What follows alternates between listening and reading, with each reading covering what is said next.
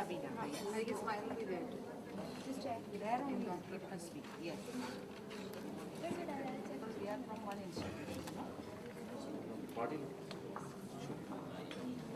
Civil ministry.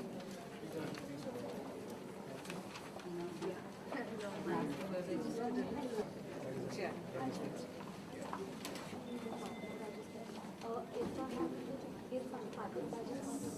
I'll give you.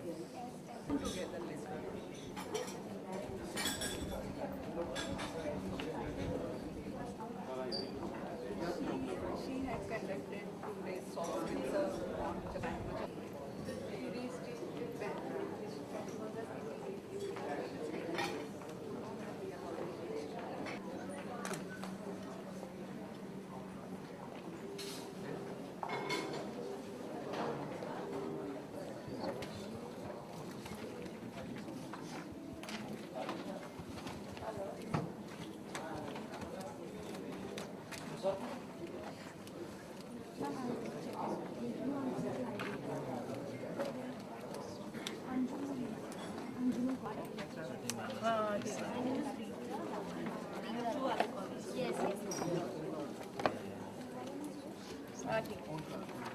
Okay. Oh yeah. He's about to take Yes. And batch.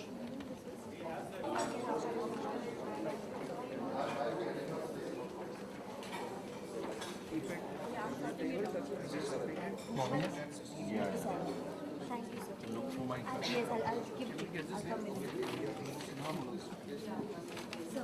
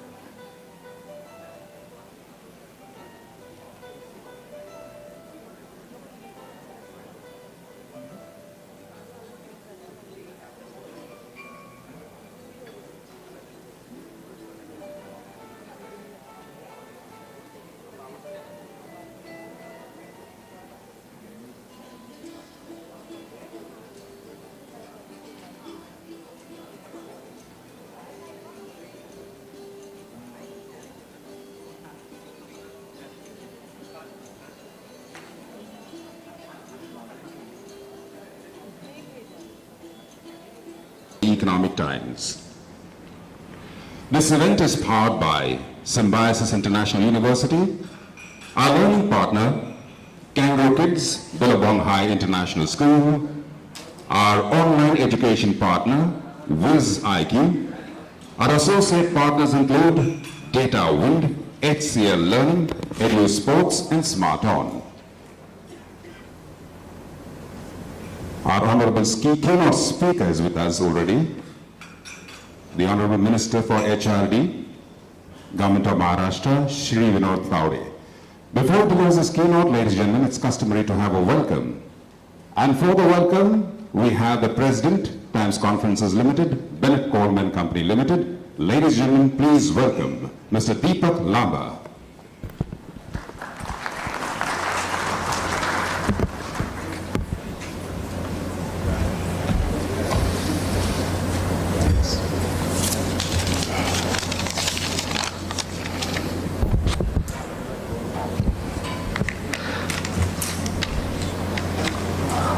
Honorable Shri Taude ji, Minister for HRD for the Government of Maharashtra. Ladies and gentlemen, a very good morning to all of you and a very warm welcome to the second edition of the Future of Learning Summit organized by the Economic Times. So Future of Learning, while the topic or the theme of the summit is how we chart a course for the future, I think it's important that sometimes in order to do that, one takes a step back and looks at the past and looks at all the learnings that the past can throw to you. So education has always been seeped into Indian culture. From time immemorial, we've been known as a society that's rooted in education. You go back very long ago to the Upanishads, the Vedas, and what they did for Indian society then. In much more recent history, you look at institutions of very high caliber like Takshila, Nalanda, etc. And we saw the correlation between whenever education was at the prominent forefront, how societal development happened as a whole. In fact, it is so rooted in Indian culture that we believe that, and there's a popular saying that the route to Lakshmi, or the goddess of wealth, goes via Saraswati, which is the goddess of knowledge. And that's not true only for us. If you look at most developed countries in the world today, you will see that one of the key reasons for their economic success or their societal success has been the fact that they've pioneered and created a fantastic education system that is long lasting. Unfortunately, not all is well with the Indian education system. And today we've become a degree crazy nation. So Saraswati, which is knowledge, has actually been replaced by degree. So we unfortunately tend to chase degrees in order to obtain Goddess Lakshmi rather than actually go in the pursuit of knowledge. And I think this is a fundamental factor that needs to change. If you look at, in the last 5 or 6 months, we've heard this phrase very often, that we are the world's youngest nation. In fact, our Honorable Prime Minister ji has been mentioning the potential of the power of 500 million strong workforce in pretty much every forum that he addresses. I'd just like to put a small warning sign up here that, of course, it's a very well-known fact that this is an enormous potential that we must harness. But in order to harness this, it is important that we, the people in this room, the education industry and the government, come together to give this workforce the right tools, the right platforms to be able to skill themselves. Because if you don't skill this extremely large and young workforce, then you're perhaps sitting on a little bit of a ticking time bomb. And I think the onus is on the industry as well as the government to come together and ensure that we do everything that is in our power to try and transform the Indian education system to ensure that skilling becomes a part of our culture. And when I mean skilling, I don't mean it only at the higher education level. It perhaps can be started even at the later stages of the schooling system that we have here as well. Why do I say this?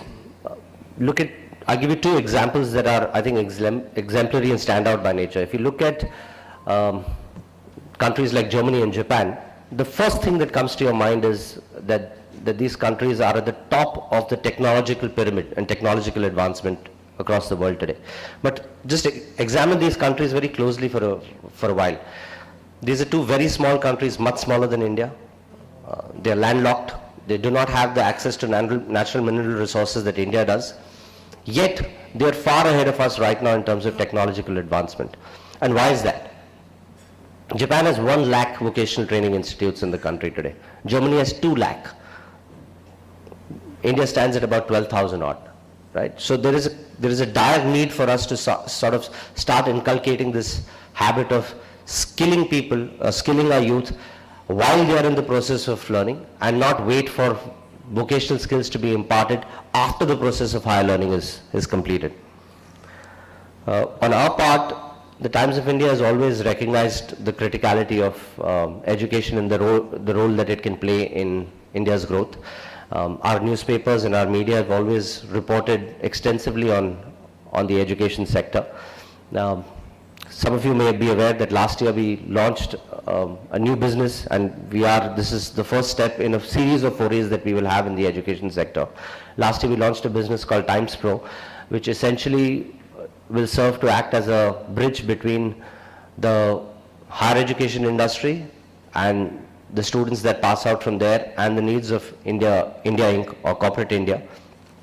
We've already established our centers across 15 cities, and we hope to take it to the top 50 cities in India in the next 2 years or so. We're also very acutely aware that the task amongst us is so large that it can't be done by any large entity on its own. So we have actually embraced the concept of partnership with open arms.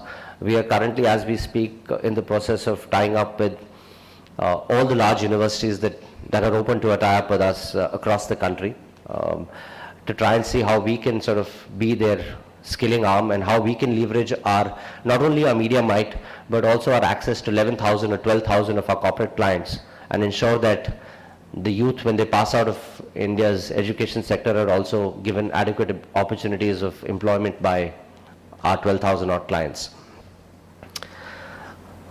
Lastly, before I open this day for a series of insightful discussions, I would also like to talk about ET Edge, the platform under which this summit is being held.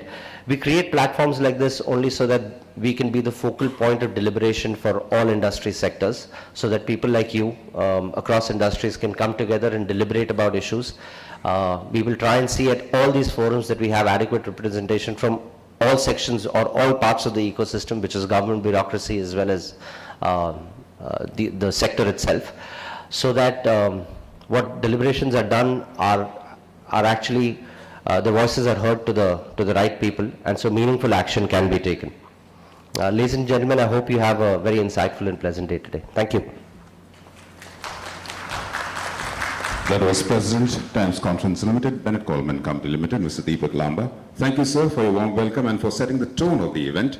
May I now request you, sir, after the welcome, to please escort our Honorable Minister to the lighting of the lamp. I'd also like to request other eminent personalities amongst the crowd of eminent personalities that we have here to join us for the lamp lighting.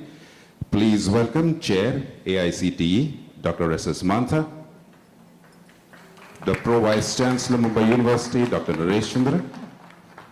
We also have Mr. Sunil Karve, Founder Trustee Emity and Chairperson Governing Board of Kohinoor Education Trust, and of course, Mr. Deepak Lamba.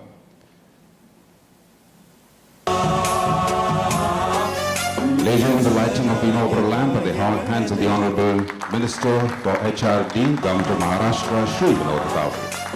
गणनायकाय गणदैवताय गणाध्यक्षाय धीमहि गुणशरीराय गुणमण्डिताय गुणेशानाय धीमहि गुणातीताय गुणाधीशाय गुणप्रविष्टाय धीमहि एकदन्ताय वक्रतुण्डाय गौरीतनयाय धीमहि गजेशानाय भालचन्द्राय श्रीगणेशाय धीमहि एकदन्ताय वक्रतुण्डाय गौरीतनयाय धीमहि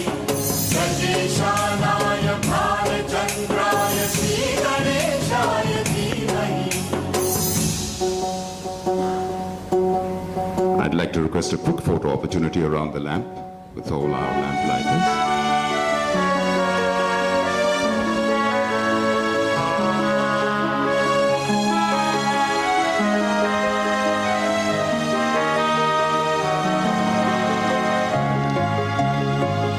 After the welcome and lighting of the lamp, which symbolizes, of course, the dispelling of ignorance and the gaining of knowledge, very pertinent for today's conference, it's time now for the keynote. For the keynote, we are privileged to have the presence of the personality of the Honorable Minister for Human Resources Development, Government of Maharashtra, Shri Vinod Tawde, who steps up to the stage with a great deal of dynamism, with new leadership at the helm, with new vision, and we thank him for being with us here to share his vision and his expertise and knowledge with us. Ladies and gentlemen, to deliver the keynote, Shri Vinod Tawde, Honorable Minister, HRD, Government of Maharashtra.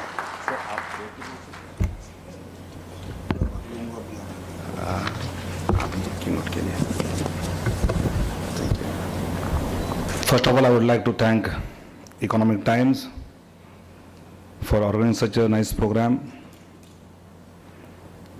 यहाँ पर उपस्थित सभी educationist और उनके बीच में एक politician. I know how politician is been received in the educational campuses. अब ये क्या नया तीर मारने वाला है, आ गया और एक. Because that was the comment which I had also passed when I was in college. And in fact, when I was working in a student movement, when we were describing how the education in Maharashtra is, तो मैं एक गांव देहात की कहानी बताता था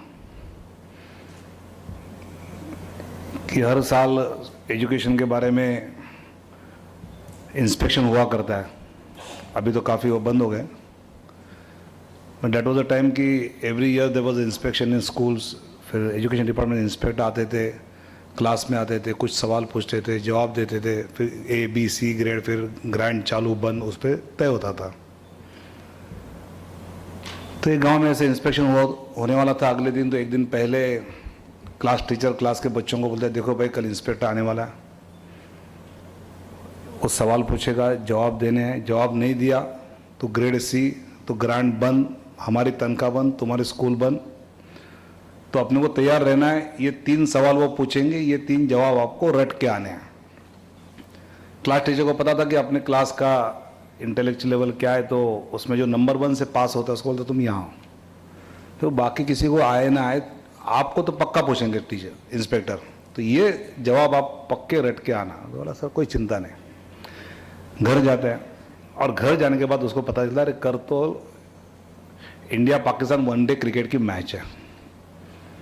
तो फिर स्कूल को तो जाना ही नहीं है, लेकिन नंबर 1 से पास होने वाला बच्चा है, तो पड़ोस में जो नंबर 24 से पास होने वाला था उसी क्लास में, उसको बोलते देखो इंस्पेक्टर तो बाहर का है, थोड़ी उसको पता है नंबर 1 कौन नंबर 24 कौन. ये 3 सवाल, ये 3 जवाब रट के जाओ, दे दो. बोले हो जाएगा. वो लड़का बोलता चलो कम से कम एक दिन तो नंबर 1 हो गया. स्कूल में आता है, क्लास में जाता है, इंस्पेक्टर आते हैं, इंस्पेक्टर सवाल पूछते हैं, किसी को जवाब नहीं आता. फिर इंस्पेक्टर पूछते हैं नंबर 1 से कौन पास होता है, खड़े हो जाओ. तो ये फर्जी नंबर 1 खड़ा होता है. और इस समय इंस्पेक्टर तीसरा सवाल पहले पूछते हैं, बाद में दूसरा और बाद में पहला. तो ये कंफ्यूज हो जाता है. इंस्पेक्टर बोलते हैं तुम नंबर 1 से पास होते हो, इतने आसान सवाल का जवाब नहीं आता है. बोले सर ईमानदारी में बताओ, नंबर 1 घर पे टीवी पे मैच देख रहा है, उसके बदले में मैं आया हूँ.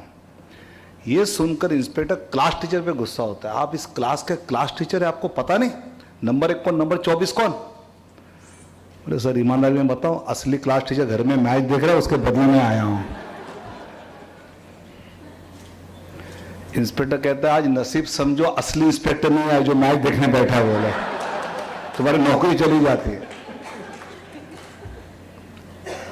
ये सुनकर हंसी तो आती है, लेकिन फैक्ट इज दैट आजकल जो करिकुलम है वो पढ़ने के लिए बच्चों को कोई दिलचस्पी नहीं. बैंक यहाँ वहाँ नौकरी नहीं मिली तो टीचर बनने वाले 90% है आजकल. और एजुकेशन ठीक ठाक चल रहा है या नहीं चल रहा है, ये देखने वाली जो हमारी पॉलिटिकल सिस्टम है वो भी पहले पोर्टफोलियो बांटेगी, अर्बन डेवलपमेंट, फिर होम, फिर इरिगेशन, फिर पीडब्ल्यूडी, जहाँ मलिदा ज़्यादा है, और बचा कुछ है तो फिर एजुकेशन। इस बार थोड़ा एक्सेप्शन हुआ ऐसा मैं आशा करता हूँ, लेकिन that was the fact. But when I was asked by our prime minister कि I have a proposal for you, either you take the power ministry, load shedding मुक्त महाराष्ट्र करना है, या फिर महाराष्ट्र में ये जो एजुकेशन टुकड़ों में बांटा हुआ है वो मैं सब एक करना चाहता हूँ। And you been from the student movement, अगर दिलचस्पी है तो you opt for this, either of one is a choice. I opted for HRD then, क्योंकि school education, higher education, technical education, medical education, youth, sports, ये अगर सब साथ में इंटीग्रली सोचा जाता है तो we can do something. Otherwise ये अलायंस एरा में स्कूल एक के पास, हायर दूसरे के पास, टेक्निकल तीसरे के पास, मेडिकल चौथे के पास, ताकि सभी पार्टियां खुश कि we are contributing something in the education. But first time, this time we have thought that we should think education as a integral part. और फिर ये सोचते समय जो चैलेंजेस मैं सामने देख रहा हूँ, एक तो class education and mass education. When I go through the जिला परिषद स्कूल्स, अभी हमारे स्वच्छता अभियान चल रहा है, उस दिन मैं वीडियो कॉन्फ्रेंस पे लगभग 700 ब्लॉक लेवल एजुकेशन वर्कर्स, हमारे जो ऑफिसर्स हैं, इंस्पेक्टर, उनसे बात कर रहा था कि एक एक दिन, जैसे आज का वर्ल्ड टॉयलेट डे है तो फिर स्कूल के टॉयलेट्स की सफाई वगैरह की बात कर रहा था। तो मैंने उनको पूछा कि कितने स्कूलों में टॉयलेट है, तो 95% अबो महाराष्ट्र स्कूलों में टॉयलेट है। वर्किंग कितने हैं? हाँ बोले सर ये सवाल असली है, बोले 50% भी वर्किंग नहीं। और क्यों, कैसे होगा? If we don't have water resource, पानी अगर वहां नहीं है तो टॉयलेट बांधकर भी वहां पर वो यूजेबल हो ही नहीं सकता है। अब ऐसे इंफ्रास्ट्रक्चर से लेकर एकेडमिक्स तक की कई चैलेंजेस है। एज अ पॉलिटिकल सिस्टम का पार्ट होने के नाते जब मैं सोचता हूं स्कूल एजुकेशन के बारे में कि क्लासरूम टीचिंग की क्वालिटी और सिलेबस की क्वालिटी, कई बार जब मैं ऐसे किताबें पढ़ते रहता हूँ स्कूल की, और या फिर स्कूल के कोई बच्चे मिले और उनको फॉर एग्जाम्पल मैं तुमको शिवाजी क्या पता है बताओ, शिवाजी पूछने पर बच्चे क्या बोलते हैं कि उसने शाइस्ते खान की उंगलियां तोड़ी, अफजल खान का पेट फाड़ दिया, आगरा से भागकर निकले और सूरत को लूटा। इसके आगे शिवाजी क्या है? शिवाजी महाराज के एरा में ड्राउट मैनेजमेंट था, जंगल मैनेजमेंट था। आज जो वैट है वो चौथाई के नाम से शिवाजी महाराज के समय भी टैक्सेशन सिस्टम थी। आज जो इंटेलिजेंस एजेंसीज की बात हम करते हैं वो इंटेलिजेंस एजेंसी शिवाजी महाराज और चाणक्य समय थी। अब ये उस समय का जो एडमिनिस्ट्रेशन शिवाजी महाराज का, ये आज शिवाजी एज अ वॉरियर, शौर्य ये तो आना ही चाहिए, लेकिन वो कितना आना चाहिए? आफ्टर इंडिपेंडेंस ऑफ 60 इयर्स हम अभी भी शिवाजी महाराज वो ही पढ़ाएंगे या शिवाजी महाराज के समय में भी इस प्रकार की सिस्टम्स थी? And this is what Shivaji was known for. ऐसे सिलेबस में हम कितने चेंजेस ला पाए हैं, और फिर ये लाते समय दूर दराज गढ़चिरौली के देहात के बच्चों के लिए भी वही सिलेबस, और एसएससी बोर्ड के मुंबई के स्कूल में फॉर एग्जांपल हमारे पार्ला का पार्लेटेक स्कूल है, उसके भी वही सिलेबस। ये how you can go same at a time? ऐसे कई इश्यूज है कि as an education department we need to address it. इसलिए फिर क्लासरूम टीचिंग क्वालिटी के बारे में ई लर्निंग हो, लर्निंग प्रोसेस के चेंजेस हो, या एक्टिविटी बेस्ड लर्निंग हो, या फिर स्टैंडर्डाइजेशन ऑफ एजुकेशन की बात जब नैक और स्टेट गवर्नमेंट का जो सैक है वो उस प्रकार से स्टैंडर्डाइजेशन के चैलेंजेस हो, मुझे लगता है कि जब भी हम ये सब बातें सोचते हैं तो when I think as a road map of government for coming some years, the changing in the syllabus pattern, paper pattern, examination pattern क्या हो, या फिर आगे चल के जब हम सोचते हैं तब experimental schools, freedom of to choose the syllabus, ये सब बातें अगर लानी है तो वो at a time class education और मास एजुकेशन के लिए भी इंप्लीमेंट होना। और दिक्कत ये होती है कि स्कूल बस में कोई क्लीनर भी कुछ करता है तो जवाब एजुकेशन मिनिस्टर को देना पड़ता है। When I become an education minister तो मुझे जो पहले कुछ मैसेजेस आए, फिर बाद में what are the expectations Twitter पे, तो एक ट्वीट क्या आया कि हम वर्किंग कपल है, हमारे बच्चों को स्कूल में छोड़ने और लाने की व्यवस्था सरकार ने करनी चाहिए। These are the expectations, right और रॉन्ग छोड़ो, but at what level people expect what many things from the government.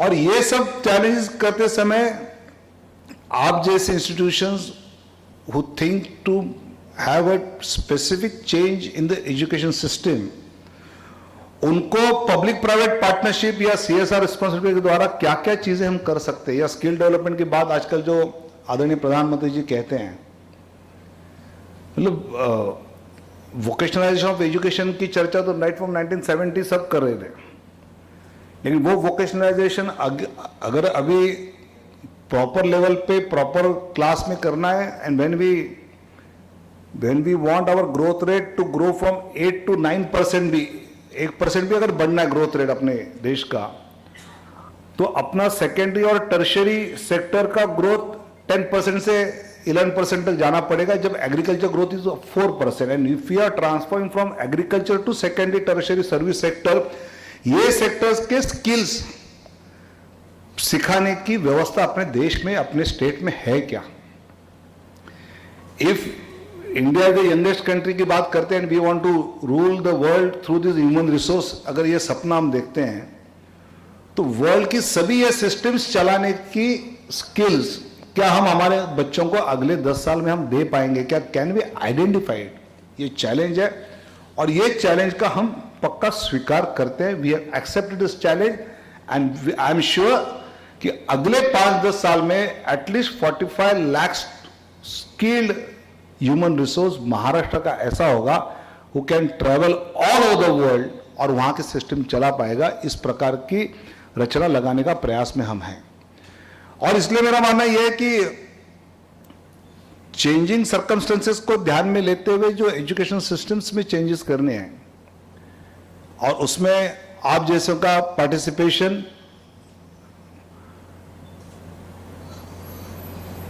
कई वाक्य संभाल के बोलने पड़ते हैं, अभी तो लीडर ऑफ ऑपोजिशन नहीं हूं, मिनिस्टर हूं, but education can be thought as an industry, but really is it a industry और समथिंग एल्स? और इसमें मुनाफा नहीं होगा तो कोई आएगा नहीं, ये भी मैं समझता हूं। Nobody will come for the social cause. आजकल इंडिया राइट टू एजुकेशन के कारण, मंता साहब भी, आपके सेंट्रल गवर्नमेंट वहां से कानून बनाती है, खर्चा हमको करना पड़ता है, बिन पैसे के कानून वहां से पास होते हैं। फॉर एग्जाम्पल मुंबई में if you expect so much of land, so much of walls for the schools, इतना ग्राउंड, ये ग्राउंड, तो 50% स्कूल्स मुंबई के बंद हो जाएंगे हमारे। We don't know the atmosphere. और इतनी अगर जगह किसके पास है तो वो स्कूल नहीं डालेगा, वो तो रियल एस्टेट का बिल्डर बन जाएगा, डेवलपर बन जाएगा। तो फिर हम इसमें राइट टू एजुकेशन का कॉज बहुत सही है, इंपॉर्टेंट भी है, but since it is an concurrent subject, and I am thinking to have an right to education bill for Maharashtra separately, because there are lot number of things, because we have sugar industries, और जो sugar cane cutting के workers होते हैं वो इतने migrate होते हैं, तो उन माइग्रेटेड वर्कर्स के बच्चों के लिए स्कूल का आरटीए में कुछ सोचा नहीं है, तो हमको सोचना पड़ेगा। हमारे कई लोग आसपास के छत्तीसगढ़, मध्य प्रदेश, झारखंड में जाते हैं, तो I would have to tie up with those government for 6 months for this migrated workers children की, उनकी पढ़ाई आपके यहाँ करो, we will spend for that. ऐसी जो व्यवस्था आरटी में होनी चाहिए वो वहां नहीं है, तो वो मुझे करनी पड़ेगी हमारे, because if I want to think of the all the students जो माइग्रेटेड है, नॉन स्कूलिंग स्टूडेंट्स है, उनका तो ये बातें करनी पड़ेगी। और ये बातें अगर आरटी में नहीं है तो फिर महाराष्ट्र का आरटी का नया कानून बनाने का हम सोच सकते हैं कि जिसमें इन सब चीजों का अंतर्भाव, लेकिन बेसिक थॉट प्रोसेस जो चेंज होनी चाहिए। When I was taking the briefing of all my departments. Her 5 minute बाद एक लाइन आती थी, सर अपना 33,000 करोड़ का बजट है, पर आउट ऑफ दैट 85% हम सैलरी पे बांटते हैं. मैंने कहा सैलरी पर बांटते हैं मतलब क्या? मतलब मैं तो ये सोचता हूं कि ये सैलरी पर बांटना नहीं है. We are investing on the students 85% of our budget from the education. ये सोचो. और आप अगर बच्चों पे 85% ऑफ द 27,000 करोड़ इन्वेस्ट कर रहे हैं तो उसके रिटर्न्स आपको क्या मिल रहे हैं, और वो रिटर्न्स हमको अच्छा कैसे मिले कि जिससे आगे के 20-25 साल महाराष्ट्र की डेवलपमेंट की हम सोचे. Because whatever you are investing on the students you should get a return from it. और वो रिटर्न्स क्या मिलने चाहिए, कैसे मिलने चाहिए. It is not mere salary, it is not mere आप तनख्वाह बांट रहे हैं. तो वो स्टूडेंट को डेवलप करने वाली जो मशीनरी है, जो टीचर्स है, जो प्रोफेसर्स है, जो नॉन टीचिंग स्टाफ है, जो स्कूल्स है, उस पर आप इन्वेस्ट करें स्टूडेंट्स पर, और उससे आपको रिटर्न जो मिलना है. इसमें returns internal rate of return जैसा हम कैलकुलेट करते हैं किसी सड़क का, किसी इरिगेशन के डैम का, वैसे हमारा इंटरनल रेट ऑफ रिटर्न ये इन्वेस्टमेंट का क्या हो सकता है. It will not be in money, but it should be counted in some other points. और वो पॉइंट्स क्या हो सकते हैं ये कैलकुलेट करना, ये सोचने का बेसिक कंसेप्ट ही अपने यहां नहीं है. And I think we need to develop that concept कि वॉट एवर वी इन्वेस्ट उसका रेट ऑफ रिटर्न क्या होगा और किस फॉर्म में होगा एजुकेशन का. वो कंसेप्ट जब तक मुझे लगता है कि क्लियर नहीं होती है तब तक वी विल सी यार तनख्वाह में पैसा बांट रहे, टीचर्स को खुश कर रहे हैं, हमारे यहाँ स्कूल खोलो, अपने घर वालों को नौकरी पे लगाओ. ये सोच में से बाहर आकर if you want to do something best, मुझे लगता है कि ऐसे कई चैलेंजेस है. And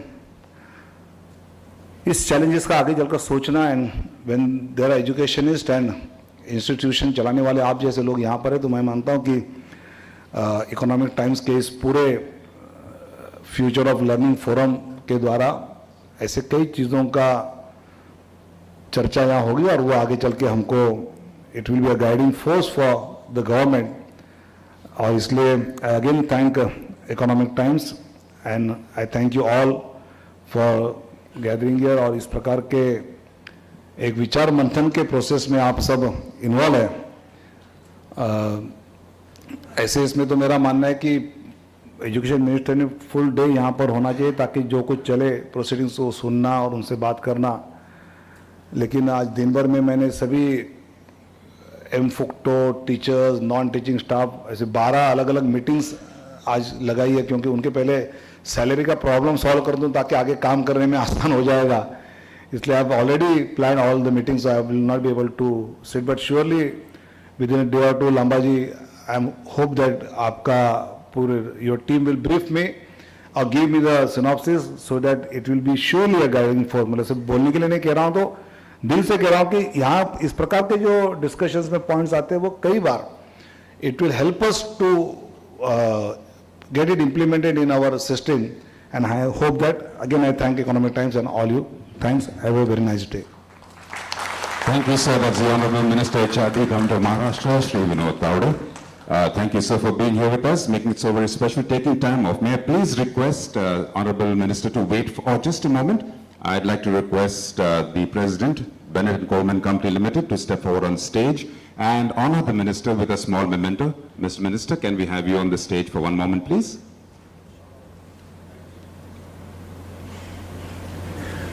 Ladies and gentlemen, the Honorable Minister of Human Resource Development, Government of Maharashtra, Shri Vinod Tawde.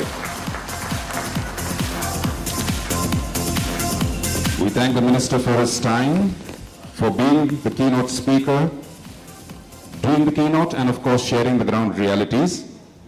We expect quite a few of those realities would be addressed today at this forum, the Future of Learning Forum.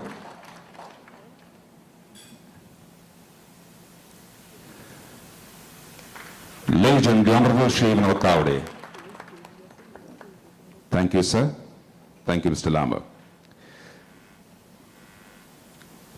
Well, ladies and gentlemen, the Honorable Minister has given us time from his very busy schedule. Please give him a round of applause.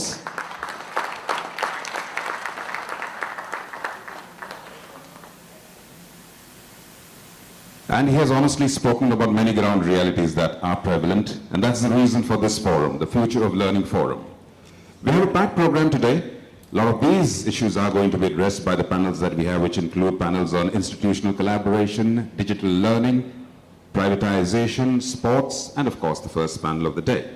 Before we start, and I call our chairpersons and the panelists for the first panel, I'd like to request all of you who've walked in a little late to please ensure that while you're in the hall, your devices, mobiles, and laptops are on silent mode.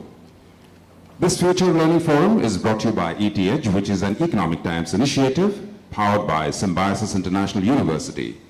Our learning partner is Kangaroo Kids, Billabong High International School. Our online education partner, WizIQ. Our associate partners include Data Wind, HCL Learning, Edu Sports, and SmartOn. Our first panel, like all our other panels, have eminent personalities who will be gracing the dais. Of course, there are eminent people both on the dais and off it. I'd like to request first off our panel chair to please take a position of eminence wherever you feel free. Please welcome the chair for this panel, Ashish Garg, Education Futurist. Mr. Garg will be chairing this panel on future policies in K-12 and higher education, achieving global standards of education in India.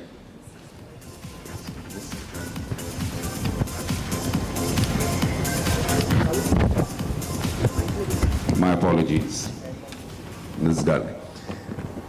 On the panel, ladies and gentlemen, I'd like to request the chairman, AICTE, Dr. S.S. Mantha.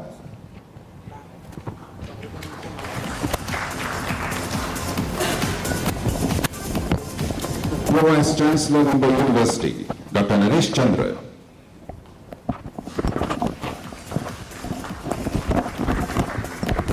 Founder Trustee MD, Chairperson Governing Board, Pioneer Education Trust, Sunil Karve.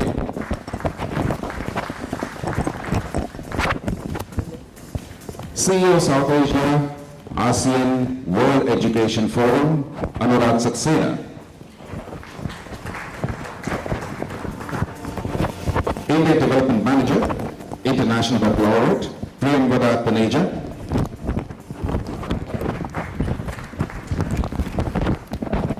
And rounding up this panel, from Kangaroo Kids Education, please welcome founder Ms. Lena Asher.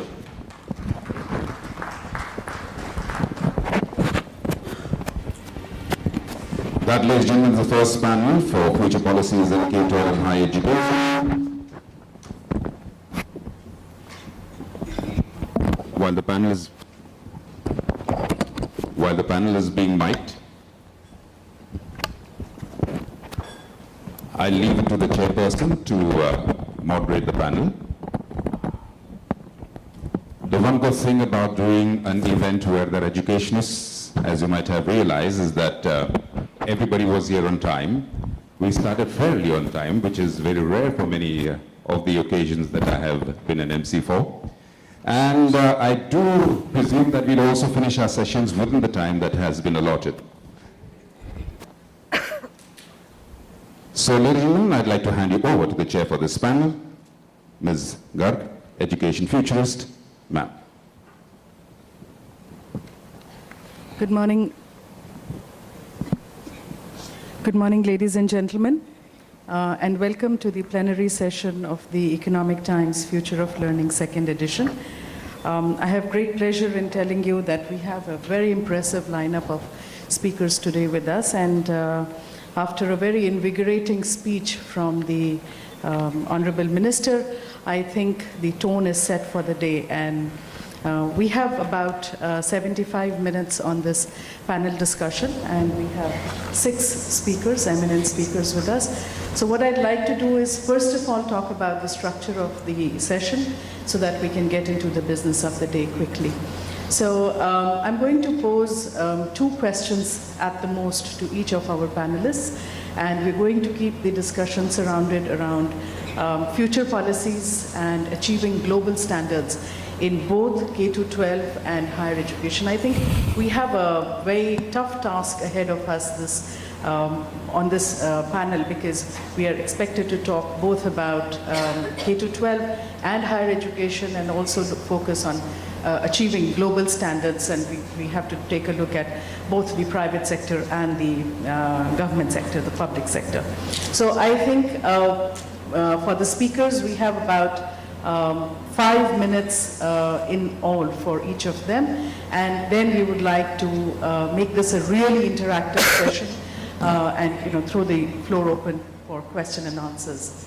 But I'm kind of convinced that we should change the pattern a little bit around here, and start first of all by taking views from the distinguished gathering that we have here, which will enable our panelists to again address specific questions from the audience rather than just talk about things. So I think we should take advantage of the fact that we have esteemed educationists on this panel and start with that. I'm going to talk about 3 very important things, dovetailing into what the minister just spoke about. And I think for education in India, we're looking at education, employability and employment. And while we have heard a lot about education and how we need to create the systemic changes within the government so that we have portability, we have different kinds of structures that help the ecosystem grow and create more and more educated students that can get into college. I want to also point out that while we are on the brink of achieving almost 100% enrollment in our K to 12 government schools, and Dr. Mantha will point this out, will bear with me on this, that our enrollment in colleges and higher institutions is only about 18%. So that is a huge dropout. And so one of the things that I think is critical in this forum today is to talk about that. 2, I think employability is a very important factor. India is going, I think ballistic about skill development. We've talked a lot about that. But I think we also need to get out of that whole thinking of, we need to stop thinking about meritocracy apart from, just thinking about the numbers. So we also need to think about people who can be employed, not just in jobs and in other avenues where you need low-cost labor, but also for the higher end. So that, I think, the employability factor kicks in there. And in that, I think I want to refer to my conversation with Sujit Panigrahi this morning, where he said that we are training athletes, but we really come to a block because there are several different ministries that we have to deal with, and we don't know who's going to take the onus for developing the final athlete.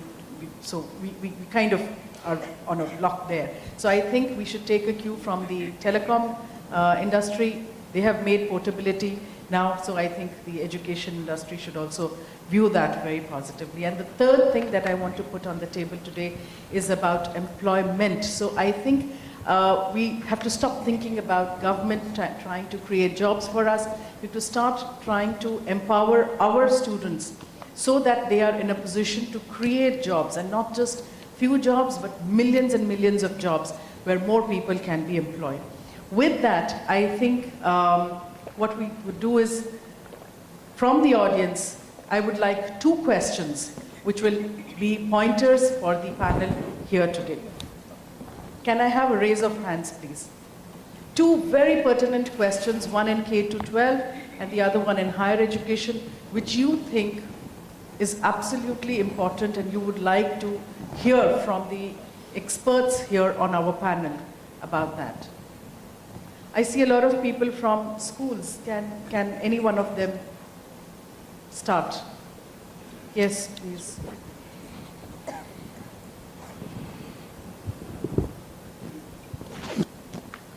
Very good morning to all of you. Sir, can I ask you to introduce yourself? Yeah, I am Professor Ram Gopal, Associate Director from MIT School of Business, Pune. My question is about the point which you have just spoken, ma'am. The gross enrollment ratio in India is 18% in higher education. Now the question is not that whether we can increase this enrollment ratio from 18 to 25%. If that happens, do we have the infrastructure? Do we have the, in terms of not only what I'm trying to say, this panel can highlight what are the challenges in case we want to increase this enrollment ratio? Are we prepared to face this challenge of increasing the ratio in the first place at all? That's my question. Thank you. Thank you very much. I think that's a question for Professor Manta and Sir you. I think that's the question. Anyone else? Yes, sir. Can someone pass the mic, please?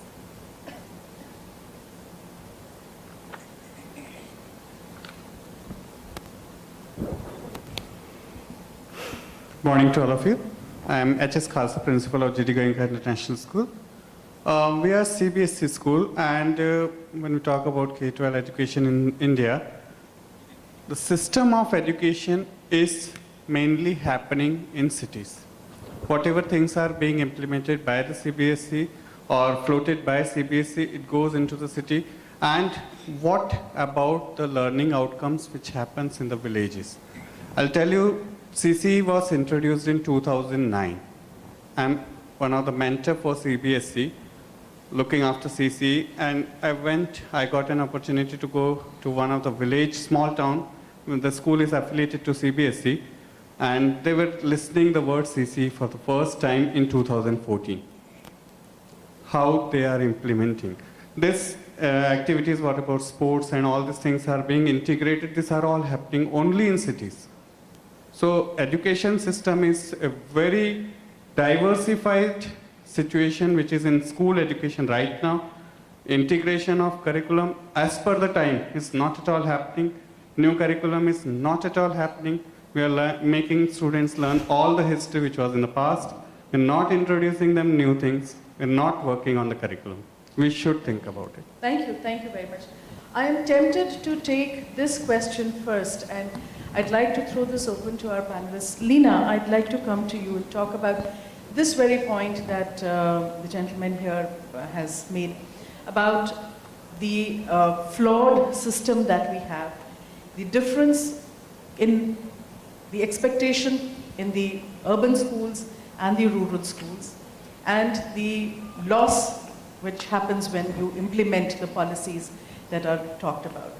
So would you think that India should now start to look at some of the other examples from some of the other countries, especially Colombia, that have a dual education policy, one for rural India and the other one for urban India?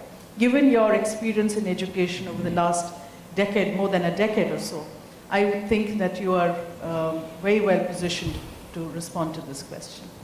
Well, in 1993, when I first came to India from Australia, education was completely based in the rote learning, and we sort of brought about a paradigm shift. At that time, we were on the verge of the information age. Today, in this year, I've completely trashed my old curriculum and recreated it, because we're on the verge of a new age, which is what we call the conceptual age. India is one of the rare countries in the world where we sort of have all four pieces of the agricultural, industrial, information, and conceptual age all sort of merged in one country. So I almost believe that even though our vision for education should be the same, which is should be meaningful, it should be effective, it should be joyful, we not only need 2 subsets, we probably need 4 subsets, depending on the kids in the area that we are educating. And it can all still be done in a way that connects and engages the child to his surrounding and the cultural context within which he lives, and his aspirations. I mean, the aspiration of a child in Bandra is likely to be very different to the aspiration of a child living in one of the rural cities. And can we tap on what those aspirations are and build upon those? We kind of see education, I believe, in a sort of very narrow box, which is K to 12, math, science, English, geography, history. And I think we need to break out of that a little bit. I'll give you an example. My maid's son failed in an SSC school. He failed year 12. I sort of gave him the opportunity to go to English classes and try and do the year 12 again. It was very important to him at that stage because he doesn't know anything else. And then I pulled him out of that and I said, you know what, forget year 12. Nobody even cares about your year 12 result. Let's look at what you're really passionately interested in. And we've put him through a digital creative course, and he's actually working as a design in-house in our central office. And he's doing really, really well. He's found his passion, he's got his aspirations, and it's not about whether he got the grade at year 12 or not. It's about, can we give him the skills to create a lifestyle for himself, which is not just for me in a financial term, but can we touch the core of what he's interested in and build something around that? And I see it in very simple ways that it can be done. You know, when we're talking about teaching in urban India, I'm teaching in Santa Cruz or in Bandra in Malad, I'm teaching Charlie and the Chocolate Factory. I take it again in a very meaningful way to the kids. It's about creating a chocolate factory. It's about learning about brands. It's about learning about audiences. It's about looking at the different brand segments. It's about the kids developing a brand storyboard, creating ads, working out sort of simple balance sheets, etc., etc. Because obviously we're building a spirit of enterprise and entrepreneurship, which is the way of the future. But you can even do it in rural India, but you can't do it through Charlie and the Chocolate Factory, because that's so out of the depth and realm of what those kids know and the cultural context they exist in. But you can still do it based around, the farming, whether these kids can become entrepreneurial in, creating honey and branding that and selling that, and something more connected to where they are. So I think we need to shift out that, even though we keep the context the same, that we want a vision of learning for kids that is joyful, that allows them to have their childhood, that is meaningful, it's got its real life connections, and yet it's effective. I think we need to shift out of this, CCE is difficult enough. We've been doing CCE ever since we started our first Billabong High. I've brought the sort of educational practices of Australia to India. But talk about CCE to a teacher in rural India, she can't even get her head around it. I mean, what it means, how to implement it. So just like, our government makes policies and just kind of, without thinking through the process of how it's going to be implemented, I think very often, our board examinations are doing the same thing. It can't be one size education fits all kids. It just doesn't. So we've got to, sort of. Thank you, Lina. Thank you very much. I'll take your point about the cultural context in which education has to be implemented. And I want to bring into this discussion Ms. Priyamvada, who heads the IB, the International Baccalaureate. Priyamvada, we are curious to know, we have talked and inferred on the rural and the urban India divide, but I think what's really important is to hear from the other side of the table. The International Baccalaureate, a hugely successful, popular board that is now there in India. But I know the IB works in a lot of rural parts in other parts of the world, but not so in India. So to take on Lina's point about providing education in the cultural context of the child, what is your take on curriculum design? And related to that, on professional development for teachers. Thank you, Ashish. Taking from what Lina just said, that the education needs to be contextual, and that is really, really important. I'm going to also talk about what the Honorable Minister said, that when Shivaji, when students are learning about Shivaji, and he gave an excellent example of how the learning was two-dimensional. It talked about factual information, it probably covered a little bit about skills as well.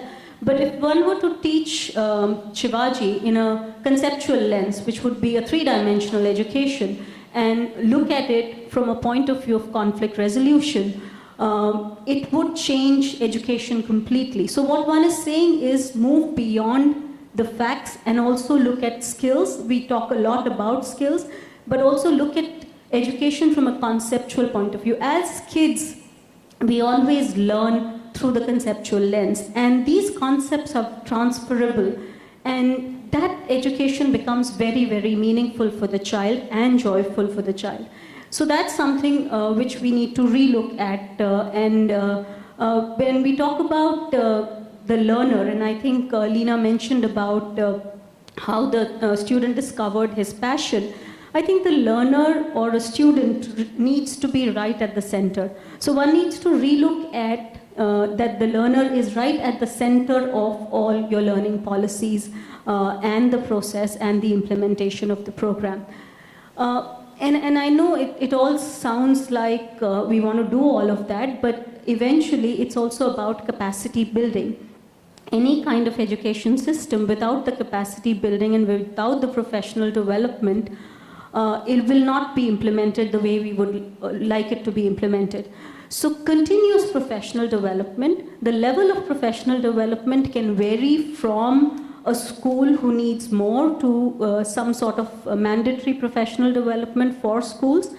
And that's how we will build capacity. And one often listens and talks about capacity building of teachers. It's not just about capacity building of teachers, it's also about the leaders, the school managements, and those are forgotten sometimes, but they are the ones. And to have a compelling vision of a school or to have a systemic change, it needs to filter from the top. So it is really important for any systemic change to happen to have the capacity building of the school leaders as well as to have that of the school owners as well. Thank you, Priyamvada. I think we're moving very nicely, cruising along very nicely. We've talked about the cultural context in which education should be provided. We've touched quickly upon curriculum design and the need for professional development, capacity building for teachers. I want to draw in Dr. Mantha now into the discussion and talk about this huge awning gap between the enrollment. After many decades, technology decided to collaborate with education. Across the globe, it didn't happen, and when it happened, it was wonderful. And you have the massively online and open courses coming up everywhere. And in India, you have an ICT within schools that has changed the way some of the schools function. So technology collaboration has yielded fantastic results. And when industry and financial institutions decide to collaborate, naturally, as it happened in California, you have the Silicon Valley that has produced some of the startling changes in technology, which is reflecting in every sphere of life. Or even when it is forced, like it happened in the Hsinchu Science Park in Taiwan, we see great results.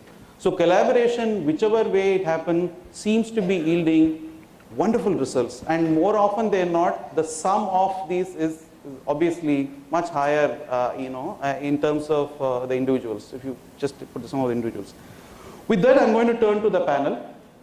Like I said, we have some very eminent panel, and there is no particular order in which we are going to go. And each of them are going to speak from their experiences and what they believe is going to help.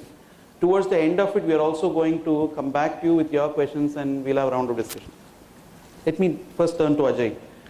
Ajay has been, he's the CEO of Credila, a HDFC company which is financing students and also in educational loans, very unique of that kind. He's also in the subcommittee of Student Financial Aid of Government of India, and that's not his first love. He was, he set up the first BPO, and before that he was in US. Varied experience, Ajay. So what is your view on collaboration in educational institutions? Yeah, thank you, Narayan. Collaboration has a strange arithmetic. It divides the tasks and multiplies the success. So if we take a look at what is happening today, the massification of primary, secondary and post-secondary education has resulted in a huge surge in the enrollments. If we see in the schooling system now, there are 230 million students who are currently in Indian education system. Now on one hand, if we see what is happening, the demand-supply mismatch has been more or less taken away. Now there are lots of institutes which are coming up to the extent where some of the about 300,000 seats of engineering colleges across India in 2013 were not taken, they remained vacant. About 120 colleges last year got closed due to lack of enrollments. So if we see on one hand, because like manufacturing sector where capital replaces the human resources, in the education sector that cannot be done. It still remains highly human intensive industry or the sector. Therefore, the cost will continue to rise and the fees will continue to rise. While that happens, parents and students now are looking for the payback period, the return on investments, the value for money. So when the institutes and the industry looks at that, on the other hand, we see that the half-life period of knowledge is shrinking. After a few years, let's say there used to be time when decades would go by and the information or the knowledge would still continue to be relevant. However, that has shrunk now. Every few years, whatever got taught or whatever were the valid technologies are getting replaced by many others. So that has been the challenge. So if we see on the industry, they are converging. The functions are converging also. So what the industry needs is a well-rounded, multifaceted kind of personalities. And I think that is what has dictated more or less to every one of us that collaboration has become mandatory now. So if we look at the Charles Darwin theory, which he himself has said, which I quote, those who have learned to collaborate, improvise most effectively have prevailed. And I think that also applies now and more so in today's turbulent environment. So how does the educational institute go about collaborating? So what we thought of, there could be multiple ways, but one of the ways could be each institute could identify their comparative advantages. That means each institute is good in something or the other. Some institutes might have state-of-the-art laboratories, others might have very good libraries, others might have capability to come out with technologically advanced and technologically developed courseware. Others might have international exposure. Some institutes might have leadership on the women initiatives. So each institute, if they find out their comparative advantages and then find out what could be the entities with whom they could collaborate. So if it were to take a diagnostic route, whatever the products are, let's say that institute develops students for a particular program, what are the organizations to which he or she is going to, what kind of skills, what kind of knowledge, what kind of competencies would they require, and then mapping it backwards on what are the prevailing methodologies, what is the pedagogy, what would be the outcome, and the deficiencies could be identified. Once the deficiencies are identified, then the expert in those areas could be found out and the matchmaking can happen. Collaboration need not mean financial collaboration. It could mean as simple as access. So for example, if we figure out that an institute requires soft skills, then there could be an entity who will develop soft skills, and it is just that institute needs to give exposure and access to the students towards that entity which really specializes. So with that, I think we can move on. Yeah, Thank you so much. Ajay almost threatened using Charles Darwin saying if you don't collaborate, you will not even exist. Which is so true, because how much ever brilliant you are as an individual institution, you tend to get fossilized if you don't know what is happening with others. You might be brilliant, but there are so many things that are happening in other places if you don't adapt. In our, in the industry, there is this parlance called benchmarking with the best practices. I wish that happens in an institutionalized manner in our educational institutions as well. Ma'am, we will turn to you. Madhuri Parthi has been what I call as a futurist educationalist, and she's been what I thought was very difficult, which is in terms of measuring learning outcomes and having a framework that is going to be executed along the lines of the 21st century learning methodology. She has executed and has been successful, and she's been instrumental for a lot of schools to happen, earlier with Roy and now with the Shriram Group. Ma'am, what are your thoughts on collaboration? How does that? See, I think we all went to school. Is there anybody sitting in this hall who didn't go to school? None at all. All right, and we all studied a topic called Taj Mahal. All right, and I think each one of us, our teacher told us, where is Taj Mahal? When was it built? Who built it? What was the stone used? At the most, in whose memory? And maybe one or two more extra questions, right? Today, we have Google Uncle giving more information than this. You type Taj Mahal and you will have loads more than this. This was a scenario of a class 3 or a class 4 classroom when we all went to school. Today, with so many challenges and children being so tech savvy, if teachers and students and schools do not collaborate with others, if a teacher is just thinking of delivering a lecture by reading a textbook, we are dead. The education system will be dead. So collaboration has become the key word today. And as Narayan said, schools, heads of the schools, they prefer to be in their silos. They think whatever they are doing, they are frog in the wells at most of the time. They think whatever they are doing is the best possible learning that's happening within their rooms or schools or buildings. But I think it's time, we need to, I can give you an analogy, there is this bandar, monkey, and there is peacock. Peacock, when it has to dance, it will wait for the rain, it will go to the jungle, and then spread its wing and wait until unless it rains, it won't dance, right? And a monkey, and we say for more, jungle mein more nacha kisne dekha. But when it comes to monkey, you just beat that drum a little and it will quickly start dancing. It will ape you like anything. In today's scenario, if the schools want to exist, if educational institutions want to exist, I mean, cut, copy, paste, no time to waste has to be the tagline. Learn from each other and grow. You don't have to reinvent the wheel every time to get some kind of a recognition. If somebody else is doing something good in some other part of the world, within your own country, cut, copy, paste. Implement it.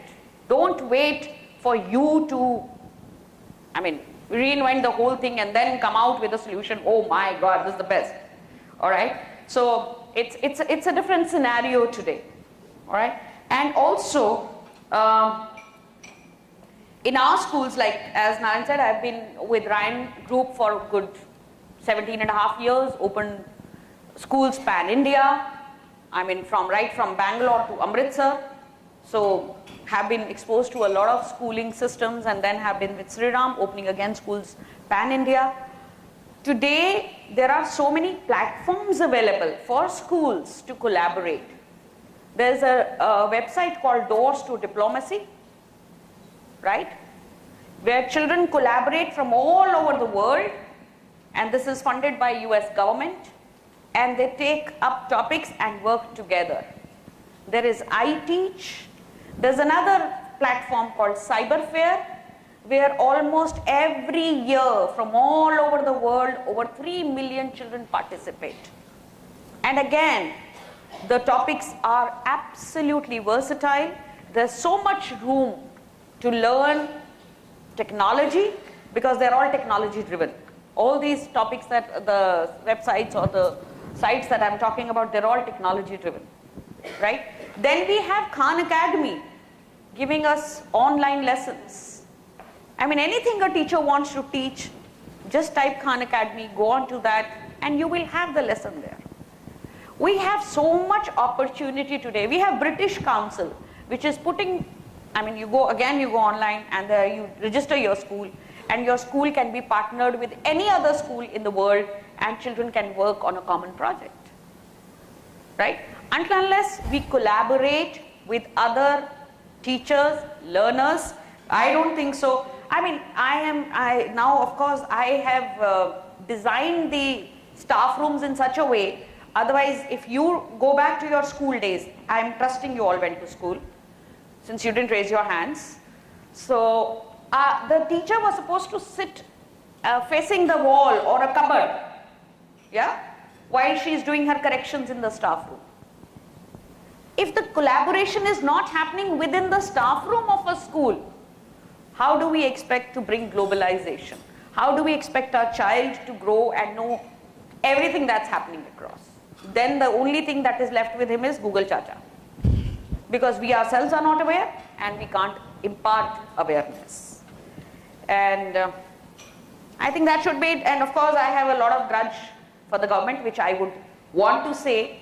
We are all paying, somebody in the morning also made a mention that, somebody who's making a school in the urban or a metro city should also parallelly develop a school in the some rural area.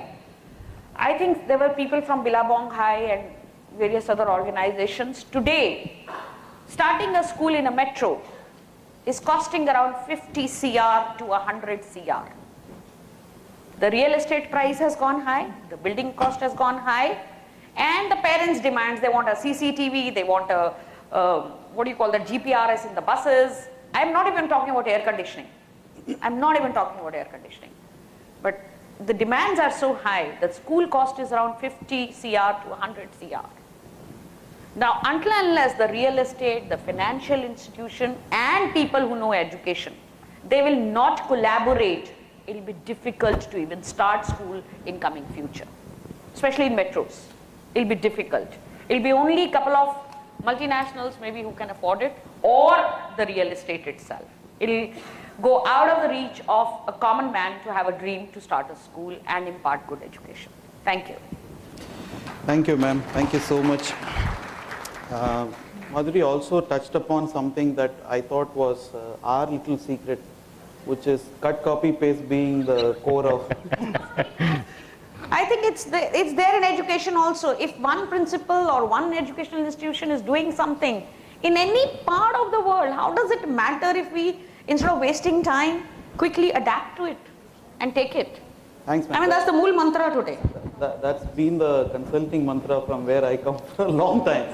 But yes, it's time that we adopted it. It's time that we started leveraging on what others have been doing. Very well said, ma'am. Also, you started with the institution itself. Collaborations should, charity begins at home. You need to start collaborating within the institution. Yes. Before you look at collaborating inter-institutions and how that proceeds. I mean, there are schools I know of which make the parents sit on the fence outside. There are, it will say principal timings to meet this hour to this hour. Teacher timing to meet this hour to this hour, on this day only. What kind of collaboration is this? And parents can walk into the school only once they are invited, so to say. Whether it's a PTM or an annual day. They can't walk into the school otherwise. Thank you, ma'am. Thanks. Now we turn to Dr. Nagendra Chaudhary. Dr. Nagendra Chaudhary has an interesting profile. While being in academics, he's got a lot of firsts to his credit. The first ever distributed MBA, the first ever case clearing house, the first ever customer experience management. I'm sure you love to do some of these innovative things. And you also have IBS CDC, which is the largest case clearing house. I wish these things were there during our times. So not being an university or a formal education institution, but playing a significant role in the education space. What are your views, sir, on collaboration with institutions in the education space? I think my journey with collaboration starts from my first job. I was very fortunate to have worked in a very illustrious institution from Paris. I remember the dean in 1994 who said that we don't want to have a typical MBA where we have a full of our own faculty and things like that, but we will have to have a roster of faculty pulled from the best business schools in the world. For example, if it is a marketing, we would like to have it either from Kellogg's or Bristol's or some other similar kind of institution, but we do not have full-time faculty in the institution. So I think from there, I think I started the journey of collaboration.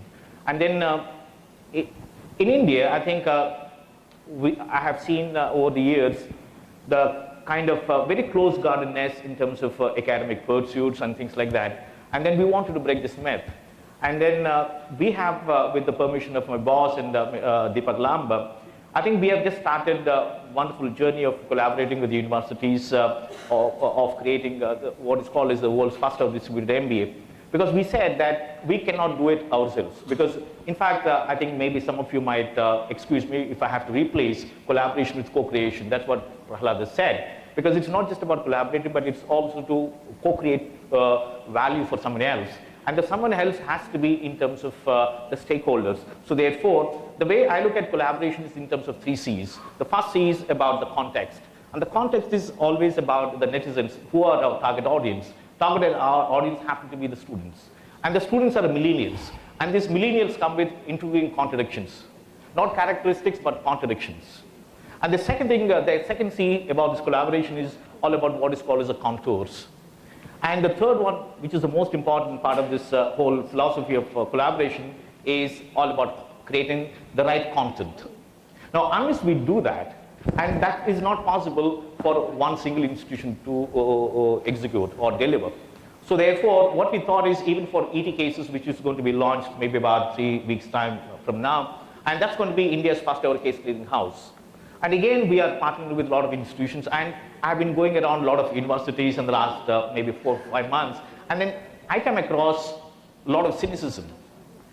And cynicism, again, maybe since all of you are highly respected and illustrious academicians, correct me if I'm wrong, or maybe we can take it up as a part of question and answer session.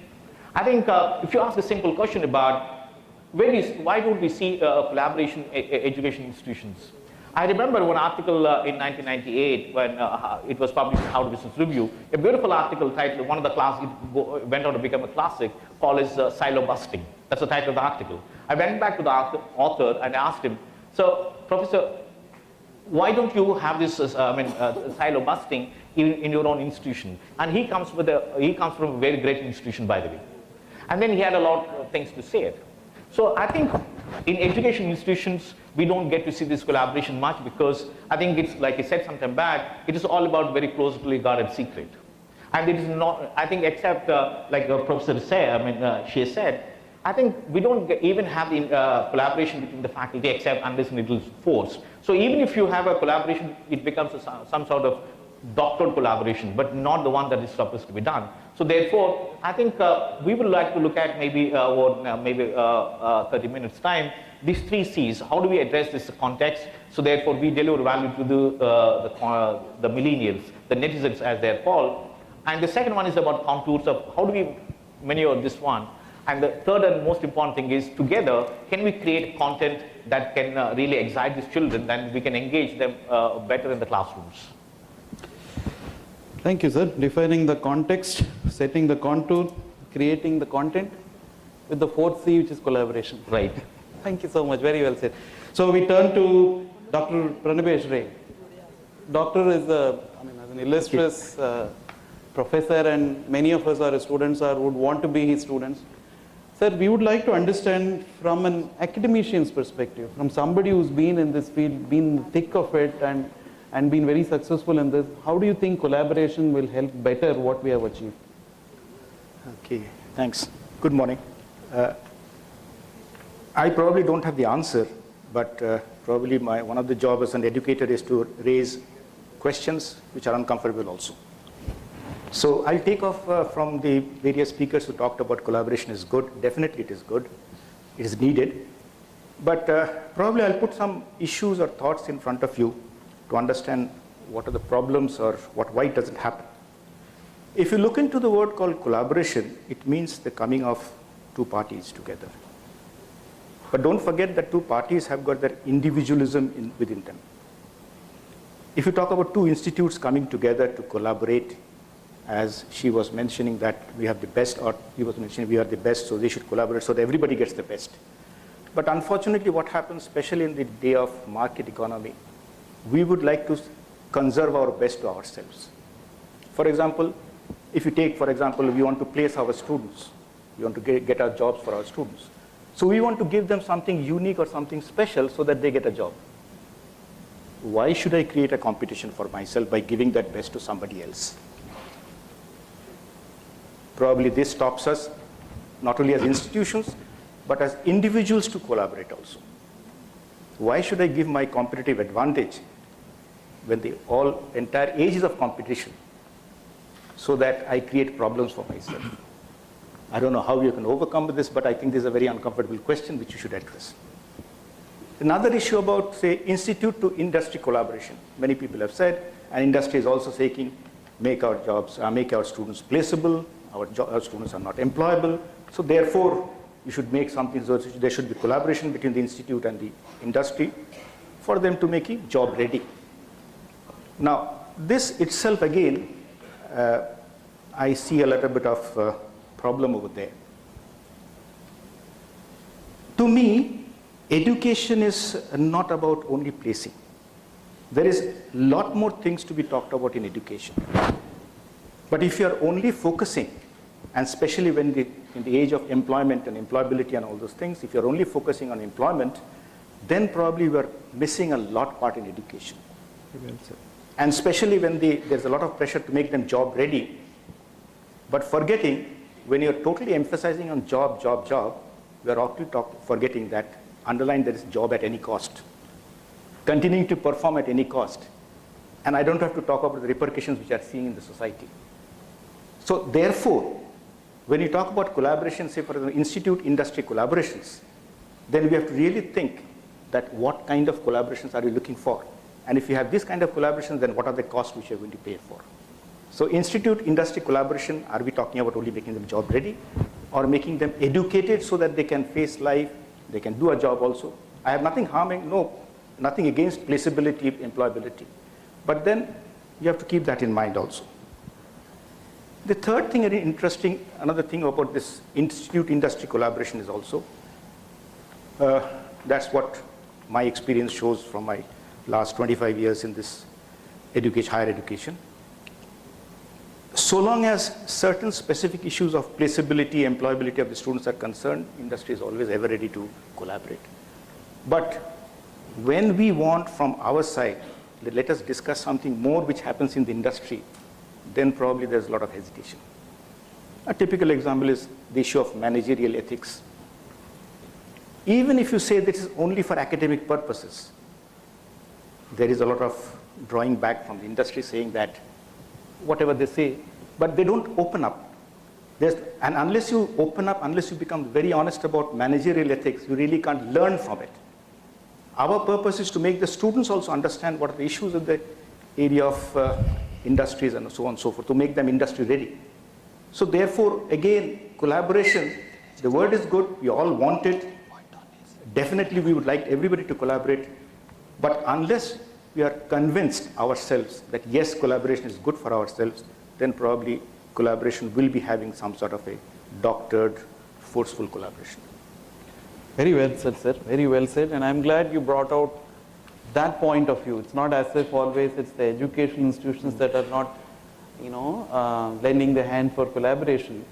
Very well said in terms of how much is the industry ready to collaborate. And the sole purpose of educational institution, their existence is not for industry. They have a purpose. And so the collaboration should not be a means of defeating that purpose in that sense. And hence the ability of these institutions to bring out better individuals, better citizens, better human beings, overarches. I wouldn't say counter, sir. My point of argument is, if together you can do far better things, why will we protect our turf? I'll protect my turf only when there is a limited availability of this. If together we can achieve a much larger, it's a simple game theory that's happening, I play the X card and the other plays the X card, then we perhaps achieve a lot more than what we can individually do.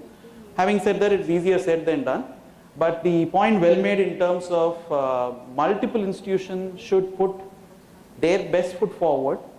They should achieve their individual objectives for which they are existing when collaboration happens. In a completely different context, we were debating on why PPP models don't work and why is government not willing and why is private not willing. Similar occasion, individual institutions have their point of view and why they are doing certain things. So Ajay, you had some points. Yes, if I can just add to what Narayan said is, no doubt content creation is very critical. However, there could be another viewpoint. Now, if we see globally, the content available online, be it YouTube or on Google or various other MOOCs or other platforms, they have been created by the best from the industry, the best faculties around the world. Now, there could be an evolved model where the students take responsibility of the process of learning. Instead of the faculty being in charge of what gets taught to them, if the students on their own, on a fully evolved basis, take charge of the process of learning, learn from the source which is best available to them or what they think is the best suited for their learning needs. Same content, 4 people might learn it in 4 different ways. One might say video is better for me. So irrespective of from where do they learn, the educational institute's role in that scenario could be to do the testing, that there are certain credentials, one has to pass through those tests and then give the certification. So if that happens, then the current model would be very different then. It could be very different than our existing model where the students would take charge and the learning outcomes there would be much higher. And the collaboration then would be open-ended. Any institute, whatever the students want to learn, the way he or she wants to accumulate the credit can happen, and that could be cross-functional, cross-industry, or even in, if some science student can take liberal arts and many other ways. Okay, very well said. Dr. Chaudhary, I have a point. I have a question for you. Khan Academy said it's free of cost. Coursera said you don't need to pay anything. Can collaboration happen only with such not-for-profit or people who don't think, profits are one of their objectives when they want to collaborate with education institutions? Or do you think that is not a key criteria? Collaboration can happen across? I think collaboration should happen, not can, but I think right now it is very imperative that collaboration has to happen. I think all of us have seen some of the finest institutions in the world, including Harvard, for example. How many years did it take? It's almost about after 100 years that it has allowed the partnering institution cases to be there on its website. But why has it taken 100 years? Because it thought that it can defend its status quo. But beyond a point, you just can't do it. So I think going forward, in the next maybe about 50 years down the line, forward, you will have these two things. One is the co-creation, other one is innovation. I can bet anyone who can dispute this. Not because I'm saying it, but I think that's what the reading is. So therefore, unless and until but in between you always have this model, because the motive as to why these online courses or the MOOCs or Coursera or the kind of companies or institutions have come in, I think somewhere people have started feeling. In fact, if you go to the roots of what motivated these people to come up with it, again the same thing, because somewhere people have monopolized this whole learning part of it. And therefore, somebody has to rationalize this whole bit of monopoly. So therefore, I would say definitely that these two things will have to be driving. One is a co-creation, other one is innovation. So it is not about just about innovating anything like he was saying, the content part of it. Yeah, again, like we said, context plays a bigger role. For example, if you go to Sri Lanka, now the entire education system there is totally different from what is in India. And all these education institutions which have gone from India to Sri Lanka to establish, all of them have burned the fingers because they have failed to understand the context, because they learn in a different way. And learning itself, in fact, we would say the new law for the classrooms is going to be, the L stands for listening. Because in a typical 60-minute session, how do we plan out the session? Right? So L stands for the listening part of it, and A stands for asking, and W stands for watching. And because that's the only way to engage students. Because there's no point in having a dialogue. Even dialogue is not good enough, because in a typical classroom, a student who is having a high decibel level can hijack the discussion. And then is it a meaningful dialogue? Not necessarily. And that can happen over a period of time. So therefore, people actually get the long learning. Like John Scully, one of the great CEOs of Pepsi, said, I think we are measured not by how much we learn, but how well we can unlearn. So the learning also has to be in terms of, can we rip open this unlearning part of the student? So therefore, coming back to your question about the collaboration, it is definitely imperative. It's definitely imperative. But good thing that we are seeing now is that we are seeing some the initial seeds of education institutions collaborating. I think that's what we are discussing. If you look at companies, and then we ask ourselves a question as a panel as to what can we learn from companies in terms of collaboration. That is, what can education institutions learn from companies? Because you see some collaborative efforts sustaining over decades. But there's some collaborative efforts which are just taken off and then like a fad, it just shoots up and dies in no time. So you have all the examples. Very well said. And in fact, if you have complementary objectives, and one is in the creation of knowledge and creation, the other is profitability and I think maybe there is more chances for collaborating because you are not running towards the same objective. No, I think we are even going below that, because the whole purpose of collaboration or the premise of collaboration in education is, unlike business, that's what we say, unlike business in education institution, it has to be based on trust. Because both of us are collaborating to create value to somebody else, not to increase our bottom lines or top lines. That's not the way. We create, like we're talking about employability and skill development, things like that. How do we do it? Because we come together. For example, TCL has joined hands with the university, because university has its own illustrious legacy of maybe about 40 years, 50 years, and therefore we go with our delivery and then cutting edge technology, blended learning and all that, and then we use the infrastructure and the reach out and the market standing and all that. So together we go and deliver value to the students. Play up to your strengths and right. That makes sense. Ma'am, I have a question for you. Yes, sure. In the school K-12 format, many things are fixed. You have a curriculum you can't touch, unlike university, and there's a fixed number of years. And what you teach is also in many sense fixed, and the expectation from parents as to what they want the children, all of these things seems to be fixed. And so what is the scope for innovation? What's the scope for doing anything different? Why do you need collaboration in schools? See, I'll tell you, the curriculum which is provided by whichever board that you're working with is the bare minimum that you have to do. There's no maximum. Yeah? Okay. So that gives a lot of scope to the schools to explore a lot. And nowadays, even the curriculum, the newer curriculums with international bodies and within CBSE, now we have a CBSE I curriculum, which is far more exploratory in nature and far more, meant for children who are inquisitive and want to learn beyond books. Curriculum has now gone beyond books. So even in curriculum, you believe there is scope for many of... Loads of scope. It all What depends other on the institutions do you leadership think of... can work with schools? Sorry? What other institutions? One is the curriculum part, like, those who are but school as an ecosystem tends to work with a lot of players. Yes. And how collaboration with those players, in your view, can enhance the value of the school? See, as I named a few of these in my first like Cyberfair and Doors to Diplomacy and British, and you have Edutopia, you have Khan Academy. I mean, this is all learning beyond books. Today, books have become obsolete. I mean, children don't want it. We have digital classes like this, but most of these digital classes are more content driven than anything else. Children are again passive listeners, but today there's a lot of scope for schools to really work with all these other things wherein there is more hands-on learning. So explore, you have enough of these. Loads of scope. It all depends on the leadership and the vision of the school. It all depends. There's loads that one can do. Thank you, ma'am. Professor, in higher education, many a times it's research and collaborative research that seems to bring in the best. So collaboration between technology and medicine brings out some of the best equipments and some of the best procedures. Similarly, between management and healthcare, and I can go on like this. So isn't it fundamental in a higher education institution to collaborate? Why are we even talking and having a session like this as to whether we need collaboration or not? Isn't that so fundamental in higher education? True, what you're saying is absolutely true. It is very fundamental. But as I said earlier, when will I collaborate?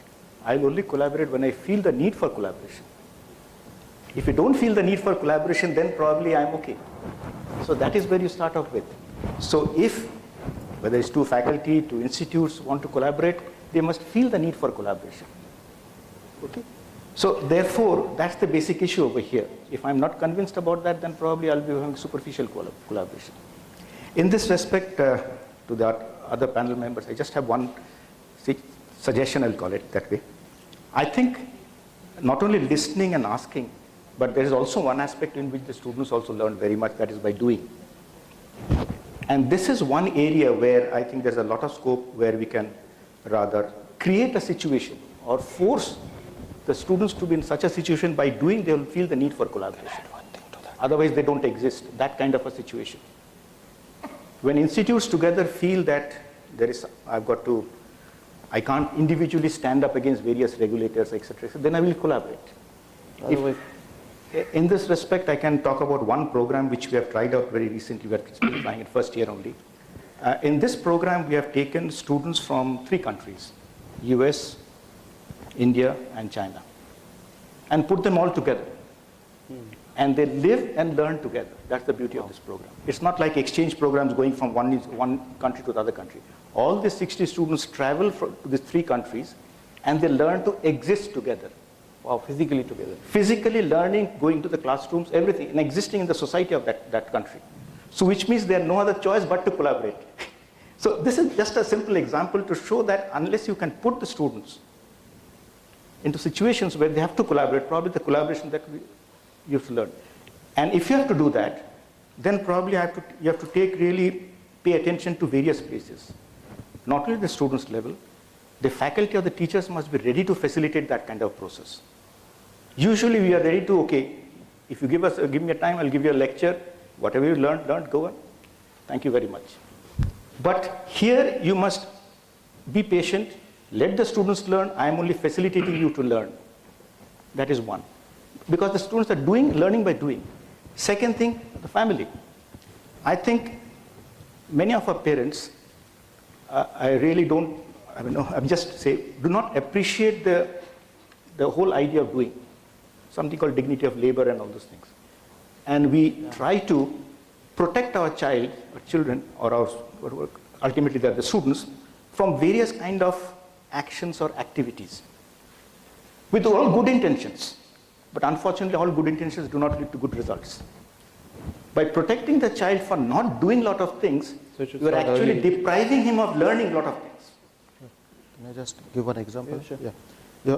What Dr. Ray said, I think it's a brilliant point he has mentioned, and there is one live example of what Professor had just said. If we look at the chartered accountant, CA as a degree, there is no university which is giving the degree. And see how well articulated that model is. The industry teaches the students. The student goes and does the articleship at a chartered accountant, where the industry, the practitioner teaches the student, and also the student is getting paid for it. So the institute only does the certification, and there is no university involved. So to what Professor said, I think this could be one very successful example which already prevails, which can be extrapolated to various other sectors. Thank you. Thank you so much. With all your permission, there are a lot of questions here, many of them. I don't think we will have time to take all these questions, but some of them are very interesting, sir. In fact, I'll start with you because it starts there. How to, because this question you answered, so I'll just read out the question, maybe you answered. This is from Dr. Prakash Patil. Maybe, yeah, there. And his question is how to enhance the institute interaction in terms of research and development. You just answered this question. So just in case if there are anything that you want to add, maybe we can do it over the next few this thing also, because he did answer that question. And then there is this question on could there be a collaboration between industry and education institutions for bettering the HR, human resource element of it, and to improve the quality of the products that they have. This is from Shrikant. Shrikant, thank you, and it's the principal of the college in Ambernath. Specifically, about how it can improve the HR aspects of it. From a human, your specialization is human resources, so.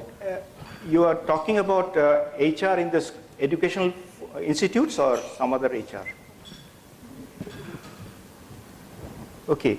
The first point of starting, that's my quick thoughts. First point of starting is that educational institutes must understand there's a need for HR. Most of the times which you have, education institutions have got large manpower, but they don't think that HR is required. I mean, professional or specialist knowledge of HR.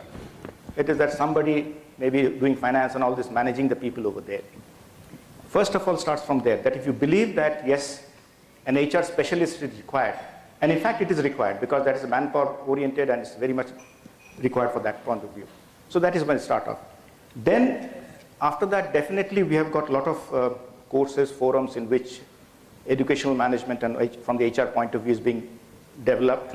So those people can be, those courses can be used to your development of that. So that will be a quick answer to that. Thank you, sir. Thank you. And Dr. Prasad from NITI has given a suggestion which is very valid. I don't know where is Dr. Prasad. Thank you, sir. And this is more a suggestion, so I'll read out. The real issue is how to ensure the learner gets integrated into the learning rather than institutes collaborating. That can come later, but is the learner a part of the system at all? We're talking about collaboration, but we left out the learner who is the most critical element of the learning process. And this is from Dr. Nandini, who's from KV Pendarkar College in Dombivli. Thanks, ma'am. Her question, which is again pertinent, is if the industry academia collaboration can be used for designing the curriculum for some add-on courses. Forget the, which some of the institutions are doing, which is a more tangible way of saying our collaboration resulted in this additional course or this additional product. Why can't that be taken? But this curriculum should be approved by the board.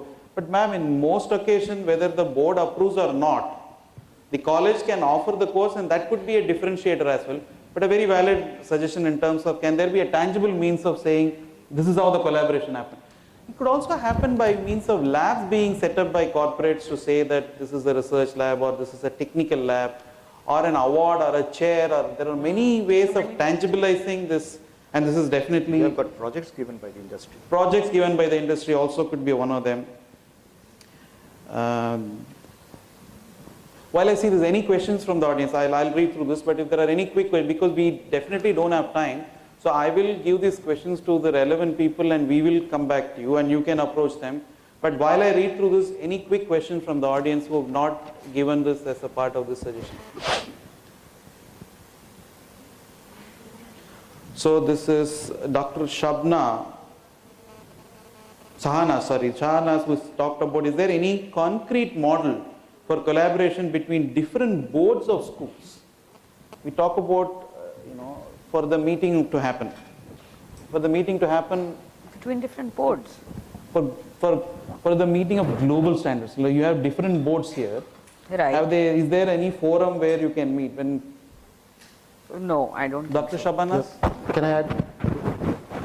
Based on what I understand is, if we see the 9th, 10th, 11th and 12th standard syllabi for maths and science, I think the way it has transpired, at least in the state of Maharashtra and I think 2 other states, is that for maths and sciences, all the boards or at least a few of those have come together and have come out with a framework which is bare minimum. So I think some initiatives have happened in that direction, if that answers the question. Yeah, thank you.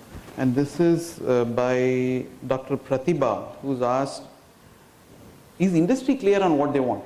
When you do your collaboration, you also should know, I don't know, where is Dr. Pratibha?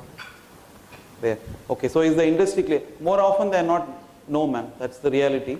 But unless collaboration happens, how will you discover? Like, I should know what is an offer also, right? So I guess the first part is to create an environment where collaborations can happen. So if I were to, not to sum up, but because we are running out of time, if I were to say what is critical, while there are many things that we say can happen, should happen, if it had happened, things will change, are we, in whatever roles that we are playing, be it on the academic side or on the industry or a service provider or a parent, are we creating an enabling ecosystem for these collaborations to happen? The next time when you are in an education institution, are you lending that hand for the collaboration to happen? Are you trying to discover how the collaboration is going to help each other? If we don't do it from our side, I suspect collaboration is not going to happen, because we'll keep asking what is in it for me, how can I benefit, or will I lose something because of this collaboration which keeps happening? And this will change only if we start, and as you rightly said, ma'am, the institutions should start collaborating from within perhaps, and that should also reflect in the way you deal with other institutions. Including, like I said, the parent, the home, the fellow academicians, the fellow departments, and the other service providers who are going to come there. So I have to stop at this point, because we've just about done in 1 hour. We've done our job well, but we couldn't save on any time that we wasted in the previous sessions. But thank you so much for being such a wonderful audience, and thanks to all my panelists who were nothing short of brilliant, and hopefully we had something that you could take away from our discussions today. Thank you so much. Thank you.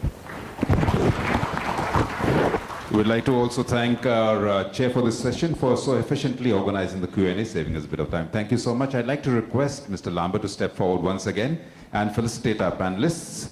Starting off with the Dean for Academics XLRI, Dr. Pranadvesh Roy.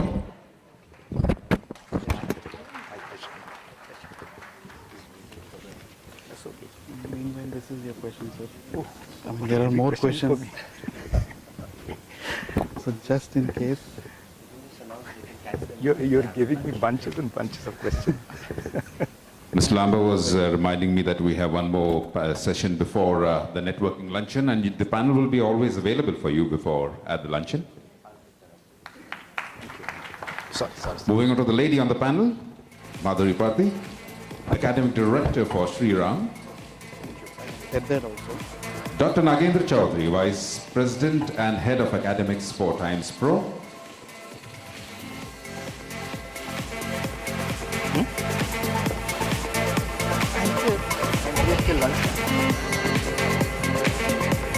Come, we'll discuss. Otherwise, Dr. Nagendra. And now founder and CEO Credila, Ajay Bohra.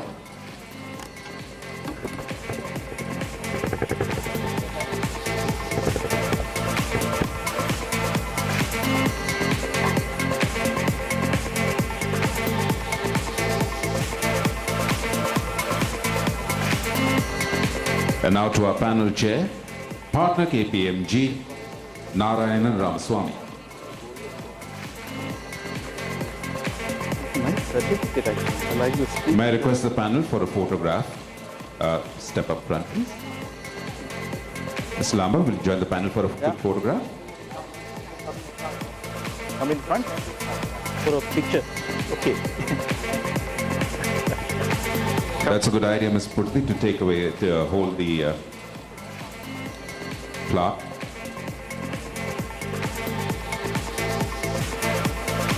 Thank you. Thank you. Thanks, ma'am. Ladies and gentlemen, a fantastic panel, great deliberations, very strong opinions voiced from this panel, and of course a lot of interaction. Wonderful panel, keeping it up for us with the interest, and now we move on to the next panel, which is going to be equally interesting. We'll just add one more chair to this panel. This panel is on digital learning technologies, the roadmap for imparting modern education in India. Again, a very eminent panel, and very many of them have been a strong support to this forum. May I please request the panel chair to please take a seat right wherever you feel like it. Eliza Hilton, Founder Director, Flow India. Ladies and gentlemen, please welcome Eliza Hilton. We'll be putting one more chair.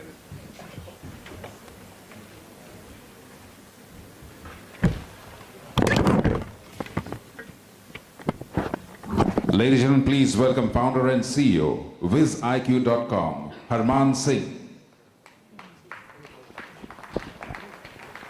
As you're aware, WizIQ is our online education partner.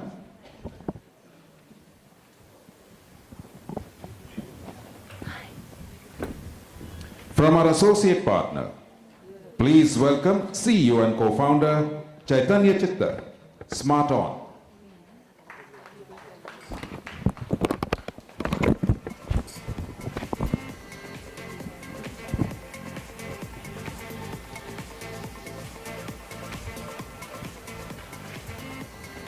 From DataWind Incorporated, President and CEO, Suneet Singh Tulli.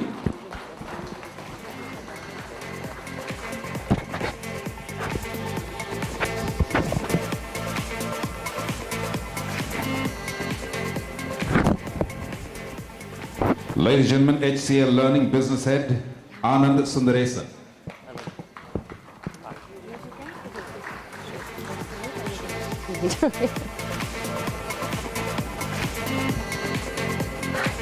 From Cisco India, looking after the SAARC region, Head of Education Business, Yogesh Pandey. Okay. Oh, I'm cool. How are you? Good. This is a pre-lunch panel, always a tough panel, but I'm sure I'm sure you're going to get interesting deliberations that will take your mind off other matters. So with that, it's time to hand you over to your chair for this session, Eliza Hilton. Thanks a lot. I think my mic is working. Is that working? Yeah. So just thanks, first of all, to the organisers and the panellists so far this morning. It seems that when we keep to time, we say things that are more interesting and pertinent. And it's certainly been a fascinating discussion so far. We do have a very powerful panel here representing the digital learning industry. Something that I don't actually do digital learning, I do experiential learning. So I'm somewhat a neutral chair. So what I would like to do is just briefly talk about what I think good learning is and modern learning and what the modern world requires of us, and perhaps just set up a kind of framework for which we could have an interesting and lively, provocative discussion to keep you all awake and to keep to time so that we can all go to lunch, when there's a whole lot of interesting discussions that I think all of us have started and would like to continue. So I would like to ask the question, what is modern education? And with regard to tech, to say, is there an analytical difference between extending opportunities for learning and creating good learners? And what is the role of tech in those two different, to me, seem to be two different spheres? Because the opportunities for learning, and Madhuri had said, you know, that the books are obsolete, but also there is so many different opportunities that are opened up by the internet and all different kinds of digital technologies that are actually potentially quite scary when we are not sure whether we are actually presenting good learners to those opportunities. And so I just wanted to think briefly about what a good learner is, because I think good learners are made, they're made by people, and there is a moment in our lives where we become a confident learner. And it may be relatively young, or it may come at a later stage. And I think that that moment of becoming a good learner, obviously it's an ongoing process, but there's a kind of a moment where you think, yeah, I can read and I understand this. I feel in control of this content. I feel confident. I'm sure about who I am. I feel able to tackle something new. I have my values in place. I'm going to say if something's right or wrong. I have a sense of a critical understanding that what somebody might be telling me might be right or wrong, or they may have an agenda. I have a sense of community. I have a sense of making the world a better place. I want to collaborate with others. And these are the critical 21st century learning skills, if you like, that we hear, you know, we hear critical thinking and creativity and these kind of words used a lot, but it's actually what teachers and parents are doing with their children, is to say, these are the things that you actually need in the modern world. And why especially in the modern world? Because technology is not something, I mean, today we're going to talk about technology as digital learning technologies, but of course technology is much more than that. Technology is actually shaping the external world in which our children are growing up. And that's a much more profound impact than even we can attempt to have as educators. So we're just keeping up with the technological changes that are out there. And that those fundamental changes to the way in which people access information, I think is also quite frightening if you think how quickly people can be influenced. Anything you believe can be reflected back to you, and you can learn it. And without the skills of being a good learner, then there are also dangers out there. I won't talk anymore at great length, because I think we'll have a discussion.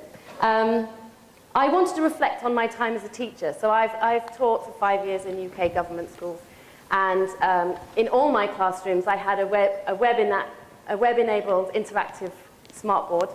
And it struck me when I was thinking about it that in KG, when I taught in KG, I never turned it on, right? I think I turned it on 3 times. And in fact, in the end, I covered it up with a curtain because it seemed to me it was never relevant to use a screen with 4-year-olds. In year 2, I used it relatively frequently, and by class 4 or class 5, it was an integral part of most lessons. Or I was using it interactively and all the different resources that are there. So I think, again, that for me fits the analytical framework that once you are a good learner, once you have some control over your own learning, technology primarily extends those opportunities. And if you are not a good learner, then you are not going to be able to grasp and use those opportunities. And that's where, in a sense, our challenge as educators is to create those good learners that can deal with technology. I then thought, Eliza, you're being too critical. There must be some good examples you can think of using technology to create a good learner. And I thought that one thing I did do, particularly in year 2, was we recorded students on a digital camera, for instance, making their own gymnastics routine, which is pretty hilarious, to be honest. But recorded it and we played it back on the interactive smartboard. We recorded pictures of going on a trip to the zoo and we played it back the next day on the interactive whiteboard. And that kind of playback function, I think, is one of the ways, and I'm sure we'll hear many more, in which we are helping to build good learners as a teaching tool to build a self-reflective, a self-evaluative, more self-aware person. That would be an example of how we use technology. But many other uses of technology, I didn't really see impacting on that creation of a learner. I saw it extending our knowledge and understanding. Without further ado, we'll ask each of our panelists to speak for 4 to 5 minutes on their, what they think about the opportunities that tech is now offering us, and maybe some of the pitfalls as well. And then we'll open it out to the floor for a discussion and hopefully finish on time. I'm going to ask, because I haven't met the panelists till this morning, I'm going to ask them to introduce themselves.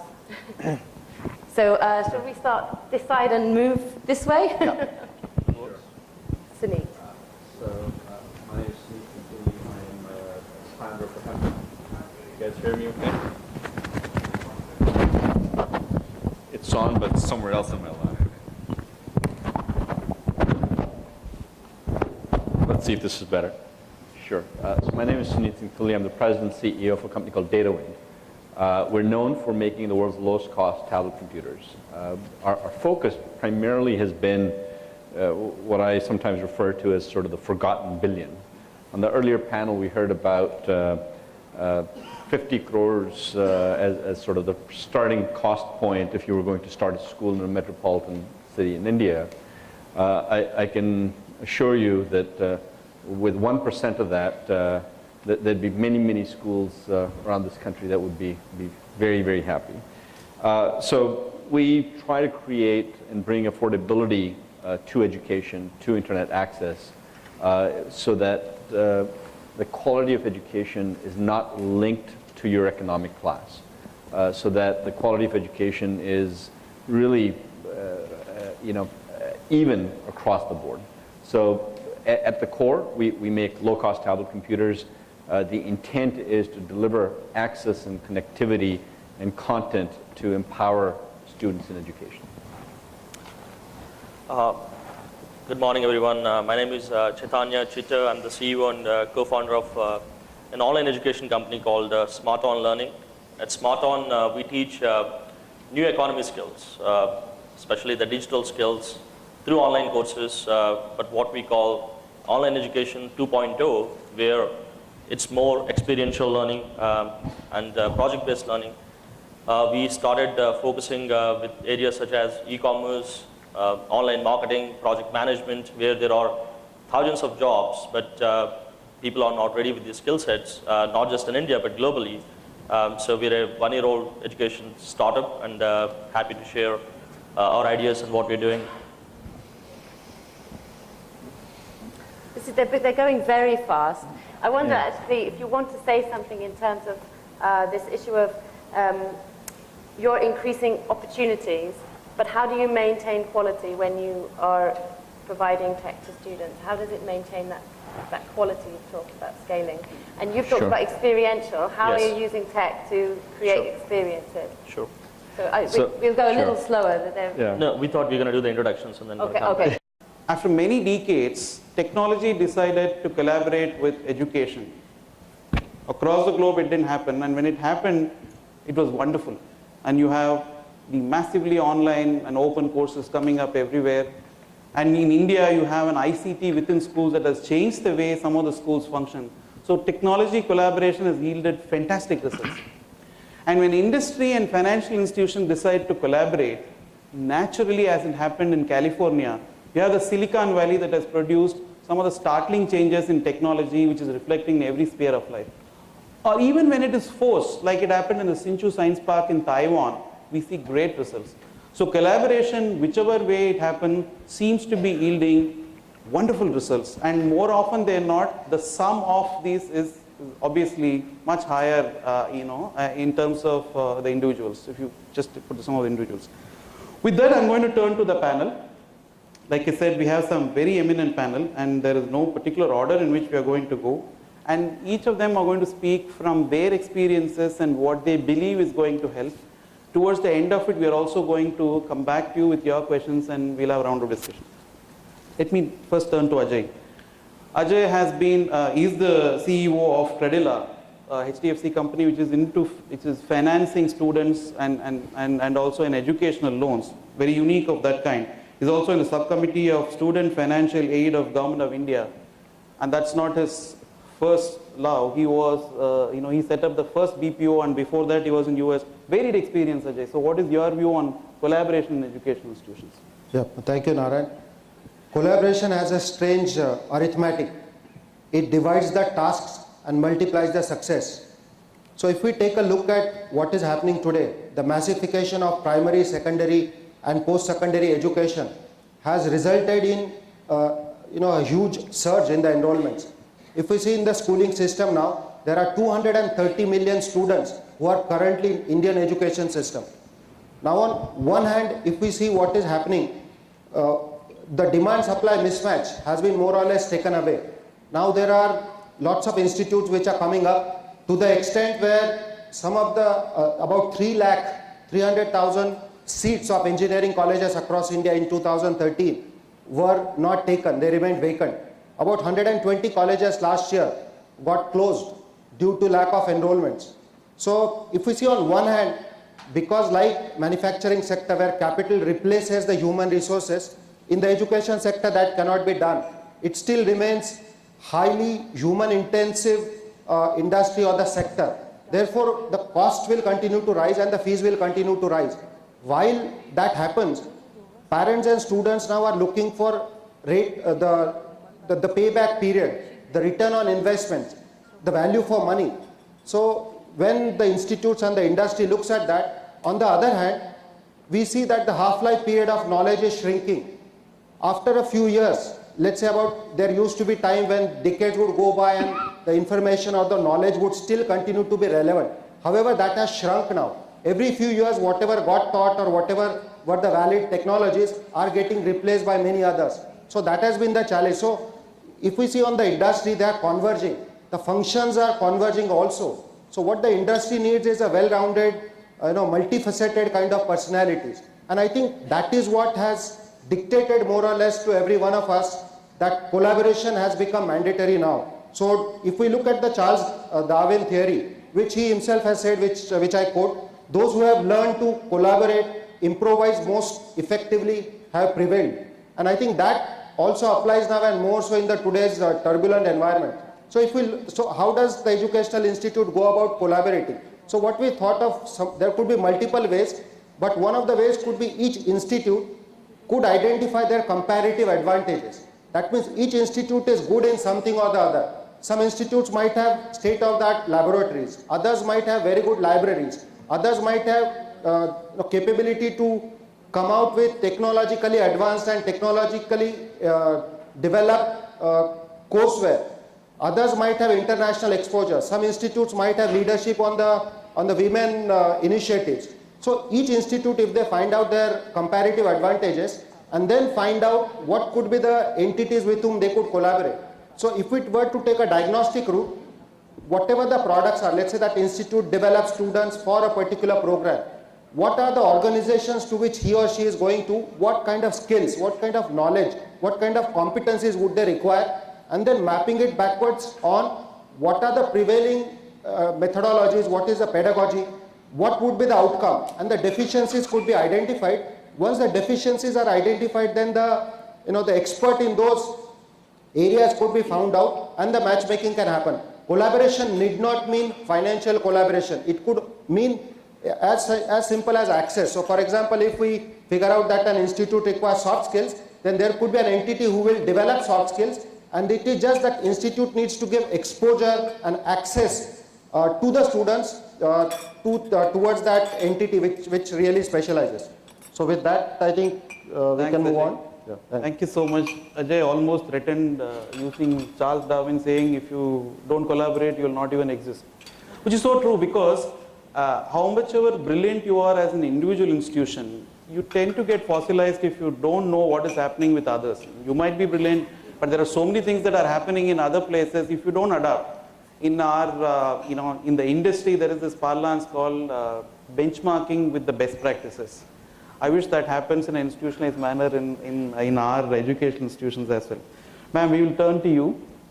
Madhuri Parthi has been what I call as a futurist educationalist, and she's been what I thought was very difficult, which is in terms of measuring learning outcomes and having a framework that is going to be executed along the lines of the 21st century learning methodology. She has executed and has been successful, and she's been instrumental for a lot of schools to happen, earlier with Ryan, now with the Shriram group. Ma'am, what are your thoughts on collaboration? How does that? See, I think we all went to school. Is there anybody sitting in this hall who didn't go to school?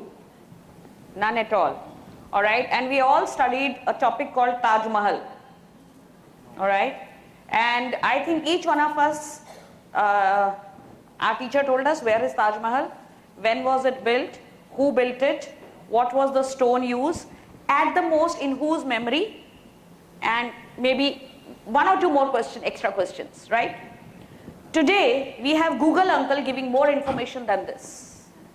You type Taj Mahal and you will have loads more than this. This was a scenario of a class 3 or a class 4 classroom when we all went to school. Today, with so many challenges and children being so tech savvy, if teachers and students and schools do not collaborate with others, if a teacher is just thinking of delivering a lecture by reading a textbook, we are dead. The education system will be dead. So collaboration has become the key word today. And as Narayan said, schools, heads of the schools, they prefer to be in their silos. They think whatever they are doing, they are frog in the wells at most of the time. They think whatever they are doing is the best possible learning that's happening within their rooms or schools or buildings. But I think it's time, we need to, I can give you an analogy, there is this bandar, monkey, and there is peacock. Peacock, when it has to dance, it will wait for the rain, it will go to the jungle, and then spread its wing and wait until unless it rains, it won't dance, right? And a monkey, and we say for more, jungle mein more nacha kisne dekha. But when it comes to monkey, you just beat that drum a little and it will quickly start dancing. It will ape you like anything. In today's scenario, if the schools want to exist, if educational institutions want to exist, I mean, cut, copy, paste, no time to waste has to be the tagline. Learn from each other and grow. You don't have to reinvent the wheel every time to get some kind of a recognition. If somebody else is doing something good in some other part of the world, within your own country, cut, copy, paste. Implement it. Don't wait for you to, reinvent the whole thing and then come out with a solution. Oh my God, this is the best. All right? So it's a different scenario today. All right? And also, in our schools, like as Narayan said, I've been with Ryan Group for a good 17 and a half years, opened schools pan-India. Right from Bangalore to Amritsar. So have been exposed to a lot of schooling systems and then have been with Shriram, opening again schools pan-India. Today, there are so many platforms available for schools to collaborate. There's a website called Doors to Diplomacy, right? Where children collaborate from all over the world, and this is funded by US government, and they take up topics and work together. There is iTeach. There's another platform called CyberFair, where almost every year from all over the world, over 3 million children participate. And again, the topics are absolutely versatile. There's so much room to learn technology because they're all technology driven. All these topics that the websites or the sites that I'm talking about, they're all technology driven, right? Then we have Khan Academy giving us online lessons. I mean, anything a teacher wants to teach, just type Khan Academy, go on to that, and you will have the lesson there. We have so much opportunity today. We have British Council, which is putting, I mean, you go online and there you register your school, and your school can be partnered with any other school in the world, and children can work on a common project, right? Until unless we collaborate with other teachers, learners, I don't think so. I mean, now of course I have designed the staff rooms in such a way. Otherwise, if you go back to your school days, I'm trusting you all went to school, since you didn't raise your hands. So the teacher was supposed to sit facing the wall or a cupboard, yeah, while she's doing her corrections in the staff room. If the collaboration is not happening within the staff room of a school, how do we expect to bring globalization? How do we expect our child to grow and know everything that's happening across? Then the only thing that is left with him is Google Chacha. Because we ourselves are not aware and we can't impart awareness.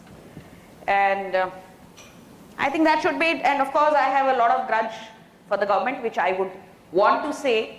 We are all paying, I mean, somebody in the morning also made a mention that, you know, somebody who's making a school in the urban or a metro city should also parallelly develop a school in the some rural area. I think there were people from Billabong High and various other organizations. Today, starting a school in a metro is costing around 50 CR to 100 CR.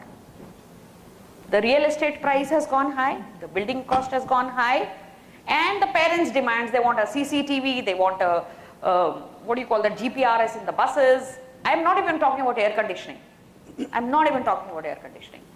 But the demands are so high that school cost is around 50 CR to 100 CR. Now, until and unless the real estate, the financial institution, and people who know education, they will not collaborate, it will be difficult to even start school in coming future, especially in metros. It will be difficult. It will be only a couple of multinationals maybe who can afford it, or the real estate itself. It will go out of the reach of a common man to have a dream to start a school and impart good education. Thank you. Thank you, ma'am. Thank you so much. Madhuri also touched upon something that I thought was our little secret, which is cut, copy, paste being the core of. I think it's there in education also. If one principal or one educational institution is doing something in any part of the world, how does it matter if we, instead of wasting time, quickly adapt to it and take it? Thanks, ma'am. I mean, that's the mool mantra today. That's been the consulting mantra from where I come for a long time. But yes, it's time that we adopted it. It's time that we started leveraging on what others have been doing. Very well said, ma'am. Also, you started with the institution itself. Collaborations to charity begins at home. You need to start collaborating within the institution. Yes. Before you look at collaborating inter-institutions and how that proceeds. I mean, there are schools I know of which make the parents sit on the fence outside. There are, it will say principal timings to meet this hour to this hour. Teacher timing to meet this hour to this hour on this day only. What kind of collaboration is this? And parents can walk into the school only once they're invited, so to say, whether it's a PTM or an annual day. They can't walk into the school otherwise. Thank you, ma'am. Thanks. Now we turn to Dr. Nagendra Chaudhary. Dr. Nagendra Chaudhary has an interesting profile. While being in academics, he's got a lot of firsts to his credit. The first ever distributed MBA, the first ever case clearing house, the first ever customer experience management. I'm sure you love to do some of these innovative things. And you also have IBS CDC, which is the largest case clearing house. I wish these things were there during our times. So not being an university or a formal education institution, but playing a significant role in the education space. What are your views, sir, on collaboration with institutions in the education space? I think my journey with collaboration starts from my first job. I was very fortunate to have worked in a very illustrious institution from Paris. I remember the dean in 1994 who said that we don't want to have a typical MBA where we have a full of our own faculty and things like that. But we will have to have rows from a faculty pool from the best business schools in the world. For example, if it is the marketing, we would like to have it either from Kellogg's or Bristol's or some other similar kind of institution. But we do not have full-time faculty in the institution. So I think from there, I think I started the journey of collaboration. And then in India, I think I have seen over the years the kind of very close guardedness in terms of academic pursuits and things like that. And then we wanted to break this myth. And then we have, with the permission of my boss and Deepak Lamba, I think we have just started a wonderful journey of collaborating with the universities of creating what is called as the world's first ever distributed MBA. Because we said that we cannot do it ourselves. Because in fact, I think maybe some of you might excuse me if I have to replace collaboration with co-creation. That's what Prahlad has said. Because it's not just about collaborating, but it's also to co-create value for someone else.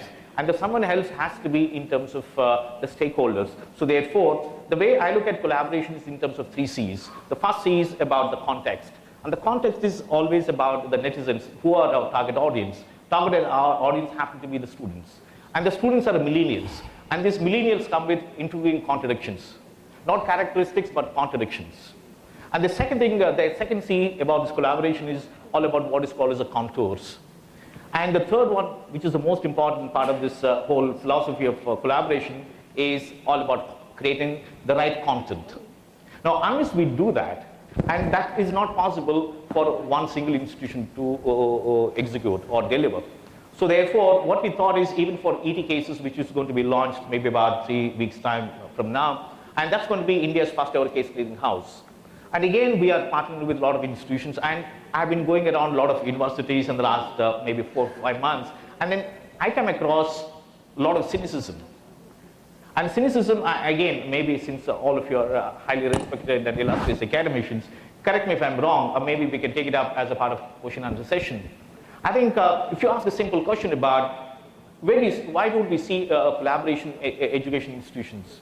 I remember one article in 1998 when it was published in Harvard Business Review, a beautiful article titled, one of the class, it went on to become a classic, called as Silo Busting. That's the title of the article. I went back to the author and asked him, so, Professor, why don't you have this silo busting in your own institution? And he comes from a very great institution, by the way. And then he had a lot of things to say. So I think in education institutions, we don't get to see this collaboration much because I think it's, like I said sometime back, it is all about very closely guarded secret. And it is not, I think, except like Professor said, she said, I think we don't even have the collaboration between the faculty except unless it is forced. So even if you have a collaboration, it becomes some sort of doctoral collaboration, but not the one that is supposed to be done. So therefore, I think we would like to look at maybe 30 minutes time, these 3 C's. How do we address this context? So therefore, we deliver value to the millennials, the netizens as they're called. And the second one is about contours of how do we maneuver this one. And the third and most important thing is together, can we create content that can really excite these children, then we can engage them better in the classrooms. Thank you, sir. Defining the context, setting the contour, creating the content with the 4th C, which is collaboration. Right. Thank you so much. Very well said. So we turn to Dr. Pranabesh Ray. Doctor is an illustrious professor, and many of us are students or would want to be his students. Sir, we would like to understand from an academician's perspective, from somebody who's been in this field, been in the thick of it and been very successful in this, how do you think collaboration will help better what we have achieved? Okay, thanks. Good morning. I probably don't have the answer, but probably one of the jobs as an educator is to raise questions which are uncomfortable also. So I'll take off from the various speakers who talked about collaboration is good. Definitely it is good. It is needed. But probably I'll put some issues or thoughts in front of you to understand what are the problems or why it doesn't happen. If you look into the word called collaboration, it means the coming of 2 parties together. But don't forget that 2 parties have got their individualism within them. If you talk about 2 institutes coming together to collaborate, as she was mentioning that we have the best, or he was mentioning we are the best, so they should collaborate so that everybody gets the best. But unfortunately, what happens, especially in the day of market economy, we would like to conserve our best to ourselves. For example, if you take, for example, we want to place our students, we want to get our jobs for our students. So we want to give them something unique or something special so that they get a job. Why should I create a competition for myself by giving that best to somebody else? Probably this stops us, not only as institutions, but as individuals to collaborate also.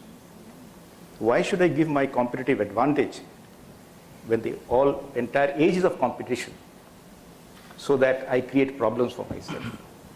I don't know how you can overcome this, but I think this is a very uncomfortable question which you should address.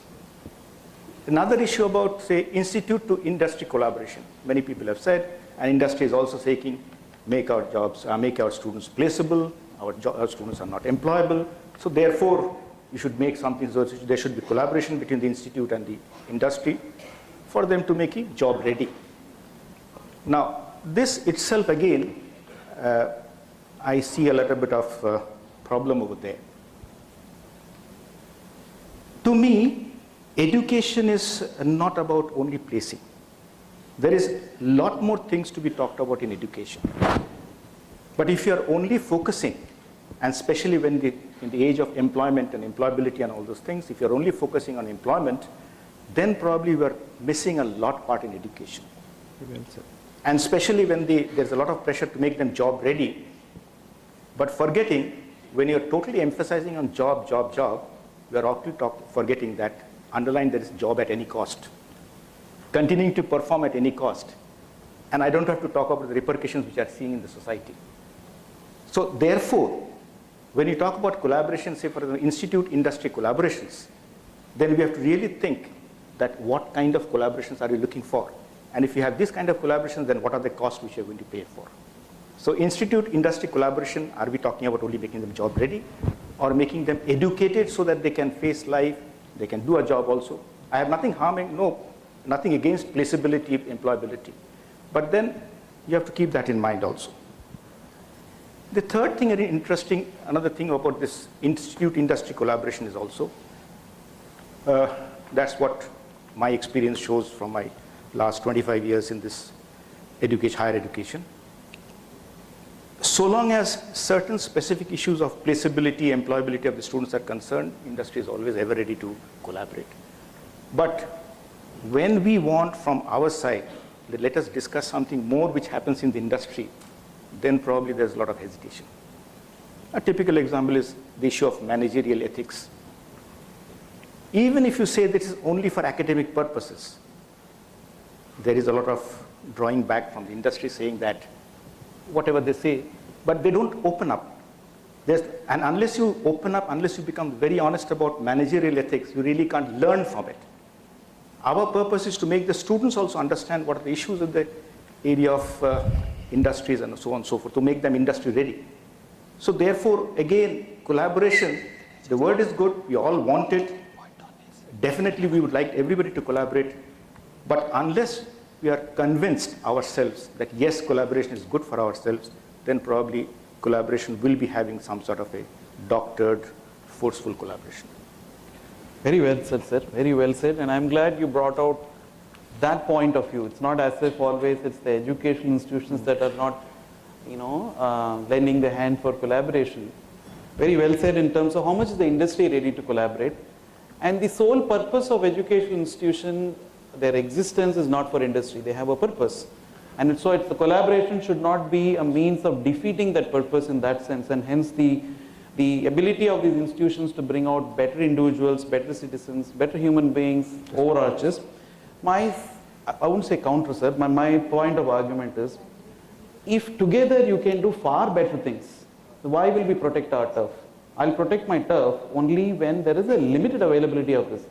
If together we can achieve a much larger, it's a simple game theory that's happening, like, I play the X card and the other plays the X card, then we perhaps achieve lot more than what we can individually do. Having said that, it's easier said than done, but the point well made in terms of multiple institutions should put their best foot forward They should achieve their individual objectives for which they are existing when collaboration happens. In a completely different context, we were debating on why PPP models don't work and why is government not willing and why is private not willing. Similar occasion, individual institutions have their point of view and why they are doing certain things. So Ajay, you had some points. Yes, if I can just add to what Narayan said is, no doubt content creation is very critical. However, there could be another viewpoint. Now, if we see globally, the content available online, be it YouTube or on Google or various other MOOCs or other platforms, they have been created by the best from the industry, the best faculties around the world. Now, there could be an evolved model where the students take responsibility of the process of learning. Instead of the faculty being in charge of what gets taught to them, if the students on their own, on a fully evolved basis, take charge of the process of learning, learn from the source which is best available to them or what they think is the best suited for their learning needs. Same content, 4 people might learn it in 4 different ways. One might say video is better for me. So irrespective of from where do they learn, the educational institute's role in that scenario could be to do the testing, that there are certain credentials, one has to pass through those tests and then give the certification. So if that happens, then the current model would be very different then. It could be very different than our existing model where the students would take charge and the learning outcomes there would be much higher and the collaboration then would be open-ended. Any institute, whatever the students want to learn, the way he or she wants to accumulate the credit can happen, and that could be cross-functional, cross-industry, or even in, if some science student can take liberal arts and many other ways. Okay, very well said. Dr. Chaudhary, I have a point. I have a question for you. Khan Academy said it's free of cost. Coursera said you don't need to pay anything. Can collaboration happen only with such not-for-profit or people who don't think, profits are one of their objectives when they want to collaborate with education institutions? Or do you think that is not a key criteria? Collaboration can happen across. I think collaboration should happen, not can, but I think right now it is very imperative that collaboration has to happen. I think all of us have seen some of the finest institutions in the world, including Harvard, for example. How many years did it take? It's almost about after 100 years that it has allowed the partnering institution cases to be there on its website. But why has it taken 100 years? Because it thought that it can defend its status quo.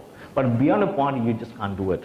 So I think going forward, in the next maybe about 50 years down the line, forward, you will have these 2 things. One is the co-creation, other one is innovation. I can bet anyone who can dispute this. Not because I'm saying it, but I think that's what the reading is. So therefore, unless and until but in between you always have this model, because the motive as to why these online courses or the MOOCs or Coursera or the kind of companies or institutions have come in, I think somewhere people have started feeling. In fact, if you go to the roots of what motivated these people to come up with it, again the same thing, because somewhere people have monopolized this whole learning part of it.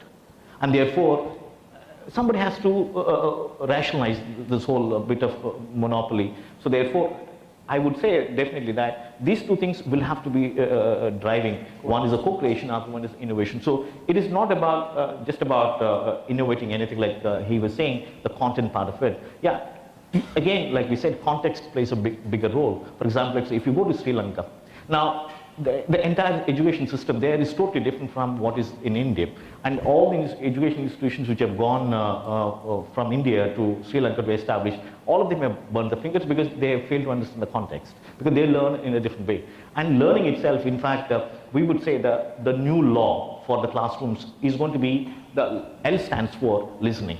Because in a typical 60-minute session, how do we pan out the session?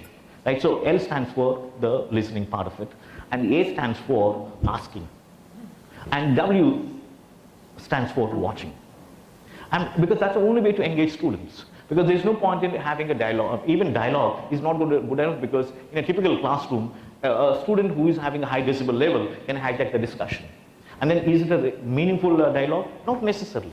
And that can happen over a period of time. So therefore, people actually get the long learning. Like John Scully, one of the great CEOs of Pepsi, said, I think we are measured not by how much we learn, but how well we can unlearn. So the learning also has to be in terms of, can we rip open this unlearning part of the students. So therefore, coming back to your question about the collaboration, it is definitely imperative. It's definitely imperative. But good thing that we are seeing now is that we are seeing some the initial seeds of education institutions collaborating. I think that's what we are discussing. If you look at companies, and then we ask ourselves a question as a panel as to what can we learn from companies in terms of collaboration. That is, what can education institutions learn from companies? Because you see some collaborative efforts sustaining over decades. But there's some collaborative efforts which are just taken off and then like a fad, just shoots up and dies in no time. So you have all the examples. Very well said. And in fact, if you have complementary objectives and one is in the creation of knowledge and creation, the other is profitability and I think maybe there is more chances for collaborating because you are not running towards the same objective. No, I think we are even going below that because the whole purpose of collaboration or the premise of collaboration in education is unlike business. That's what we say. Unlike business, in education institution, it has to be based on trust. Because both of us are collaborating to create value to somebody else, not to increase our bottom lines or top lines. That's not the way. We create, like we're talking about employability and skill development, things like that. How do we do it? Because we come together. And for example, TCL has joined hands with the university because university has its own illustrious legacy of maybe about 40 years, 50 years. And therefore, we go with our delivery and then cutting edge technology, blended learning and all that. And then we use that infrastructure and the reach out and the market standing and all that. So together we go and deliver value to the students. Play up to your strengths and right. Makes sense.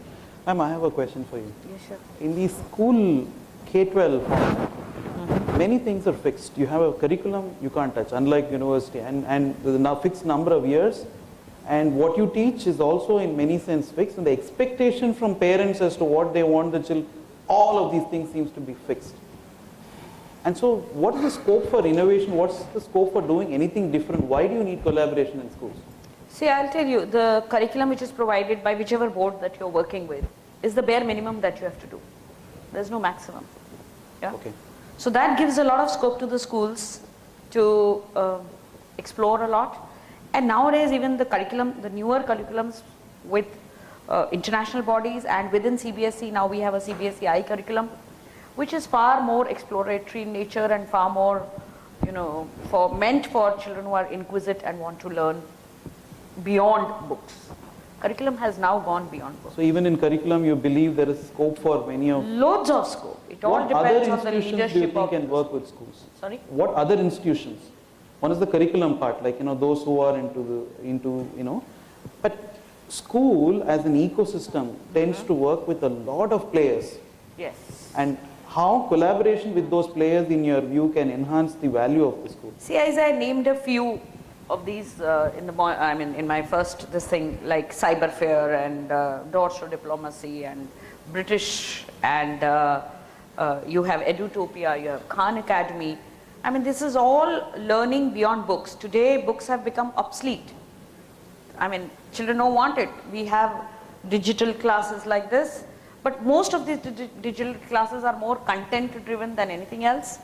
Children are again passive listeners, but today there's a lot of scope for schools to really work with all these other things wherein there is more hands-on learning. So explore, you have enough of these. Loads of scope. It all depends on the leadership and the vision of the school. It all depends. There's loads that one can do. Thank you, ma'am. Professor, in higher education, many a times it's research and collaborative research that seems to bring in the best. So collaboration between technology and medicine brings out some of the best equipments and some of the best procedures.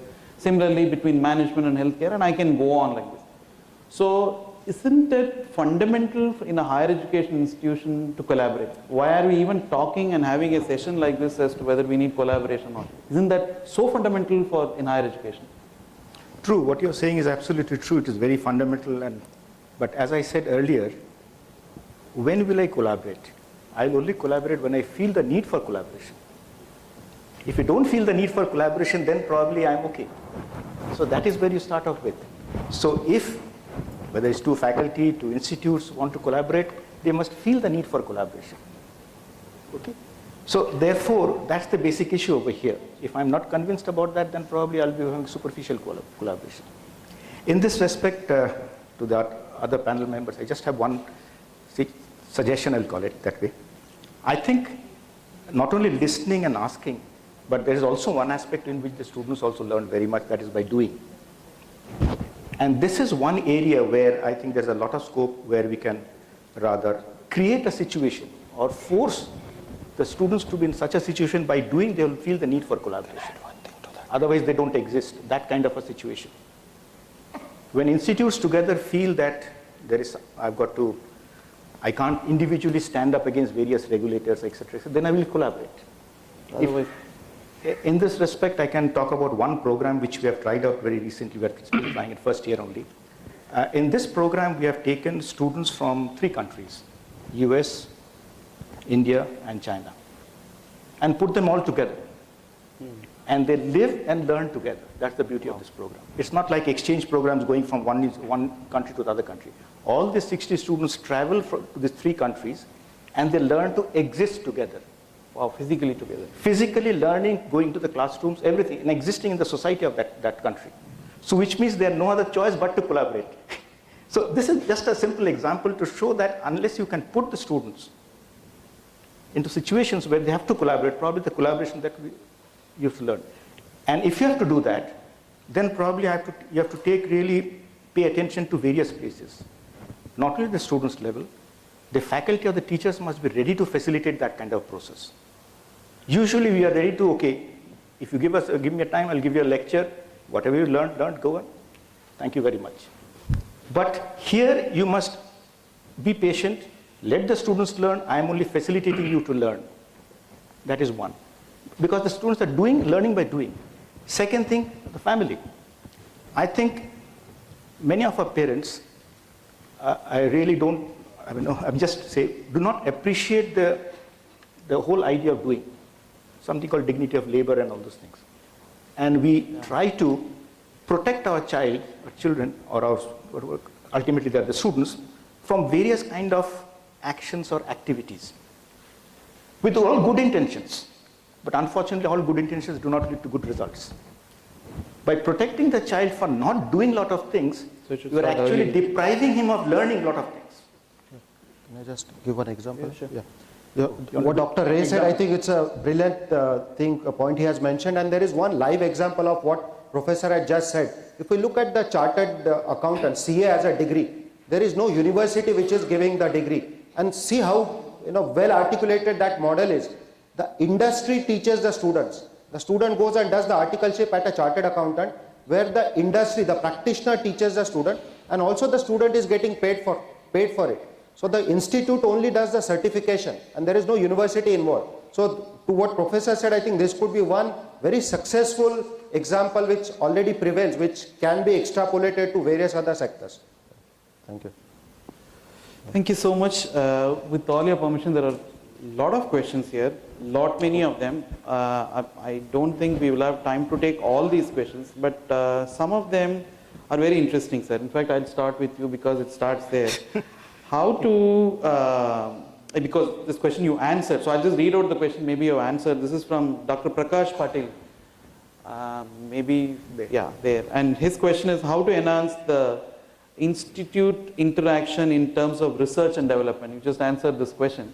So just in case if there are anything that you want to add, maybe we can do it over the next few this thing also, because he did answer that question. And then there is this question on could there be a collaboration between industry and education institutions for bettering the HR, human resource element of it, and to improve the quality of the products that they have. This is from Shrikant. Shrikant, thank you, and it's the principal of the college in Ambernath. Specifically, about how it can improve the HR aspects of it. From a human, your specialization is human resources, so. You are talking about HR in this educational institutes or some other HR? Okay. The first point of starting, that's my quick thoughts. First point of starting is that educational institutes must understand there's a need for HR. Most of the times which you have, education institutions have got large manpower, but they don't think that HR is required. I mean, professional or specialist knowledge of HR. It is that somebody maybe doing finance and all this, managing the people over there. First of all, starts from there, that if you believe that, yes, an HR specialist is required, and in fact it is required because that is manpower oriented and it's very much required for that point of view. So that is when it starts off. Then after that, definitely we have got a lot of courses, forums in which educational management and from the HR point of view is being developed. So those people can be, those courses can be used to your development of that. So that will be a quick answer to that. Thank you, sir. Thank you. And Dr. Prasad from NITI has given a suggestion which is very valid. I don't know where is Dr. Prasad. Thank you, sir. And this is more a suggestion, so I'll read out. The real issue is how to ensure the learner gets integrated into the learning rather than institutes collaborating. That can come later, but is the learner a part of the system at all? We're talking about collaboration, but we left out the learner, who is the most critical element of the learning process. And this is from Dr. Nandini, who's from KV Pendarkar College in Dombivli. Thanks, ma'am. Her question, which is again pertinent, is if the industry academia collaboration can be used for designing the curriculum for some add-on courses. Get the, which some of the institutions are doing, which is a more tangible way of saying our collaboration resulted in this additional course or this additional product. Why can't that be taken? But this curriculum should be approved by the board. But ma'am, in most occasions, whether the board approves or not, the college can offer the course, and that could be a differentiator as well. But a very valid suggestion in terms of, can there be a tangible means of saying this is how the collaboration happened? It could also happen by means of labs being set up by corporates to say that this is a research lab or this is a technical lab or an award or a chair, or there are many ways of tangibilizing this, and this is definitely... We have got projects given by the industry. Projects given by the industry also could be one of them. While I see there's any questions from the audience, I'll read through this, but if there are any quick questions, because we definitely don't have time, so I will give these questions to the relevant people and we will come back to you and you can approach them. But while I read through this, any quick questions from the audience who have not given this as a part of this suggestion? So this is Dr. Shabna, Shahana, who's talked about, is there any concrete model for collaboration between different boards of schools? We talk about, for the meeting to happen. For the meeting to happen... Between different boards? For the meeting of global standards. You have different boards here. Right. Is there any forum where you can meet? No, I don't think Dr. Shabanas? Can I add?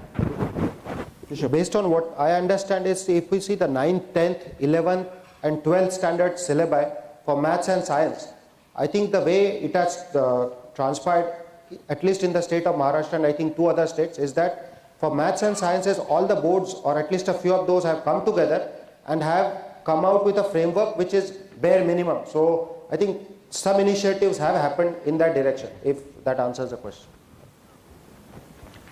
Yeah, thank you.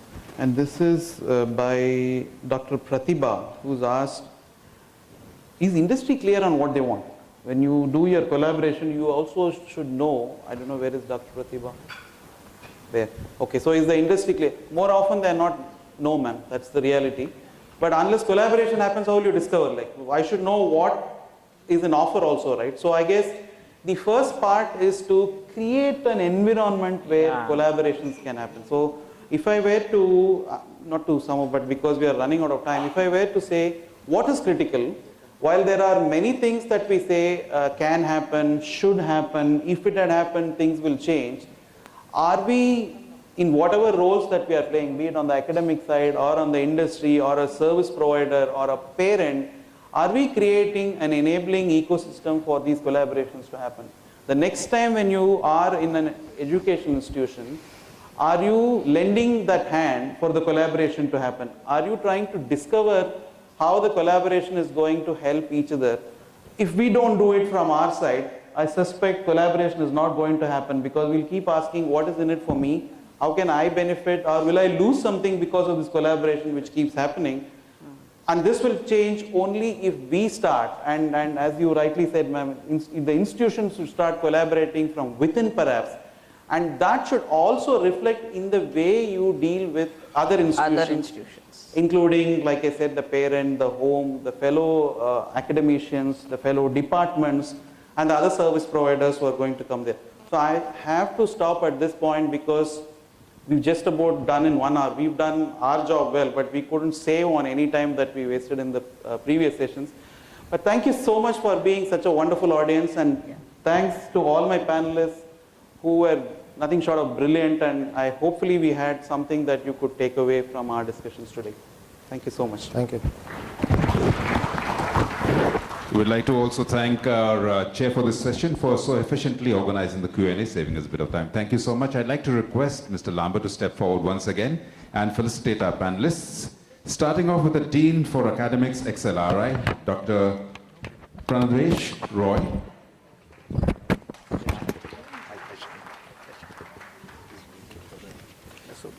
Meanwhile, this is your question, sir.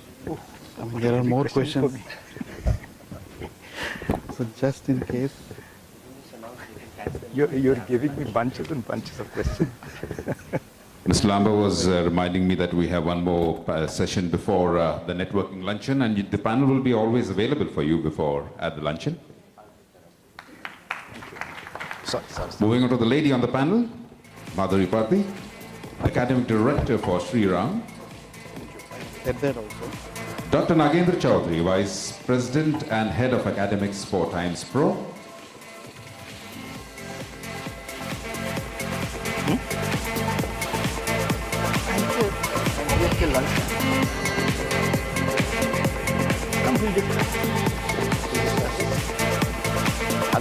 Dr. Nagendra. And now founder and CEO of Credila, Ajay Bohra.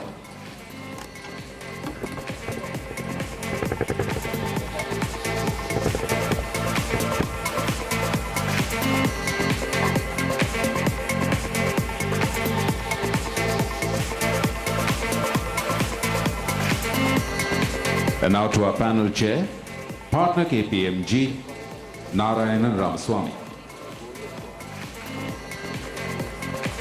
Nice certificate, actually. I like your speech. May I request the panel for a photograph? Step up front, please. Mr. Lambert, will you join the panel for a quick photograph? Come in front for a picture. Okay. That's a good idea, Ms. Purti, to take away, to hold the plaque.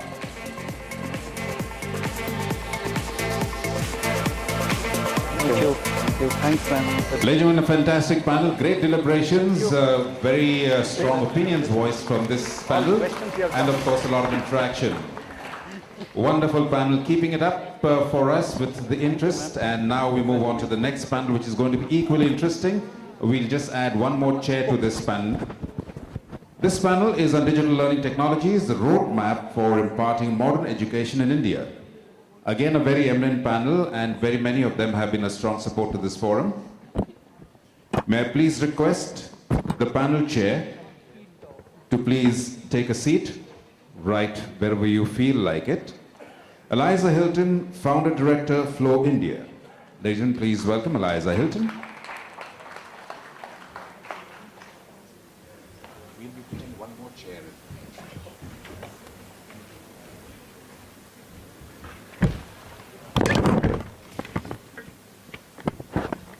Ladies and gentlemen, please welcome founder and CEO, WizIQ.com, Harman Singh. As you know, WizIQ is our online education partner.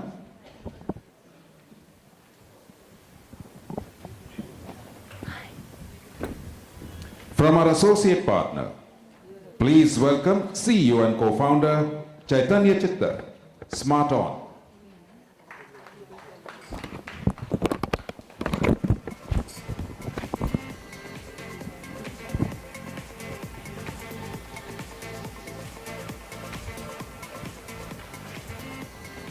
From DataWind Incorporated, President and CEO, Suneet Singh Kulli.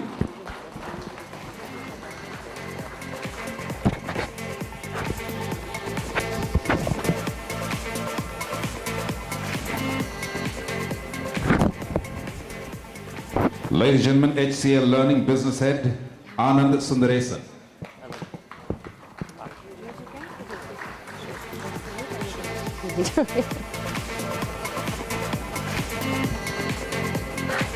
From Cisco India, looking after the SAARC region, Head of Education Business, Yogesh Pandey.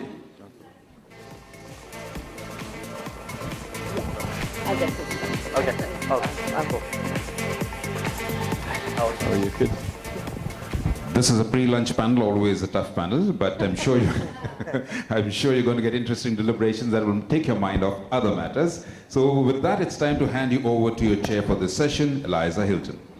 Thanks a lot. I think my mic is working. Is that working? Yeah. So just thanks, first of all, to the organisers and the panellists so far this morning. It seems that when we keep to time, we say things that are more interesting and pertinent. And it's certainly been a fascinating discussion so far. We do have a very powerful panel here representing the digital learning industry. Something that I don't actually do digital learning, I do experiential learning. So I'm somewhat a neutral chair. So what I would like to do is just briefly talk about what I think good learning is and modern learning and what the modern world requires of us, and perhaps just set up a kind of framework for which we could have an interesting and lively, provocative discussion to keep you all awake and to keep to time so that we can all go to lunch, when there's a whole lot of interesting discussions that I think all of us have started and would like to continue. So I would like to ask the question, what is modern education? And with regard to tech, to say, is there an analytical difference between extending opportunities for learning and creating good learners? And what is the role of tech in those two different, to me, seem to be two different spheres? Because the opportunities for learning, and Madhuri had said, that the books are obsolete, but also there is so many different opportunities that are opened up by the internet and all different kinds of digital technologies that are actually potentially quite scary when we are not sure whether we are actually presenting good learners to those opportunities. And so I just wanted to think briefly about what a good learner is, because I think good learners they're made by people, and there is a moment in our lives where we become a confident learner. And it may be relatively young, or it may come at a later stage. And I think that moment of becoming a good learner, obviously it's an ongoing process, but there's a kind of a moment where you think, yeah, I can read and I understand this. I feel in control of this content. I feel confident. I'm sure about who I am. I feel able to tackle something new. I have my values in place. I'm going to say if something's right or wrong. I have a sense of a critical understanding that what somebody might be telling me might be right or wrong, or they may have an agenda. I have a sense of community. I have a sense of making the world a better place. I want to collaborate with others. And these are the critical 21st century learning skills, if you like, that we hear, we hear critical thinking and creativity and these kind of words used a lot, but it's actually what teachers and parents are doing with their children, is to say, these are the things that you actually need in the modern world. And why especially in the modern world? Because technology is not something, today we're going to talk about technology as digital learning technologies, but of course technology is much more than that. Technology is actually shaping the external world in which our children are growing up. And that's a much more profound impact than even we can attempt to have as educators. So we're just keeping up with the technological changes that are out there. And that those fundamental changes to the way in which people access information, I think is also quite frightening if you think how quickly people can be influenced. Anything you believe can be reflected back to you, and you can learn it. And without the skills of being a good learner, then there are also dangers out there. I won't talk any more at great length, because I think we'll have a discussion. I wanted to reflect on my time as a teacher. So I've taught for 5 years in UK government schools, and in all my classrooms I had a web-enabled interactive smartboard, and it struck me when I was thinking about it that in KG, when I taught in KG, I never turned it on, right? I think I turned it on 3 times. And in fact, in the end, I covered it up with a curtain, because it seemed to me it was never relevant to use a screen with 4-year-olds. In year 2, I used it relatively frequently, and by class 4 or class 5, it was an integral part of most lessons. Or I was using it interactively and all the different resources that are there. So I think, again, that for me fits the analytical framework that once you are a good learner, once you have some control over your own learning, technology primarily extends those opportunities. And if you are not a good learner, then you are not going to be able to grasp and use those opportunities. And that's where, in a sense, our challenge as educators is to create those good learners that can deal with technology. I then thought, Eliza, you're being too critical. There must be some good examples you can think of using technology to create a good learner. And I thought that one thing I did do, particularly in year 2, was we recorded students on a digital camera, for instance, making their own gymnastics routine, which is pretty hilarious, to be honest. But I recorded it and we played it back on the interactive smartboard. We recorded pictures of going on a trip to the zoo, and we played it back the next day on the interactive whiteboard. And that kind of playback function, I think, is one of the ways, and I'm sure we'll hear many more, in which we are helping to build good learners as a teaching tool to build a self-reflective, a self-evaluative, more self-aware person. That would be an example of how we use technology. But many other uses of technology, I didn't really see impacting on that creation of a learner. I saw it extending our knowledge and understanding. Without further ado, we'll ask each of our panelists to speak for 4 to 5 minutes on their, what they think about the opportunities that tech is now offering us, and maybe some of the pitfalls as well.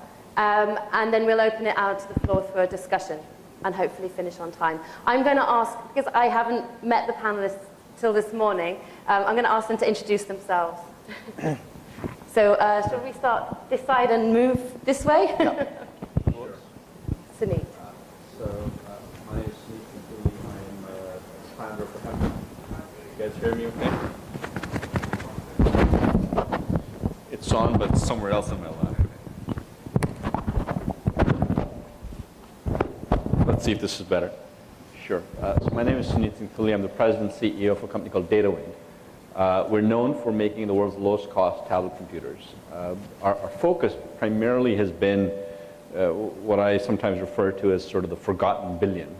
On the earlier panel, we heard about 50 crores as sort of the starting cost point if you were going to start a school in a metropolitan city in India. I can assure you that with 1% of that, there'd be many, many schools around this country that would be very, very happy. So we try to create and bring affordability to education, to internet access, so that the quality of education is not linked to your economic class, so that the quality of education is really, even across the board. So at the core, we make low-cost tablet computers. The intent is to deliver access and connectivity and content to empower students in education. Good morning, everyone. My name is Chaitanya Chitta. I'm the CEO and co-founder of an online education company called Smart On Learning.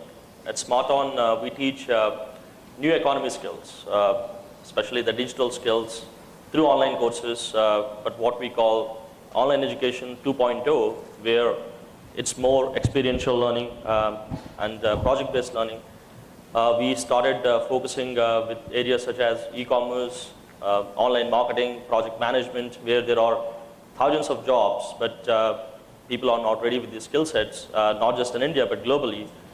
So we're a one-year-old education startup, and happy to share our ideas and what we're doing. They're going very fast. I wonder actually if you want to say something in terms of this issue of your increasing opportunities, but how do you maintain quality when you are providing tech to students? How does it maintain that quality you've talked about scaling? And you've talked about experiential. How are you using tech to create experiences? Sure. So we'll go a little slower. No, we thought we were going to do the introductions and then Okay. We are currently serving about 4 million students, about 300,000 educators around the world, mostly outside of India because internet is yet to become mainstream in India. So I'm really hoping that India picks up pretty fast. So that's what we do. Good afternoon, everyone. Anand Sundaresan is my name. Represent HCL Learning. Been with the HCL organization for long, doing a lot of various assignments. This happens to be one thing that I've acquired now. I'm really not part of the academia so I really wouldn't like to call ourselves the industry because we're talking to the industry which is sitting here today. But we have been, as a technology, as a compute, as an ICT company supporting the K-12 education system, both in terms of infrastructure, the platform, as well as content. So, we've been broad spectrum, but probably with Eliza's permission, I'm going to probably finish with my delivery. Yeah, we do I was pointing so that's out the that we're going introduction to part. introduce and then go back to the Yes. panelists. So I thought I'd finish it one go and not stand between people and the lunch. So hi, good afternoon everyone. My name is Yogesh Pandey. Been with Cisco for 11 years, right now heading our education business in India and SAARC countries. Like Anand has said, my background also is not from education segment, so to say, not from the academia at all. And largely I am into this role because I never did this, and all my role so far has been largely around sales, which is highly outcome oriented. And it's now, and I am happy to hear what some of the challenges that the people here were mentioning. And there are more ways than one that we can address some of those challenges and make the whole efforts more outcome oriented, and that's where I am working on a couple of initiatives around from CSR or things which address your current needs as per your current curriculum, current ways of assessment, etc. And also working on things which are quite futuristic, which are transformational in nature, and look forward to partnering with you. A slightly longer one, but I thought let me take this opportunity. Yeah, I think since Yogesh said that, just to define the community, I think all of us sitting here are in some form a stakeholder. So as a parent, I have gone through the, as a human being, I've gone through being a student. So let's not differentiate and say that we belong to the industry, we belong to the, so if we all wear a hat which probably makes us do something or the other. Yeah. Yep. Over to. So, yeah, I wanted to go back to Sunit and say, how are you scaling quality in such a powerful way? Because that's what we're looking for tech to do. Sure. So the environment that we work in really is an environment that is plagued by high levels of teacher absenteeism and quality issues that you don't see in the big cities. And so it's a very different kind of environment. And in that environment, our hope is that by deploying technology, you change the teacher-student equation. You change the student from being a passive learner to a much more active learner. We try to reduce the complexity of technology. Many times when I end up at educational conferences and so on, my notes generally exceed most people's notes because there are all these great new acronyms and concepts and analytical frameworks that I'd never heard of before, and I take great notes, try to figure out, and then I try to figure out, how do we deploy this in the field And what I've discovered is that by implementing very simplistic flipped classroom environments, by changing the teacher from a lecture to allowing students to take advantage of the best quality lectures and video tools that may exist, and really using a classroom environment for the practical and let the teacher be the coach, we can create better quality outcomes and better quality teaching environments.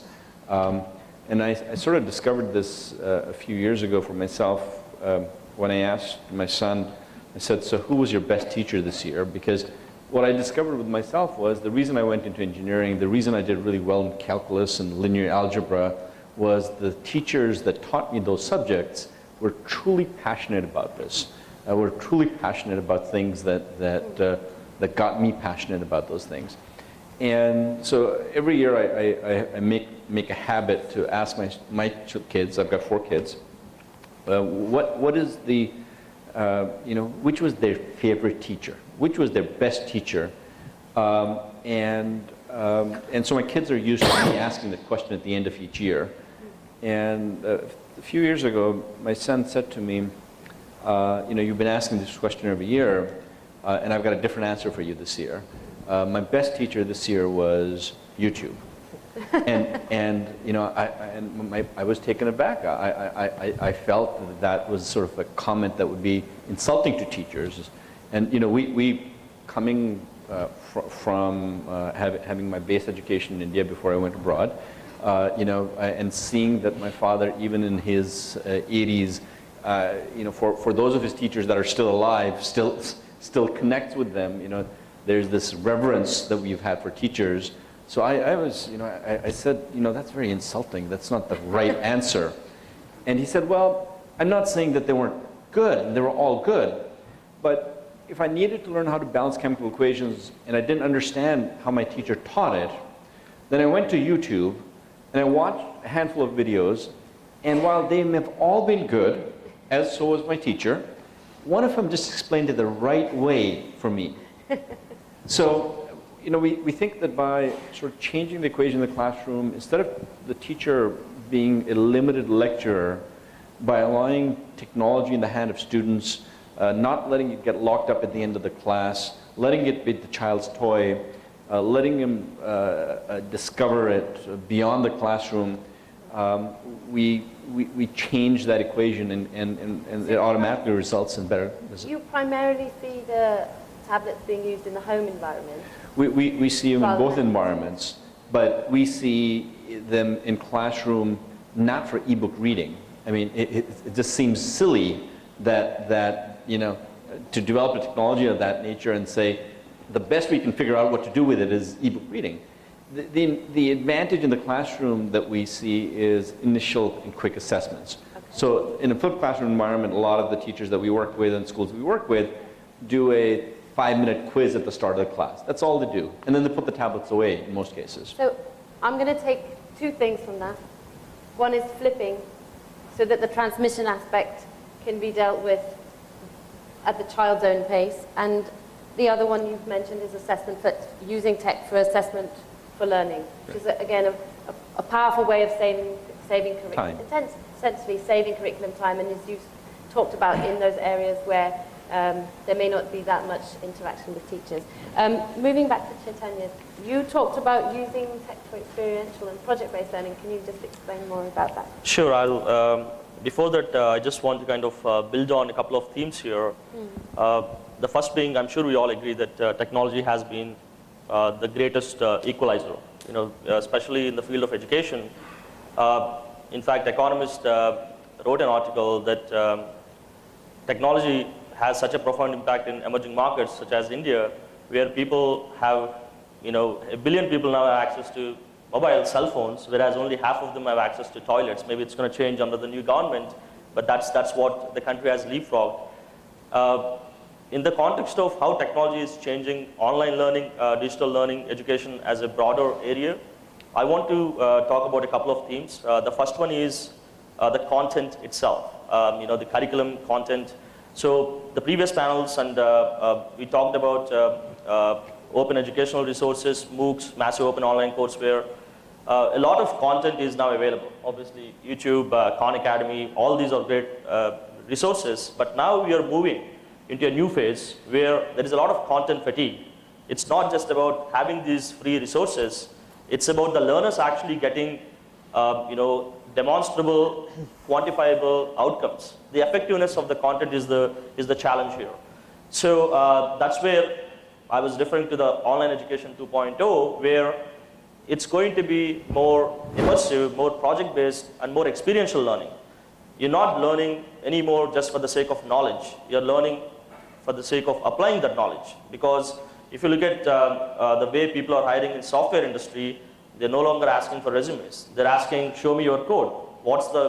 Open the GitHub account, show me what's the latest code you've written, and then give me that confidence that you can actually, are a good programmer. And our belief is increasingly all the jobs are going to be moving towards that. The education has to facilitate how do people get these demonstrable competencies. So in that theme, the content, the curriculum, it has to move towards outcome-focused experiential learning. So for example, the courses that we're doing, they actually talk very little of the theoretical, conceptual background. It's more of actually learning by doing. For example, e-commerce, our course talks about how do you build an online web store just using their online course. So you have a tangible outcome at the end of the course by actually working on a web store that's fully functional. Same thing with project management, all the other areas. So that's the first one. The second one is going to be in terms of the delivery itself. What are the trends we are seeing in terms of the delivery modalities? Especially in a country like India, where 80% of the internet connectivity is through devices. It's not web, it's primarily through handheld mobile devices. The learning obviously has to factor the importance of the devices, especially the mobility aspect of it. So we see a lot of video content, a lot of interactive content that's coming that's mobile friendly. And in fact, that's going to be the next big theme, not just in India, but in fact, India, countries like emerging markets like India, we are leading the way there because we don't have a choice. We skipped as a country the entire generation of landline phones before we directly switched to the mobile phones, right? So, and the second thing is going to be the importance of using video content in fact in our courses, for example, we have faculty coming from the US, we are beaming them. Bandwidth is no longer a constraint. We have people in tier 3 cities, Sholapur, Satara, all these small cities. And when we talk to them and they say, I want to do this online course, and we talk to them and say, are you sure? Because what about the bandwidth? What about the connectivity? And they say, no, it's fine. It's actually very encouraging. So that leads to the final point I want to make, which is, in the long run, technology and content are going to be moving towards zero cost. So in fact, people are not going to pay for technology, people are not going to pay for the content. People are going to pay, learners are going to pay for the outcomes. So whoever is going to, obviously, as an educator, our focus is to provide the outcomes. We're not going to say, I got the best technology platform. Yes, that's going to obviously matter. I got the best content. Yes, today I have the best content, tomorrow I may not. People are going to, increasingly be very, very focused on what I'm going to get, what is the ROI, what is the return on investment I'm going to get on the efforts that I'm putting in terms of the outcomes. So I think those are the couple of main themes. In terms of the experiential learning, to your question, we believe in this immersive project-based learning by doing. So the best form of learning is for you to actually do it. Unless you do it, you're not going to learn.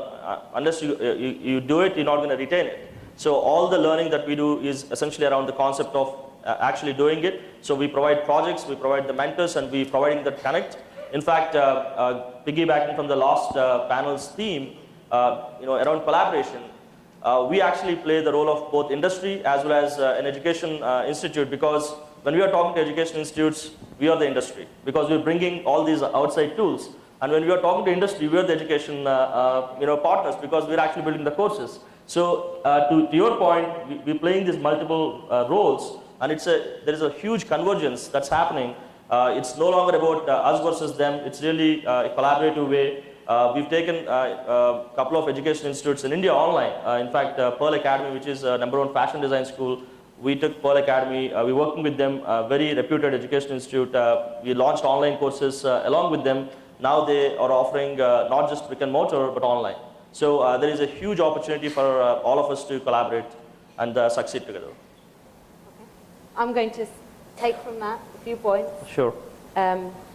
Skilling for new employment environment. And we might say an entirely new employment environment. I know that a lot of design work, a lot of is now just put out to tender from people across the world, and it's no longer that people actually have jobs in which they progress through one company, but they're working far more flexibly. So skilling for a new environment, providing video content, extending the reach of faculty, and connecting mentors to students through technology.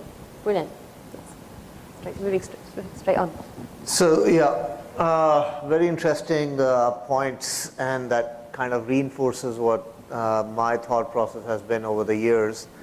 When we started with IQ, there was a big question in our mind, like every technology when it's designed needs to have some philosophy behind it. If you don't have it, then you're kind of lost on the way. You don't know what to build for, and so on. So coming to building that philosophy, we asked ourselves, why do we need technology, or why would students or teachers need technology? So we arrived at an answer after obviously several iterations, that we looked back at how we studied, right? And as Suneet pointed out, we were good at courses or subjects where our teachers were great at. We were motivated by those teachers. I still remember those teachers, I still go back home, meet them, all that stuff. So that was an important theme for us. And we concluded that education for a learner can be great, and obviously he has to be motivated and his family values need to be there and all that stuff. It can be great only if the teachers are there for him to help him out. And that I've seen growing up. I've been a teacher for a couple of years, but obviously students for many more years. I've seen the subjects I was good at, my teachers were not just good at that, they motivated me to overcome the barriers, which every student comes across. And while YouTube is a great source, Khan Academy is a great source for content, there is no replacement of the teachers with that. And I think it's high time, where the economy is moving, where technology is moving, it's really a high time we give educators the place they deserve. And with that as the center of our, as a theme of building technology, and that is how we use that, we ask ourselves that how can we increase the teacher-student interaction, use technology to do that. So if we are able to do that, that means we have made progress, and that means adoption of technology is going to happen. And so with that as a backdrop, now think of why does a teacher have to create content every time? That content is available, even better content, more professional content is available. It's just that she doesn't know where to get it and how to use it, right? Can we solve that problem? In a distance learning environment, I've seen lots of teachers traveling and students traveling. Can we save that time so the teacher can actually interact with the students more? Can we do that online? Can we make assessments more automated so the teachers are not spending their time getting the printouts, writing questions on the paper and then analyzing all that stuff? Can we save time for a teacher that she doesn't have to prepare reports and get something right in front of you? So these are the kind of things we think of when talking about using technology.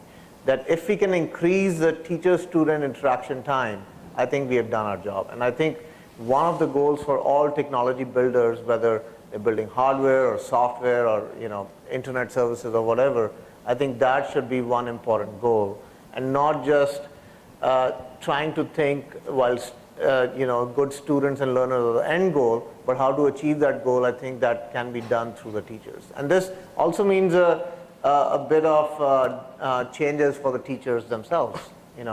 They would be doing different things. I think it's high time, because if, and many a time in college, most of the time that our teachers used to spend with us was delivery of one-way lecture. I don't need that. As a student, I can do that on YouTube. I can even get maybe a better professor from Stanford or Harvard and look at those MOOCs and stuff, right? What I need is more problem-solving time. More getting over the hurdle. So those are the changes that teachers would also be making in their own ways of working, so that technology can play a better role, and the end result is good learners and good learning outcomes. So I think that's, again, exciting, seeing technology as a tool for increasing the quality of student-teacher interactions rather than a replacement of the teacher in the learning process. It's about simplifying some of the tasks such that more time is available for that creation of learners and values and systems that we kind of agree on. So a lot of agreement. Thank you. Well, I'd like to stay with the theme today. I've been sitting since morning and hearing both the panels, and I've been trying to sort of make notes and try and see how I could bring in a certain degree of convergence in all our discussions. And I think our theme is two-part. One is digital and one is modern, right? I think it's important to focus on both. And when we say this, I think my first pride comes to the fact that we're Indian. We need to start creating IP which is our own. I heard global standards, I heard this standard, it's coming from abroad. I think there's a lot of pedagogy which is very much existent in this room itself. And we need to start building a fraternity, a collaborative fraternity, to say that this now starts delivering results. So I again break it down into 4 stakeholders, and I think I'd like to, I was sharing with Eliza in the morning, there was a sentiment, I would not like to call it a negative sentiment, but somewhere I heard Deepak Lamba, when he started off in the morning, he said, there's an explosion around the corner. So I urge everybody to wake up, because otherwise we are again entering into another phase which could be a disaster. So the 4 real tenets of this are, or the actors in this are the school administration, which in the past adopted technology for a perceived revenue. And I heard ma'am saying that it goes right to 100 crores to build a school. So I guess, when you start taking perceived technology, it pushes up certain revenue streams for the school in terms of how do you break it up into a financial model that sort of gets built into your fee structure. We followed that game as part of the service, or must I say, I'd really not call ourselves TSPs, but I would say we were part and parcel of the industry. Tata Interactive, HCL, Educom, all of us went after that, and we said, okay, here's a smart board, here's a PC, here's a projector, here's some content, get going. And schools bought it, right? So that was the administration part. What did the student get? It was just another class, nothing very different, because the content really did not break down into describing a form of learning. For the teacher, it was an additional class or an additional way of teaching. For the parent, absolutely, went to the best school, I think what I'm going to get is fantastic.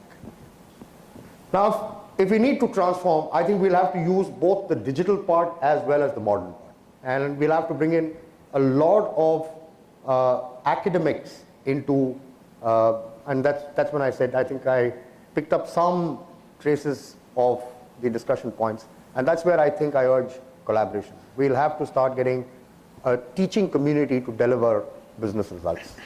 And I think we will change.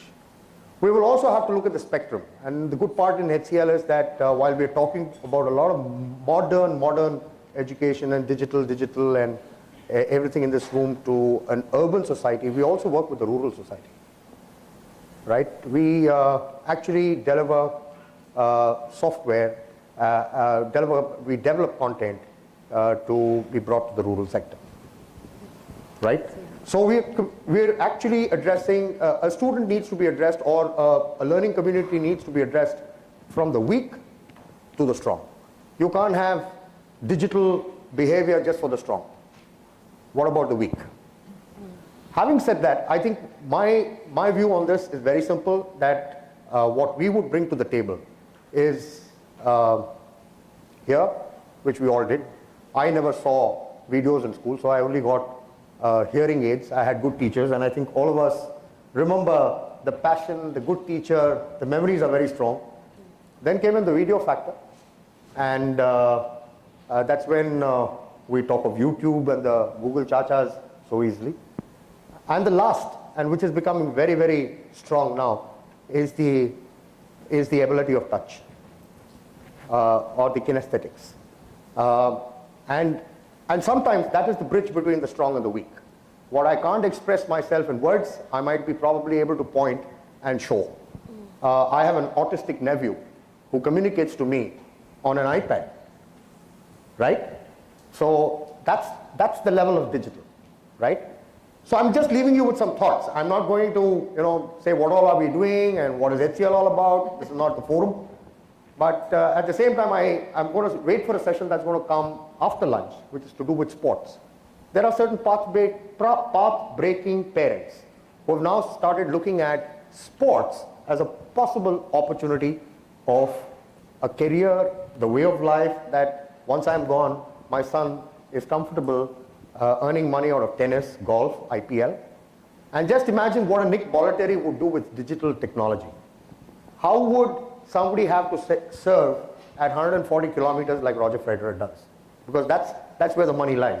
Or a Rory McIlroy, swiveling on his hips in a game of golf. Just imagine if I have to go and build content for that kind of work, it's very different. But if I have to build content for school education on the K-12 side, and that too in India, I'm still stuck with, how did Babur walk and how did Aurangzeb wear his hat and who did what, and as ma'am said, Google Chacha is available. Where is Taj Mahal? Who was Shah Jahan? Who was Mumtaz? And these were all images to us. And photographic, that was also digital. So you can't say it was not digital. So I think we're getting over a curve. And we really need to start focusing on the learning outcomes. For parents, I used to be frightened seeing my father because my mark sheets used to be so sad that I knew I was going to get a caning. So the best way was either try closely getting his signature on my report card or going at a time when he was in a good mood. But today parents should have access in a collaborative form on portals to access student progress or learning outcomes, performance management. These are areas where the teaching community needs to focus and give us that feedback so that we start delivering on content. Okay. 3 areas, again, just as I finish. One is the infrastructure area. I think the infrastructure people are there. There are manufacturers of tablets. I don't want to dabble in that. There are the platform providers. The Khan Academy is nothing but an aggregator bringing all the platforms. So you have the Kaplans and the Khans and the Blackboards, they are all there. And we want to focus clearly with the community on that side and us to build value to the industry, the education industry, for all the 4 stakeholders. Build content in such a way that it impacts all the 4 stakeholders. Thank you so much. Thanks a lot. And there was a lot that you said there that I think was powerful. But I tried keeping it in 5 minutes. I'm just going to very, very quickly say thank you for mentioning inclusion and special needs, because I think that's something where throughout technology has been vital. You've also talked about smoothing out school administration. As teachers, when I was a teacher some time back now, there's an awful lot of time spent taking the register and all of those things. What everybody has said, and we're going to end with Yogesh, who's in the higher education sector, so it would be a good place for us to finish. But I think what everyone has said is that technology and the development of technology, as well as rapidly changing the world out there, is meaning that we have to have an outcomes focus. One last and point. it allows an outcomes focus. In one last point, and we're seeing a lot of focus. One last point, because instructional designers, the curriculum designers, have started becoming user interface designers. So there's another technology component which I thought I left out. That just since we spoke of technology component, you said inclusion of the lesser abled. Yes. I would put UID, which is user interface designs, as part of curriculum designers. The need for UID in curriculum design. Yes. Yeah, last one to go. Yep. You're the last. Thank you. And I think we're on time. We should, if we finish it in 5 minutes or so, we should have a few moments. I mean, to hear from before the lunch floor. is better than after lunch, you know, where you need toothpick to keep your eyes open. So, happy. Coming to the theme of the summit today, the future of learning, I'll share my observation or our observation as Cisco. I've tried to leverage that as a company. If you look at the socio-technological changes, the way they are sweeping us all across, and look at the context in which a student, a learner, and the teacher, where they stand. A student is very native to this world, a digital world, if we may say so. And I'll take the liberty probably to say that most of the teachers, and now including me, except PowerPoint, email, Excel, I don't know anything else. But most of, and if it is me, then what about teachers? Teachers are an immigrant, and most of them are yet to migrate into this digital world. So look at these immigrants or aspiring migrants trying to teach something to a native person, and how these these technology. I'll not get into the technology. I'll restrict myself to the observation phase as to how some of these are impacting the relationship between teacher and the taught and the parents. And I'll support them with examples. It could be useful for you, and then the curriculum, and then the assessment. See, coming to the relationship, how this whole teacher-taught thing is probably changing. I think what you are saying, if I were to summarize it one line, it's more to do with, by, and with the learner in a flipped environment. I hope you get that. Rather than done to the student, it's one way example that you said. It's more togetherness in doing that. Coming to the curriculum, it will not be, and it is not in many cases, restricted to what I can get in my location.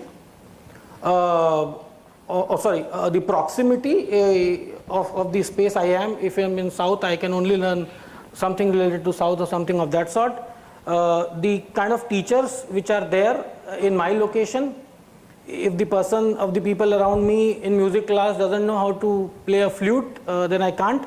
And all the examples that we got since morning, which is extending from a skill which is saloon and floristic and whatnot. So it's a limitation that I can't address today, which will get addressed by the technology going forward. And come to the assessment part of it. Like today, the assessment, whose need does it serve? Does it serve the need of the student?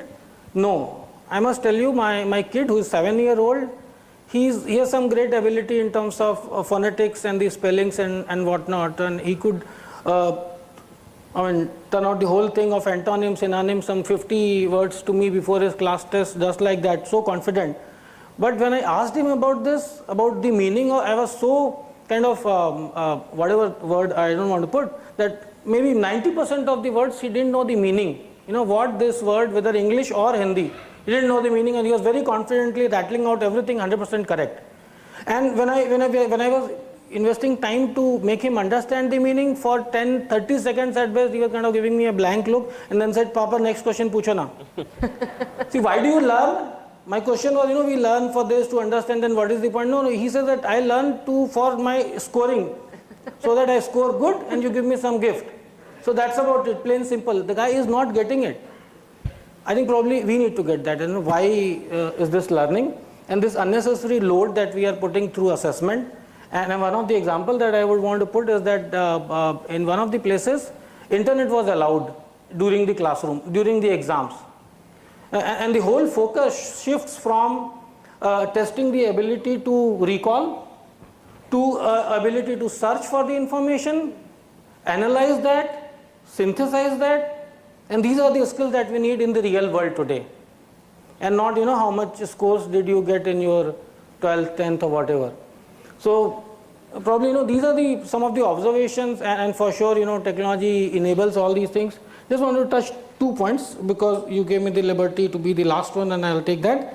See, 2 things that I heard since morning, and I find it very close to what we are trying to do, and I'm happy to collaborate with you. One is this collaboration between urban school and the rural school. But I understand when you don't have teachers in urban areas, and the investment in of cost and time and resources, etc., it's more of a wishful thinking that an urban school will actually collaborate and add value to a rural school, and that's where technology plays role. Very close to cost zero, or whatever we are trying to do our bit from an industry where we have got so much, and we are trying to build an ecosystem wherein all the stakeholders come together and let's see what we can do. It's experiential learning, and it's also experimental for us, nothing to do with the money making part of the business that I'm into. See, second thing is that if I may request all of you and your network to introduce something related to when we were kids, we used to have subjects like Naitik Shiksha. I don't know what is the equivalent to that. It's like, sorry? Moral science. Moral science, yeah. Moral science, civics and all. Thank you. So you get that. I think probably a cyber ethics or something of that, to say so. If you look at who is getting exposed to it, right from a person, a student aged 4 to a student aged 80. All of us are getting exposed. Everybody is big time online. But do we understand the privacy issues? Do we know what are our rights? Do we know what is the repercussion? Am I aware of how do I protect my privacy, and how do I respect others' privacy in this cyber world? And some of these problems getting complicated with cyberbullying happening and the repercussions around that. Is there a way, we are willing to raise our hand and say that, okay, we are willing to put the content together, we are willing to put the delivery models together, enable this through technology and all, but we need your support as educationists, as school owners and all, to allow us that forum wherein we can run these things as courses. We'll keep it independent of time, space and whatnot, I would like to end, with these 2 things as my request to partner in terms of collaboration between rural and urban schools, and in terms of collaborating with us to drive cyber ethics, if I may say so. Thank you. Brilliant. Thank you, Yogesh.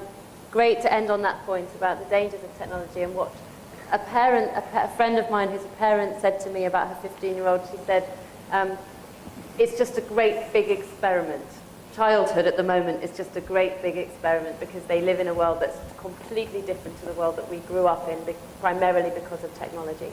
So what I'm hearing is from everybody that learning has stayed the same, the requirements of learning have stayed the same, but technology's changed, and that offers us a totally different environment in which children are in and students are in, but also an opportunity to kind of make more effective and efficient the modalities in which we employ teaching and learning. I think we should take the time to open it to the floor. Perhaps we could take groups of maybe 3 questions, 3 questions, 3 questions. I'm going to allow comments as well, responses to what the panelists have said, or questions, and then open it to people who would like to take it up here. But let's start on this side of the room.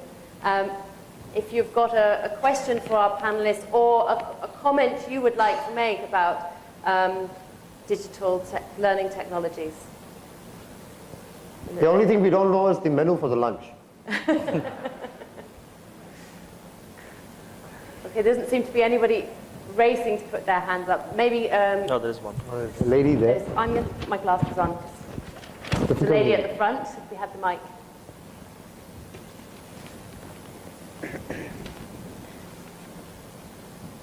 Yeah, good afternoon. Well, I think virtual classrooms might be something that India might look towards.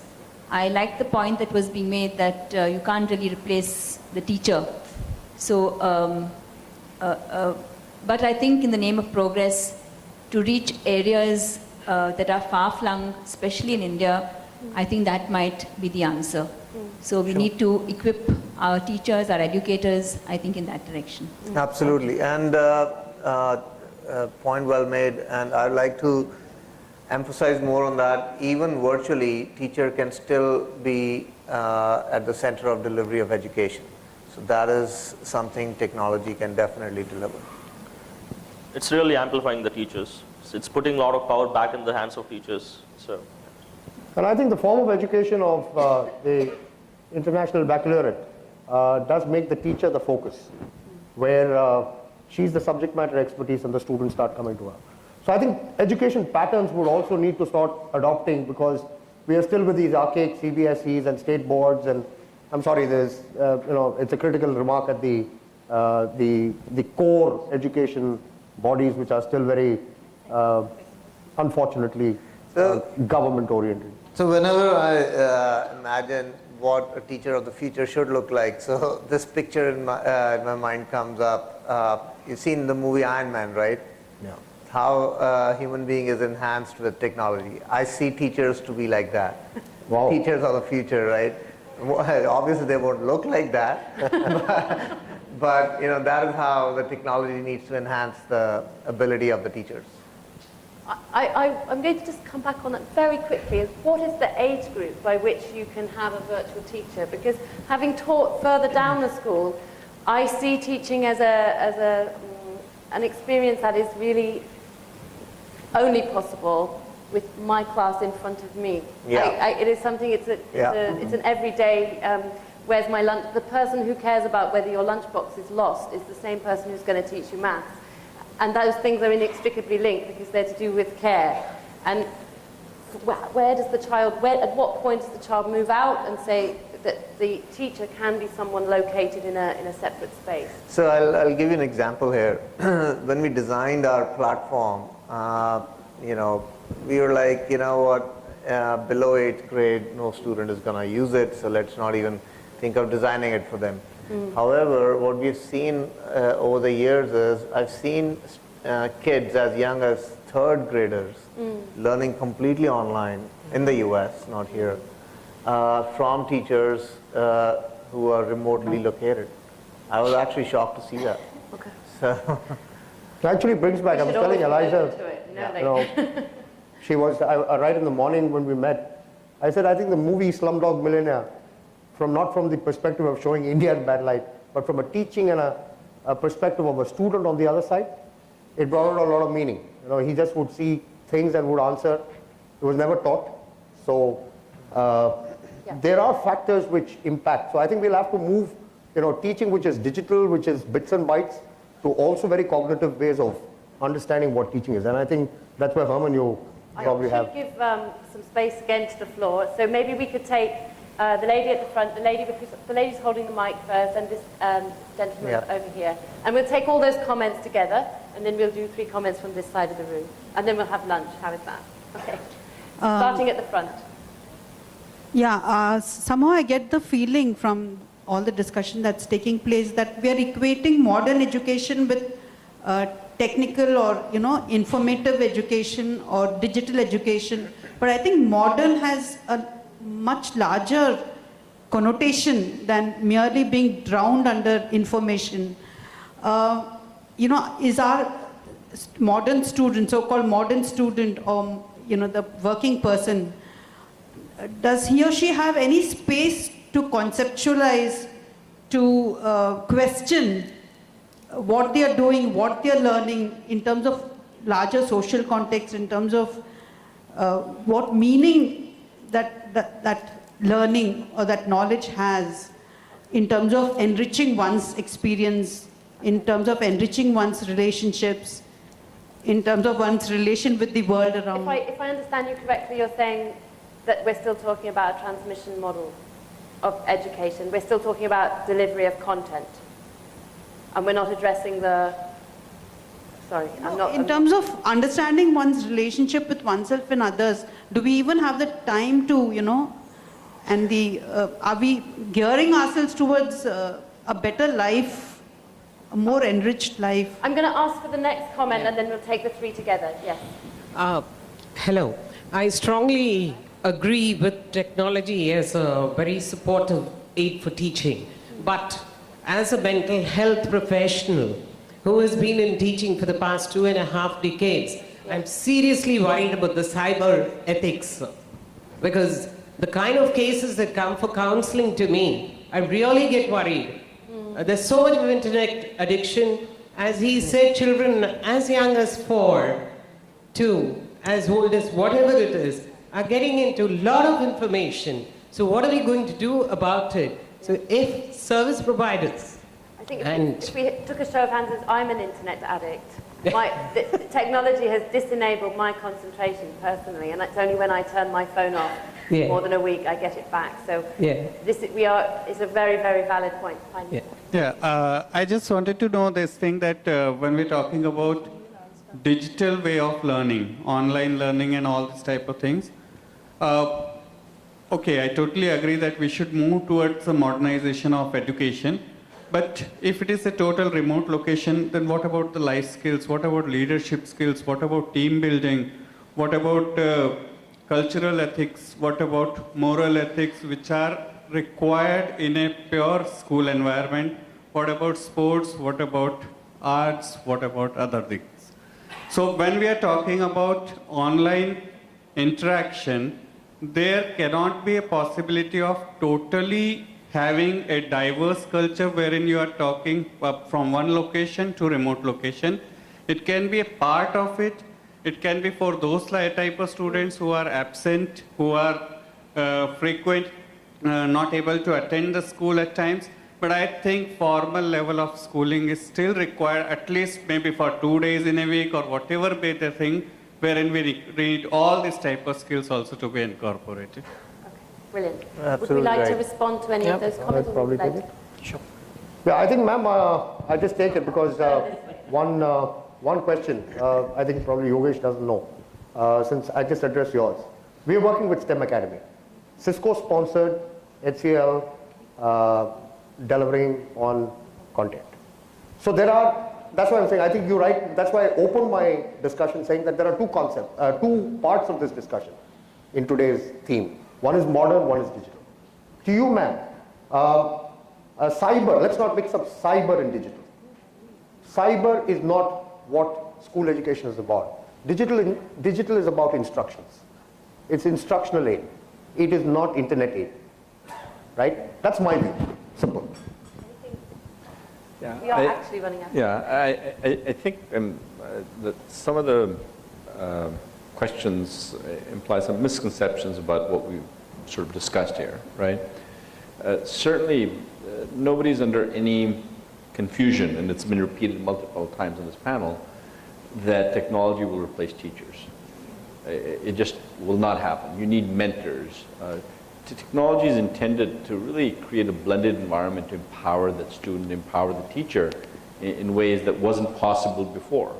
The ability to question becomes very, very important. I was in class 8 when I left India and I ended up in Canada. And one of the biggest shocks to me in the change in the educational systems were that they encouraged you to question. And at least at that age when I had left India and the schooling system that I had been exposed to, what the teacher said was law and that was it. And they gave you notes and you took notes and you memorized those notes and you repeated those notes. And as long as you knew how to memorize and repeat those notes, that was it. And technology encourages that ability to question. And that's why it plays an important role. And I don't focus as much in the big metropolitan areas, even though there's schools and others that deploy our technologies in those areas. I focus a lot more on rural. I focus a lot more, for example, we have NGOs that are deploying technology in Afghanistan. And they're specifically focused on female students. Girls who are afraid to go to school because of safety issues and things of that nature. But even in that environment, our focus is how to get a mother who's never stepped into a classroom to deliver the content through technology, to create the discipline of sitting down and and actually going through those worksheets and processes and so on.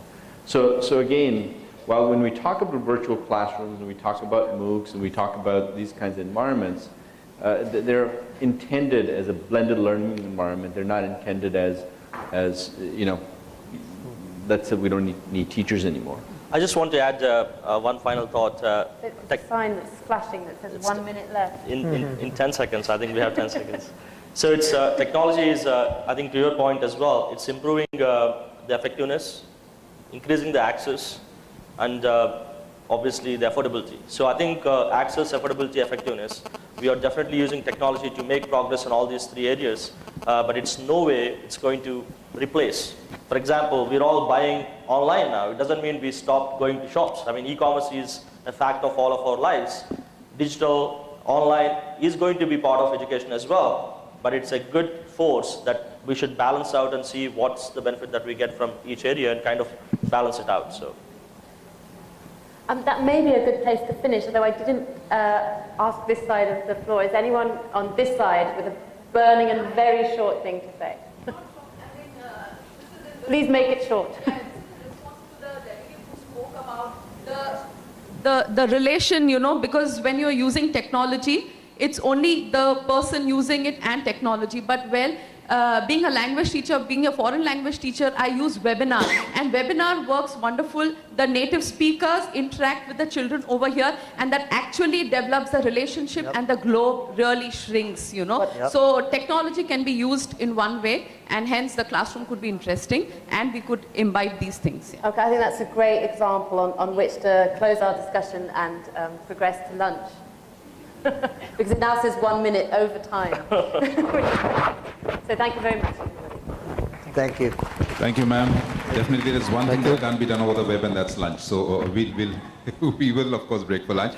May I please request the Dean of Academics for XLRI, Dr. Pranabesh Roy, to please step forward and honor our panel by presenting them with mementos. Dr. Roy. Thank you, sir. We'll start off with Harman Singh, founder and CEO, WizIQ.com.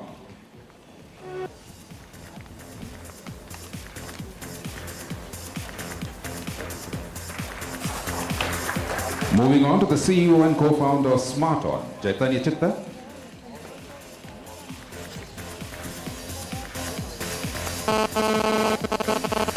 Next up, DataWind Incorporated, President and CEO, Suneet Singh Tulli. From HCL Learning, Business Head, Anand Sundaresan.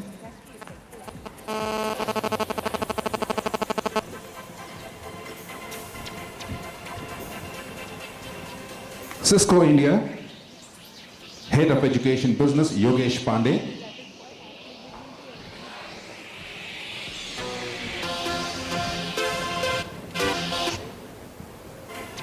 Then last but not least, for our efficient chair for this session, founder director of Flow India, Eliza Hilton.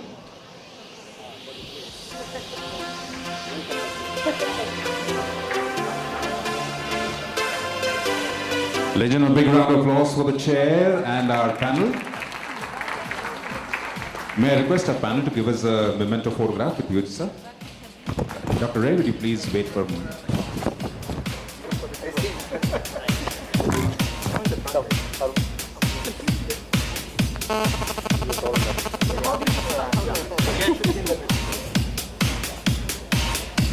Ladies and gentlemen, big round of applause for this panel.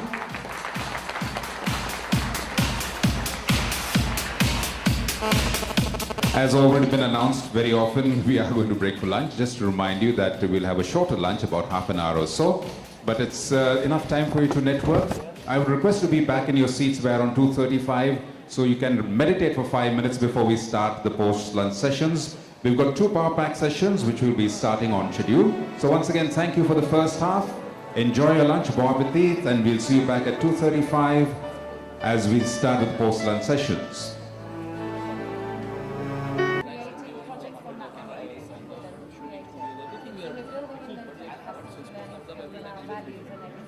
throughout our experience.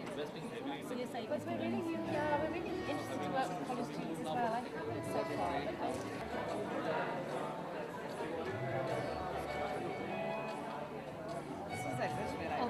okay. All right. So if you could let me know of your clothes. I'm in Bangalore now.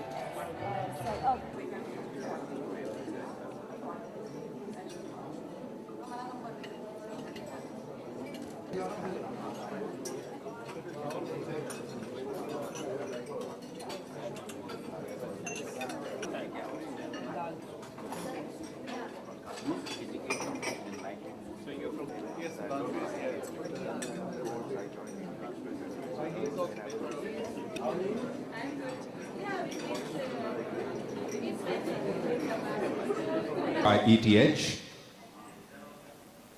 We've had a packed pre-lunch session, and post-lunch we have two very informative sessions highlighting the need of privatization in Indian education. We'll have 5 members on the panel, including the moderator.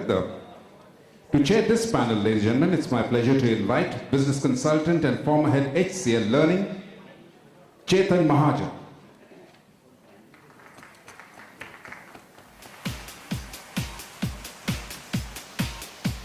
This panel will feature some familiar faces. It's time to welcome Associate Director Sri Ram, Madhuri Parthi,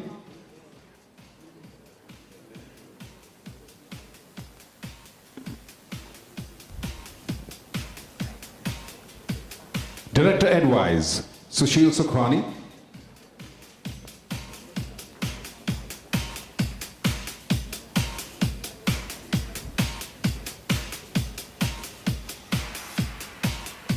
the President, Xavier Institute of Management and Entrepreneurship, Professor J. Philip.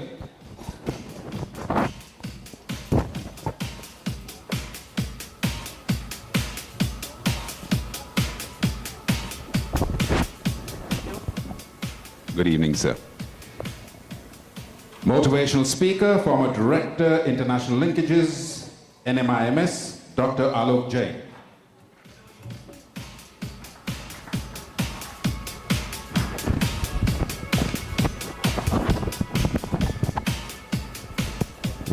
With that, it's a pleasure to hand you over to the chair for this session, Mr. Chetan Mahajan.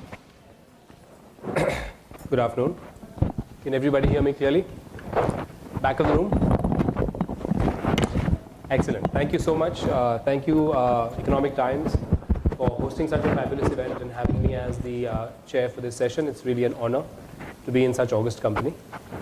Let me start by very briefly outlining what I know of the co-panelists that we have today, and then I'd like to move it forward from there. Before we jump into that, I want to give a quick clarification. When I first saw the topic, I thought it was an interesting topic because it talks about privatization of education.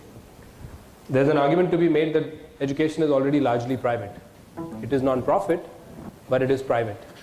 And so I just want to set the context at the beginning by saying that what we are discussing here is really allowing profit making in the education sector as opposed to privatization in the education sector, because many institutions, NMIMS, which is represented here, the Shriram Group, which is represented here, are already private entities. They're just not for profit, and that's a fine line. With that caveat having been set, I'd now actually ask each of the panelists to introduce themselves, and in the introduction, I would like them to specifically focus on aspects of their background which bring out whether or not they are really from the private domain, from the non-profit domain, from the government domain, and that will just help us understand a little bit more about the context from which they're coming. And then beyond that, we can start digging into individual questions that we have about the topic itself. I'd like to request Alok to start from the right-hand side. Hi all, my name is Dr. Alok Jain, and I've got around more than 2 decades of experience in corporate at domestic and international level. And in India, I work with, as far as education is concerned, I work with IIM Ahmedabad, established their 1-year MBA. I was also advising IIM Kolkata, IIM Bangalore when they launched their 1-year MBA. And I was dean of a business school, and my last assignment was with NMIMS, where I was working as director for international linkages for all its 9 colleges. That's all. Sir. Good afternoon, ladies and gentlemen, and thank you, Economic Times, for bringing us together. My name is Philip. I live in Bangalore. I went to Bangalore as director of Indian Institute of Management, Bangalore. Before that, I worked mostly in North India. The last job in North was in Delhi. I was Vice President HR of the Oberoi Group. And before that, I was in SAIL, Steel Authority. I was director of the Management College. And much before that, my first job was at XLRI, where I was dean. XLRI sent me to Harvard Business School. That was the place where I studied my management.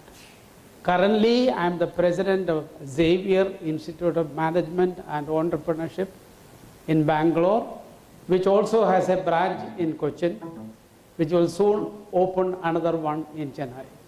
Thank you.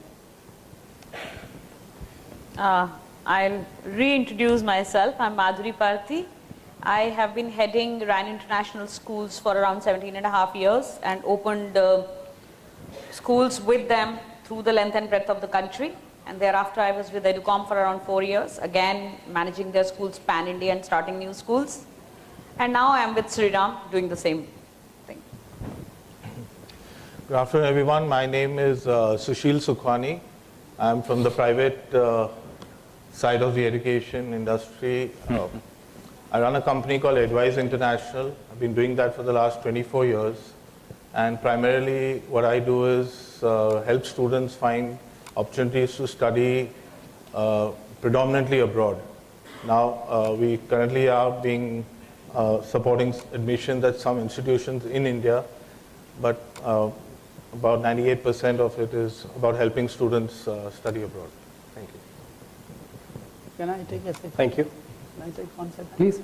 Yeah, since everybody said about years of service, I was reluctant to say that this is my 54th year. I started teaching at XLRI. I started teaching at XLRI in 1960. I wasn't even born. So a few of the panelists were not born then. So it's again an honor to have you on the panel, sir.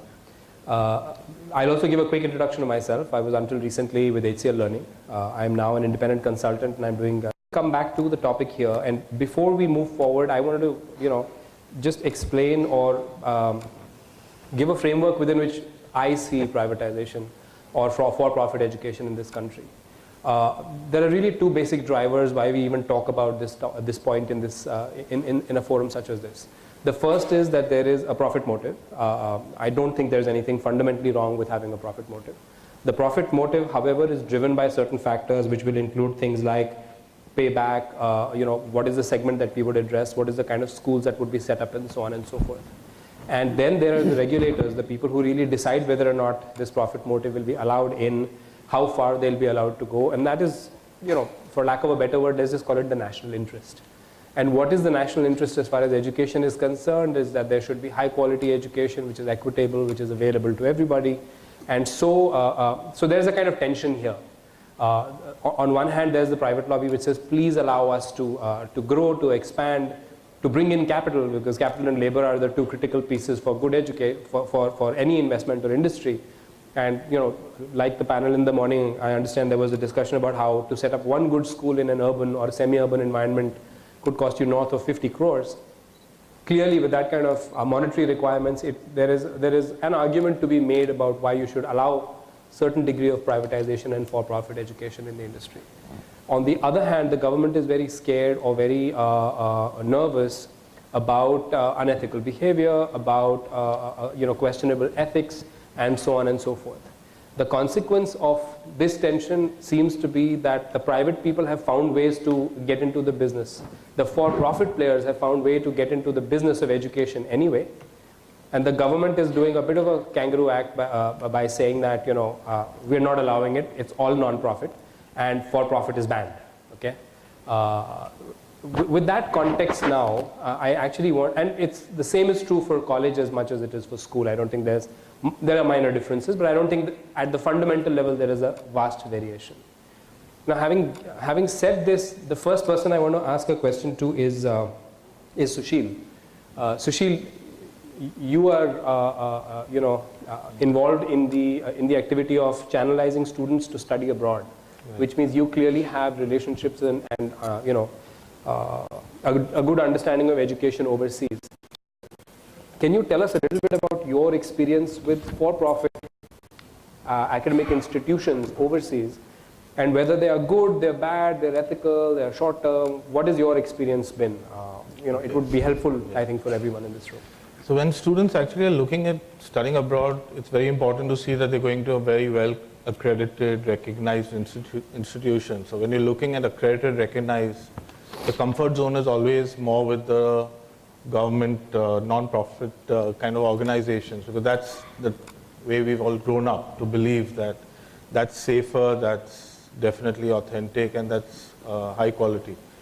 But however, when you look at program rankings, facilities, etc., sometimes it's the private sector that tends to have some more facilities in some institutions. So we, as an organization, we always highlight this to the people. Now, I don't find that there's issues on ethics or other problems that one would be afraid of, like the government is afraid of about privatization, that we encounter, because there are multiple bodies that are accrediting and validating the institutions and seeing that they are reigned and controlled and offer high quality. So I don't think that it's so much of a choice when you're looking at quality education abroad. It's not that people would look at only government or private or vice versa. Okay, I think that's a brave response, because if the government allows privatization, his business would probably be adversely hit. Yes. But I think that's also very, very interesting. So, Alok, what is your view on this? You've been with NMIMS. It is a private institution, but it's it's been expanding very rapidly. It's been doing a lot of. It's been behaving like a corporation in many ways. You were heading up international outreach. You were advising the government of Nigeria. So, what is your perspective on on this facet of our discussion? See, let me tell you that I have worked in autonomous sector, I have worked in private sector, and I have interacted a lot with government authorities also.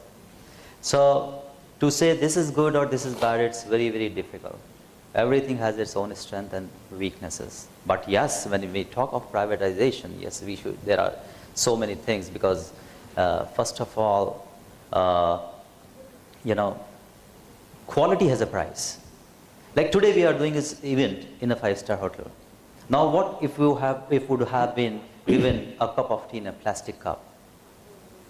It would have created some kind of impression, number one. Number two, let's say if the hotel is not working, do they have the liberty to switch off half of their AC or half of their lights? No.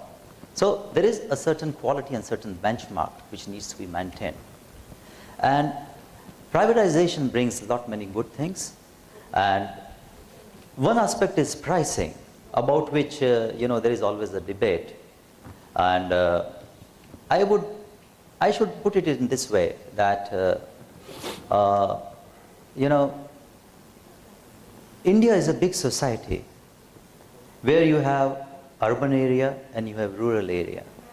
So whatever which is there, which is for masses, let that be controlled by the government. And whatever which is for classes, which is willing to offer a price against the quality, that can be for the classes. But yes, there was a suggestion in the morning. That was that let 20% of the seats be reserved for those who are having a certain benchmark to qualify, but they are financially, not in a capacity to pay. Well, this can be thought of and discussed. Okay, great. What do you think of that? Okay. I come with again from my practical experience. I don't know. I will again make it clear, for any educational institution in this country, whether you can only run under a society or a trust, and or other Company Act for 25. And in all these acts or trusts or society, educational institutions have to have a balance sheet at the end of the year which says no profit, no loss, no matter whether you've made a profit or a loss. But the balance sheet has to say so, right? That's the hardcore truth of our country today, right? And as I said again in the morning, it's a 50 CR to 100 CR investment. And the gestation period of a school, even to break even on operational expenses, is around 5 years. All right? So looking from that practical aspect of life, you know, any business which needs that kind of an investment and a gestation period of 5 years even to break even operationally, I think if privatization doesn't happen, if we don't let people deliver quality and charge a price and be open about it, there'll be a time when people will stop starting schools or will find unfair means to manage it. That's happening even today. Right. Yeah? So either let it be there or let it be wrapped in the carpet. So choice is ours. So thank you so much. So I have one more point. Of course, please. Yeah, and a very strong point again. Yeah, government has put so much of, you know, policing on the private sector. Yeah, you have to give this much of salary, you can't charge more than this fee, you have to have this quota, you have to have that quota, everything. But I have a question to ask. If government schools or government educational institutions were delivering what they are supposed to deliver, we wouldn't have had a mushroom growth of private sector. Yeah, you go to any other country. Yeah, 10 years back, first time when I went to USA to stay with my sister-in-law, yeah, and she was shifting, and she just moved into a house and she was again shifting. I said, Monu, why are you shifting? She said, Bhabhi, यहाँ school county की price जो होती है, school के हिसाब से होती है. Your property rates go high or low in a county as to what is the ranking of the school in that county. That's a government school. Yeah? Today government has to charge us a tax and then a cess and then an education cess, and all government schools are sitting idle. Everybody is getting, government school teacher gets paid better than a private school teacher. She can bunk school as many times as she wants to, provided she pleases her boss. I mean, what's happening? What are we talking? So, thank you. I mean, that's the hardcore truth. Yeah. The aspect that's really coming out here is that the government perceives that there is a risk of privatization in education. Now, what is the risk? The risk is that you will have badly run schools, you will have unethical players, and the fact of the matter, like ma'am has rightly pointed out, is that it's not that you're fighting against a perfect system which is already in place. You're fighting against a system which is very, very far from perfect. It's highly imperfect actually, and yet you're not allowing an alternative into the system. Now there is an underlying assumption here, and I again take the example of both Ryan as well as Sriram, where they have clearly focused on the middle class and above, but they've not really looked at the lower tier. Okay? We also have this, with all due respect, but we have this fairly classical approach where we say that, this is where the money is to be made, so give this to the private guys. This is where the hard work is to be done. This is where access is difficult, finding good people is difficult, so let the government do this piece. So it's like saying, Air India, you have to be profitable, but I want you to fly all the non-profit routes in the country, and I'm going to give all the profitable routes to Jet Airways and Indigo, right? So I don't know whether that is really an argument which will stand.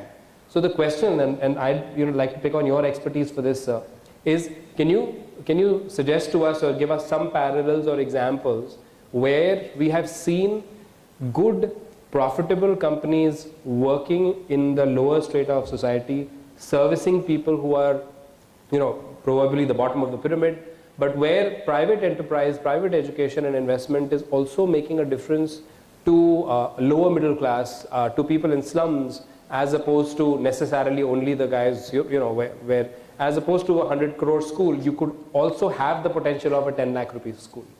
But can that be built? Can that be profitable? And can that deliver good value to a community in terms of high quality education? And you feel free to take this into the context of colleges. Right. Sorry. Yeah. Let me start with I'm slightly uncomfortable with this expression, privatization. Privatization was first coined by this great management guru called Peter Drucker. And the Prime Minister who practiced was Mrs. Thatcher. And the meaning of privatization was something else than what we are talking about. Meaning of privatization was privatize government property. That is what Mrs. Thatcher did. Now that's not the intention here. The intention here is that private sector should climb to the commanding heights in the education space. That's the intention here, which I am for. That's what should happen. The reason is simple, and again, I am from the field of management, so I'll go back again and again to that. Drucker once said in his famous book, New Realities, that government is a poor service provider. If government has to provide any service decently, it has to be a monopoly. For example, Indian Airlines ran in this country when it was a monopoly.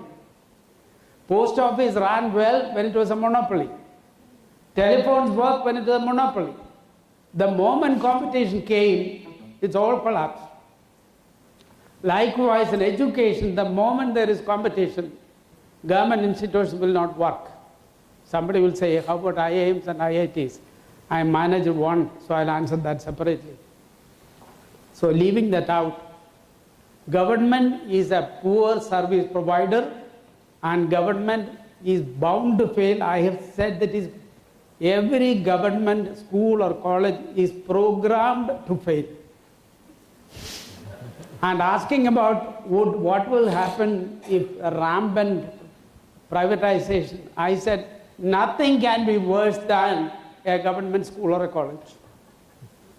And if you take the private universities, because about which there is a lot of criticism, I always said, and I am the field of management, I'm telling you, any private university at any time is better than any state government university. Now, let me, not supposed to make quotations, I think, but I'll quote something here. This is from that famous report of Sam Pitroda, the Knowledge Commission. He summarized governmental control briefly like this. He said, in sum, the existing regulatory framework constrains the supply of good institutions, excessively regulates existing institutions in the wrong places, and is not conducive to innovation or creativity in higher education. That applies to schools also. I am strongly of the view, if primary school, take primary school, there is every year you get the Pratham report. World Bank has looked into that and said what a horrible situation of primary schools and secondary schools are. Would it at any time become better? No way. No way. And the reason is simply this. The teaching class, I'm sorry, I know there are a lot of teachers here. The teaching class has become unionized. And it has gone into a different plane altogether. When she is talking about my grandchildren in the United States study in the county school, they are very good. And what she said is very true. The work ethic, that's a different story. The work ethic in the United States or Sweden or any of those countries, because government schools run very well there, that's a different story. We don't have anything called work ethic. We are neither work nor ethic. That is where we have reached. So therefore, I strongly believe the only answer, and I hope Prime Minister will look into this, Education Minister will look into this, our salvation lies in, loosely using that expression, privatization. And I'm all for it. That is where if we want to be a force in education, which we should, and which we can, the only salvation is in this route, privatization. Somebody will ask about IIMs and IITs. Since I manage one, let me just answer that. IIMs and IITs are government founded and government funded. That's it. That is an education institution which has full autonomy. 6 years I managed IIM Bangalore. Believe me, I never had a question from the minister or the secretary. We are left to manage. I remember once Thomas Bata, who was chairman of the Bata Group, visiting us. When he was leaving, I accompanied him. I took him around. When he was leaving, he asked me, "Where do you get all this money from?" I told him, if I have a problem, it is the embarrassment of riches. I said, every quarter we get the money, even more than what we needed. So look at this. We have full autonomy and we have total support of money. You don't find such a parallel anywhere in the world. So it is not a government institution really, IIMs, if they are left as they are, or IITs. But look at what happens to other government institutions and see how they are managed. Government universities, state universities, state colleges, state schools, municipal schools, all of them, no way, no hope at all. Now, let me quote another great man who is a great friend of India, Indian, and even a great friend of the new administration. This man's name is Vanagaria, economist, who teaches at Columbia University. This is what he said. If the government wants genuine progress, and Vanagaria is a great friend of our senior people in the government. If the government wants genuine progress towards autonomy, it must adopt a far more aggressive policy than the current piecemeal process. Academic freedom, you remember what was said by the Pro-Vice Chancellor in the morning. Academic freedom has no meaning if university has to regularly take orders from the bureaucrats at the UGC. Now, one of my colleagues has written saying that this is the most centralized education system in the world. Most centralized. And the Pro-Vice Chancellor's point, what he learned at Harvard, I'm a student of Harvard, and that's the same thing you heard. You don't run an education institution without freedom. And that is what is not there in this country. Thank you, sir. Really, really words of wisdom. I'm glad that he's on the panel with us. I have a point to add here. I'm sorry, if I may. And feel free to jump in and answer the question. The critical piece here is really one of how are we going to manage the risk which is perceived by the government. There is clearly a scenario where, for example, international and even in the US, when you look at a lot of the institutions, there are private institutions. There is a lot of private education which is for profit.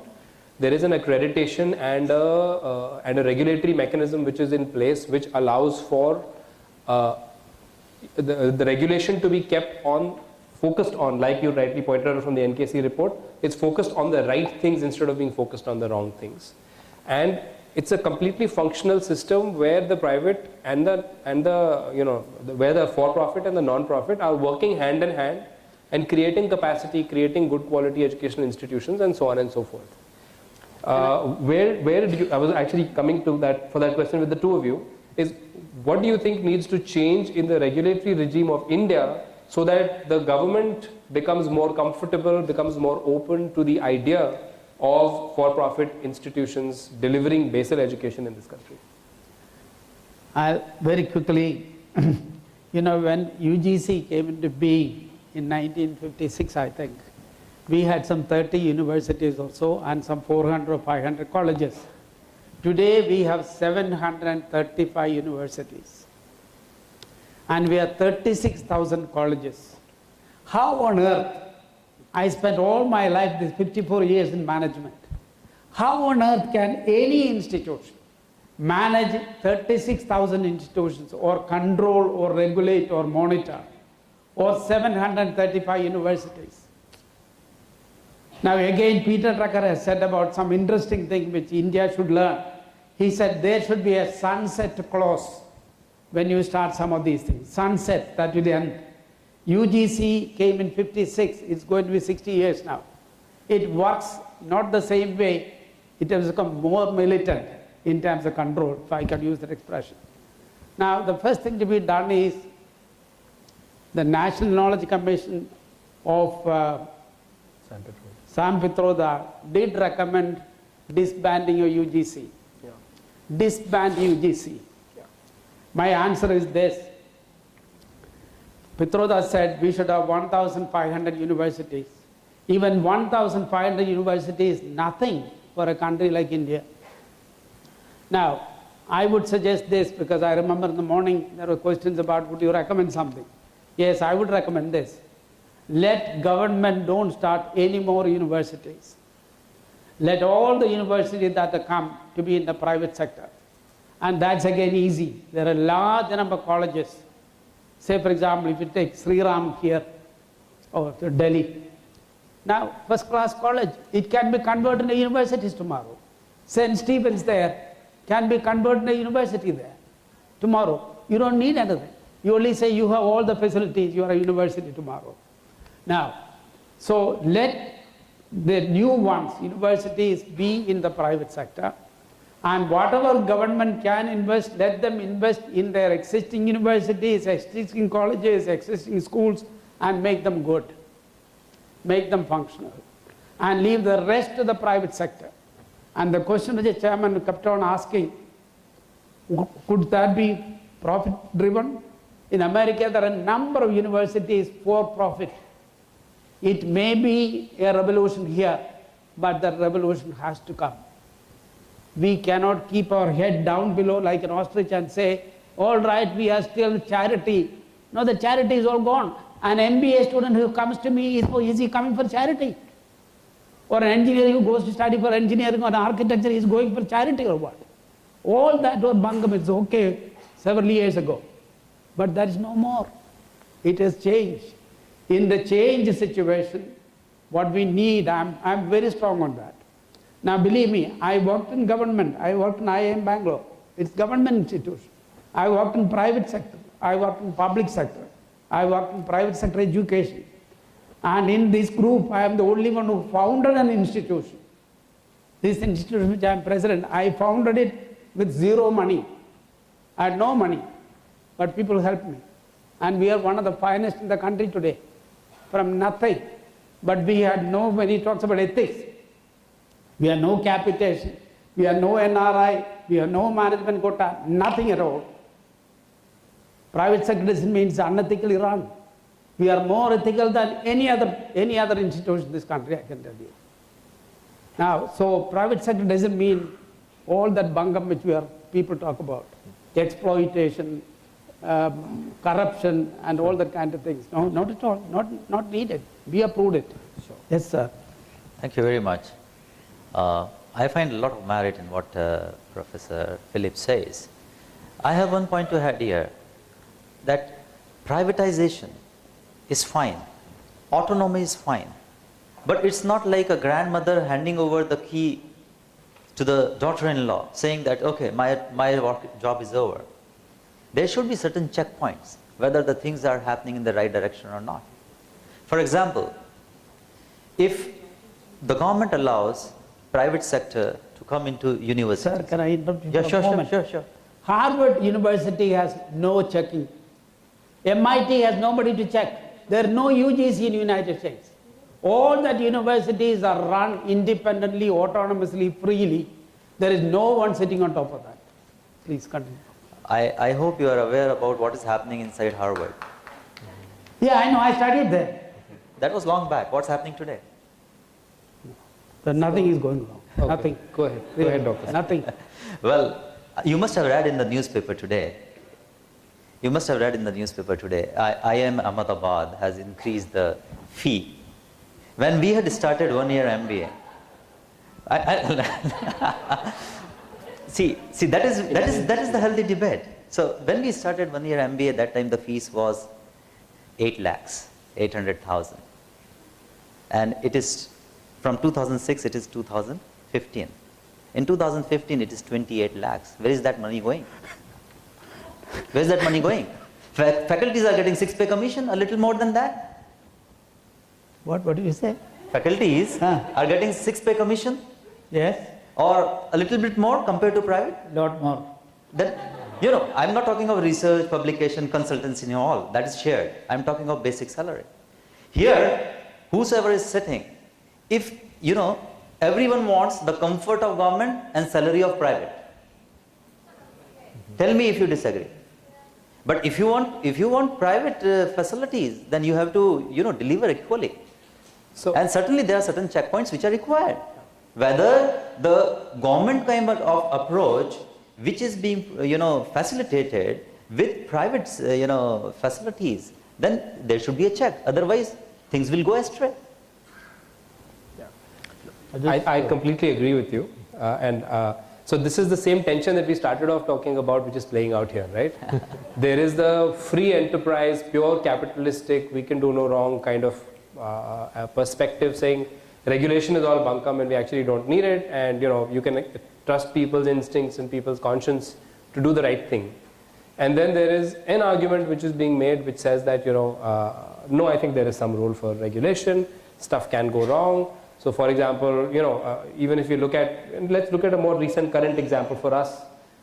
Despite not having the permission for for-profit education in our country, we all know that in the last 2 years, a large number of engineering colleges and MBA institutes have been shut down. They have formally had to go to AICTE and they have had to go and tell them that we are not being able to run our institution. Now, if there is no formal process, if there is no regulation, the person who set up that institution can just lock it up, vanish, and leave those students who are currently enrolled in the lurch. But there is, even today, so you have to, take it in some perspective. Sir, even today, may I finish? Sorry, you are simplifying it. No, may I finish? So even today, there is a certain requirement or expectation saying there is a process for a shutdown. That process involves you go to AICTE, which is an imperfect regulatory institution, but there is an interest, and at the end of the day, the most critical stakeholder in any of this, set of institutions is the student.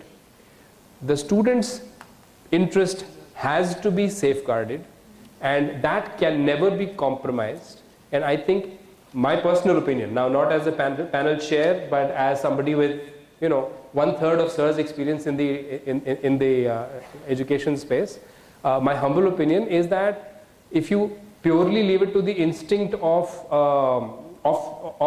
the private operator, all private operators are not like you, sir. Sir, with something which is forgotten in this country again, because our so-called leftist intellectuals have confused this country so much. Now, he said that, let me give an interpretation of what he said. He said business schools are closed. Yes. Number of engineering colleges are going at the rate of something like 30% to 80-90% filling of vacancies. Yeah. Things are bad. What does it tell you? Market is a better leveler than anything else. And you don't need somebody sitting in UGC, a clerk telling you what to do and what not to do. The market will level you. Therefore, when you get into that, you have to calculate as you are getting into business. If you don't have a good product, you should go out. That's it. So, and what's wrong with that? So I will take a worst case scenario and I'll talk, sorry, go ahead. Just on regulation and markets, something that I've seen in international markets. If anybody knows about what happened in Australia where the Indian students are not treated well, there was supply out of India and there were a lot of private institutions that were taking in students and they were not being trained correctly. So they did not have good regulation, they could not manage it, and but there was demand. The market forces were not totally in play as it would normally be. So you have to keep in mind, I'm just trying to get to the part of regulation, that even economies that we look up to for the quality of education and institutions they run have a challenge in regulating. We've seen something called Tri-Valley in USA. They don't have a UGC. That could be an advantage, but I see it sometimes as a disadvantage because they can't come on a common platform for anything. In Canada, the states run education independently. There's no national body. UK has had private institutions closed down because they were running unethical practices. So regulation itself, even if when we talk about privatization and regulation, there's a lot to be done to see that regulation itself is not well. So, and I will take the counterpoint to Sir's argument, which is really, and that's very helpful. So thank you so much. Can I give you one more point to think about? How many government schools, primary schools, are running at 30% capacity or zero registration? I know I am from Kerala. I live in Bangalore, Karnataka. I worked here in Delhi. I worked in Bihar, Jharkhand, and all these places. How many government schools are running today with only teachers and no students? Because nobody goes to a government school. Even a driver, my driver would like to have, yes it is, want to have his son studying in a private school, English medium school. And he doesn't send his child to the government school. Government schools are, nobody is studying at here saying that, oh, all these government schools are, nobody is there. So, absolutely, sir. And I just want to clarify the point just so that we are all on the same page. I am not for a moment advocating we should not allow private investment. What I am advocating, as not as a chair but as one of the panelists, is that the privatization has to be managed. It has to be regulated. Just because India does not do a good job of regulation does not mean good regulation is not possible. But there is a downside. So coming back to my earlier example, you take the example of market forces you talked about in all these engineering and MBA students. What's actually happening in that engineering college, which is the third tier engineering college in the outskirts of Yamunanagar or wherever? What's happening is that any student who has taken the state level comparative exam and has passed it is offered a seat. Irrespective of whether or not there is job prospects, parents are ill-informed because they go in with the impression that my son is going to be a BTech, he'll come out with a 30,000 rupee salary. That job is not there, that salary is not there. 3 years into the process, that institution shuts down and this student is transferred to another institution which is 30 kilometers away. Is that a positive outcome or a negative outcome for that student concerned? Allow me to finish. Yeah. And we are not talking about one student here. We are talking about in the range of 200 engineering colleges, each having 4 years and each year having on average 60 students. So you are talking about 6 4s are 24. So 224,000 such students are currently in India today who are a victim of improper or illegitimate private activity in the education space. How does one address that and ensure that does not continue to happen in this country if you allow for privatization? I feel guilty, I feel embarrassed to, sort of speak several times, which I should not have done, but I'll make one more point.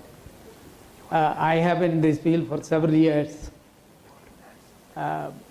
almost as old as or older than UGC. Whatever arguments we just now heard, the planning commissioner said, whatever we heard, the industry ministry said, saying that we need controls and regulations, and we had license Raj. 1991 we lifted that. What we are saying is, and what happened? We moved from 3% growth to 9% growth. Who brought the growth? Private sector. What I would advocate is only the same. If the economy and the trade can be liberalized, can be opened up, and the country benefited from that immensely, 3 times, 3% to 9.5%, the same thing will happen. Now, the UGC is the old license Raj. And so we did not lose anything in 1991 and thereafter because of liberalization. I predict the same thing will happen to us. We will only move up, we will not go down. So we are stuck in an impasse. So I think we really need to get some of the other panelists, and maybe somebody else can come in with a ray of light and break us out of this. So, do you have any? I have a solution. Of course, I don't know how much it can work. Instead of pushing the private sector with all the laws and bylaws and bylaws, and we have, as he said, a lot of government schools sitting, the infrastructure sitting empty, and the private sector investing so much into the infrastructure, and they don't have labs. The government schools don't have labs. They don't have, even if they have children, they don't have labs. They don't have library. If there is a library, there are no books. So to me, practically, the solution that appears to be, if each government at least each private school is given one government school to mentor and to share resources. You don't have a physics teacher who's good, I have a good physics teacher. Share your resource. They have the infrastructure and the private school doesn't have a playground, share the infrastructure. The nearest local government school should be handed over to a private school to mentor and to share resources. That's the only practical solution that we have is sitting in this country. So that's your Margaret Thatcher approach, sir? Yeah. And as I told you that, one more solution to this problem is that, in India, everything is Hydra effect. Things multiply. The moment there is any relaxation in anything, there are a many people who jump into it because money is not a problem, investment is not a problem. So, let's say when the government allows few more schools to open up, or let's say few management institutes to open up, so few engineering colleges to open up, it must be done in a restricted way. Let's say 3 engineering institute in a particular area or state, or maybe few management institute in a particular state, and then all those which are private, they need to come with international collaboration, that too with top 400 or 500 universities, not any Tom, Dick and Harry. Then only the quality will improve. Otherwise, we are again back to the same situation, and the institutes will again start closing down. So, what you are talking about is actually illustrating my point, saying the AICTE regulatory regime failed in some manner. Absolutely. Because if they were doing a good job, they should have managed the growth of the engineering and MBA institutes instead of allowing them to mushroom and then shutting down, which is much more negative, yes. Which is a much worse way to go as opposed to what you are saying. Yes, it should be restrictive with certain audit clauses or certain control points. But this focus and this entire conversation has gotten very heavily channelized towards higher ed. I also want to talk a little bit about schools. So in schools, in higher ed, more of the institutions that we are seeing, most of the universities we are seeing are at the expensive or above category. There's very few which are really working at, in the slums or in institutions, in marketplaces which are lower middle class and so on and so forth. And I use the word marketplace very intentionally. But in schools, for example, with GMS and with certain other players, there are examples where private education is affordable. And it is actually much better quality than government, which is not saying much, but that's why it's preferred. But for example, if one could bring about sensible regulation, there is a much bigger impact that private investment could have on the schools of this country, on the education literacy rates, retention rates in this country. I mean, that's problem number 1, right? So what are your, do you think that, I'm just taking an example, no offense, but I just want to take one specific example. So let's say Ryan, okay? There are over 100 schools, they're very successful, they have a model which works very well, but it's very clearly, the top 2 tiers of the pyramid, nothing at the bottom. Do you think, taking that as an example, do you think some entity like that could play at the third tier of the pyramid? How do you think they could operate? What would that look like? And how could the government enable something like that in a sensible way so that it actually can take you to the next level? I will talk about when I'm the founder head of Ryan's Gurgaon. When we were running I was running Ryan's Gurgaon, we had done a model like this. Rather, I was talking to one of my Rotarian colleagues here.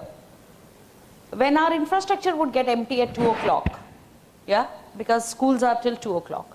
So 2 to 6, at that point in time, Gurgaon was totally under construction. Yeah, there were only towers coming up and there was a lot of migratory labor. Wow. So our doors would be open to that migratory labor from 2 to 6. And they could use that same tabla, sitar, sarangi, computer, washroom, everything that any other child in our school would use it in the morning. Yeah.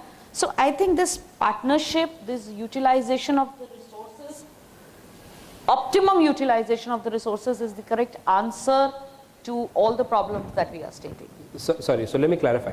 What you're talking about is CSR. Yes. I am talking about a fully functional business model which is profitable, which can work at a 500 rupee fee point. Do you think that's possible? It is possible. It is possible.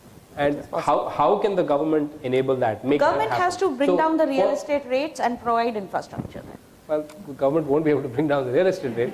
No, I mean, earlier when, okay, the earlier policy of the land allotment was that you have a trust and you used to get land at a bare minimum price. When I opened my first school in Ryan, 1 acre land I got for 8 lakhs to be paid over a period of 10 years. Okay. The next piece came at 6 crore per acre. So, yeah, because the government said, no, nothing doing, we are not giving you land anymore. marketplace. No, so realistically, for example, if I just take a different way of looking at it, the government won't be able to control real estate prices all across the country. That's increasing regulation, which none of us want. Yeah, but if they allot land on a reasonable price, that will cut down a lot of expense of a school. Okay. So we have about 10 minutes left, and I'd actually like to open the panel up to all of you. Do we have some mics in the audience? Yeah, I have a leftover question from my last this thing. Somebody had sent a chit which my previous panel. Why do you want to answer yesterday's question now? No. Okay. Go ahead, go ahead. Some people want to ask. Yeah. questions. In the meantime, one quick. Somebody asked that. Just 1 minute. In the meantime, can the sound team just arrange for some mics, mics. in the room, please? Yeah, go ahead, ma'am. So they said that there was a question that when we are talking about modernization and technology, we are normally aping West. That was the question. Why can't we ape our own system? Yeah, I think that's what we should do. Our own education system has produced people like Purushottam Rajaram, whom we remember till today. Our education system is the best. It was experiential. If we talk about Abhimanyu and his Chakravyuh, it was all 21st century skills that we talk about, collaboration, creativity, everything that we talk about, we are reinventing the wheel actually. So I agree with that person who has sent me this question totally, that it's best to ape our own system because that is the best in any case. But again, as I said, take the best from everywhere. Yeah, so I'll allow some questions, quick couple of caveats. Please introduce yourself first. If you have an observation, don't share it. If you have a specific question, please name who the question is for and then be very brief so that the person can answer at length. Yes. Myself, H.S. Khalsa from GD Goenka International School. I know what ma'am told is, means like if there is any option, means you were asking about it. Why don't there can be some regulation which has to be taken up by government, wherein the schools which are not having the capacity of the students coming up, they have already settled down the infrastructure. Students are not available over there, but teachers are available. Let that control go to the schools like Ryan or Sriram, which are managed by a group of people. Let that people run that school. They will show how to run a school. They will have the capacity if they are provided with the infrastructure and all the facility and the funding. Then they will easily run the school in a very profitable manner. Let it become the format of a IIM, that all the infrastructure and all the things are provided by the government, and let it be managed by private organizations. Can I answer that quickly in one sentence? Sure. Sir, it's a wonderful question and you have a wonderful parallel. What was it the finance minister announced a few days ago? All the Sikh industries belong to government will be privatized. Same thing that you said. Wonderful. That's the answer. So, I am Bhushan Diwan, Vice Chancellor Designate for Somaiya Vidya Vihar University at Bombay. This free regulation and free market, I think, is a prescription for doom without controls. With due regards, today India's telecom rates are the cheapest in the world. I feel the model of TRAI, Telecom Regulatory Authority of India, the phenomenal work they have done by creating a level playing field. And what Madam said, if I make a call from here to Bhopal, and Bhopal has Idea, and I am calling from Vodafone, there's a sharing of infrastructure, and they have a framework of paying charges. So regulators required to provide a level playing field. Okay. SEBI again, SEBI, TRAI. So no regulator will not work. That's the point I want to make. Thank you. Thank you so much. Hi, my name is Chaitanya. I'm from a startup called Smart On Learning. This question is for Professor Philip. Sir, when you talk about regulation, especially in the context of education, even the most privatized country in the world is US, where as we speak, the entire for-profit industry in education in the US is being regulated because of the same problem of lack of outcomes and the practices that they were not supposed to do. The problem that we have in India is we don't have a play for the private players yet. It's still supposed to be done in ways and means that none of the private players are comfortable, but we're still getting regulated. So I think the happy medium should be have a play for the private sector people and then build regulation around it, which I think Australia, UK, US, all of the countries have done. And that's a good example. I just want to hear your thoughts on that. Is that question aimed at, sir? I missed some part of the questions, but I hope I got the essence of it. I can link it up with this too. When we say, I did not say no regulator, honestly. You need somebody who will establish norms and say, if these are the norms you satisfy, you enter it, and then you run it. And we don't interfere and we don't ask questions every day. And if by any chance we run into corrupt practices, we will take action against you. But we will not ask you to do this and do that, and jump up and jump down kind of thing, which is now happening. Norms are needed. I am for that. And there should be an agency sitting in Delhi saying that if you have these norms, enter it easily as a university. Make it easier. Then leave it even to run it. Then the market will take care of it. That's it. Now, one more last thing I want to tell you, because I should be older than you. I was a great socialist when I was an younger fellow. I was socialistic pattern wala. I went outside to study and then I realized it was all bunkum. We all grew up in a system of socialism here. And where we think that unless that great man in Delhi, I'm talking about the government, if that government doesn't stand behind, everything will go wrong.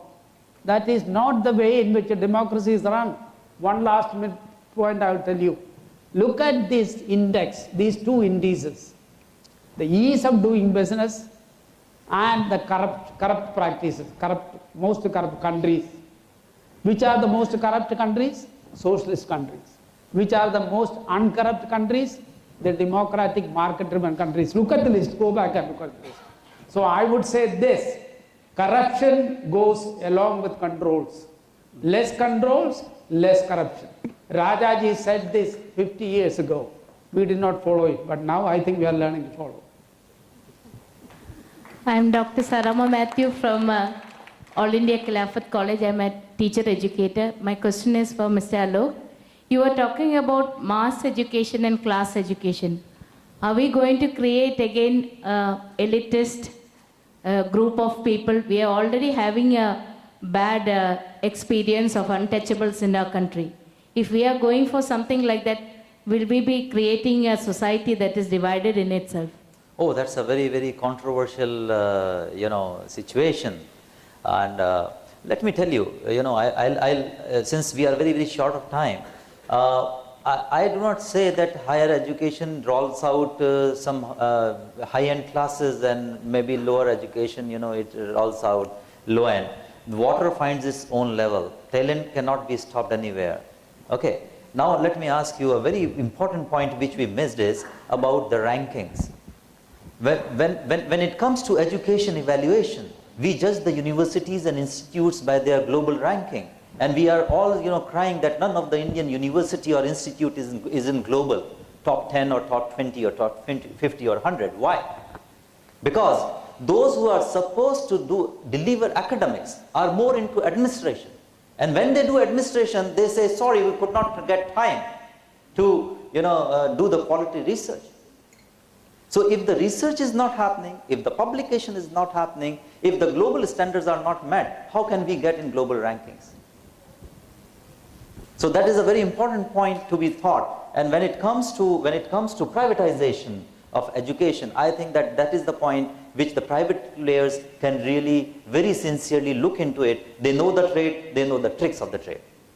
So thank you for that answer. Also, although I think you answered a different question. No, I understood, but I wanted to avoid the answer because that creates a lot of debate.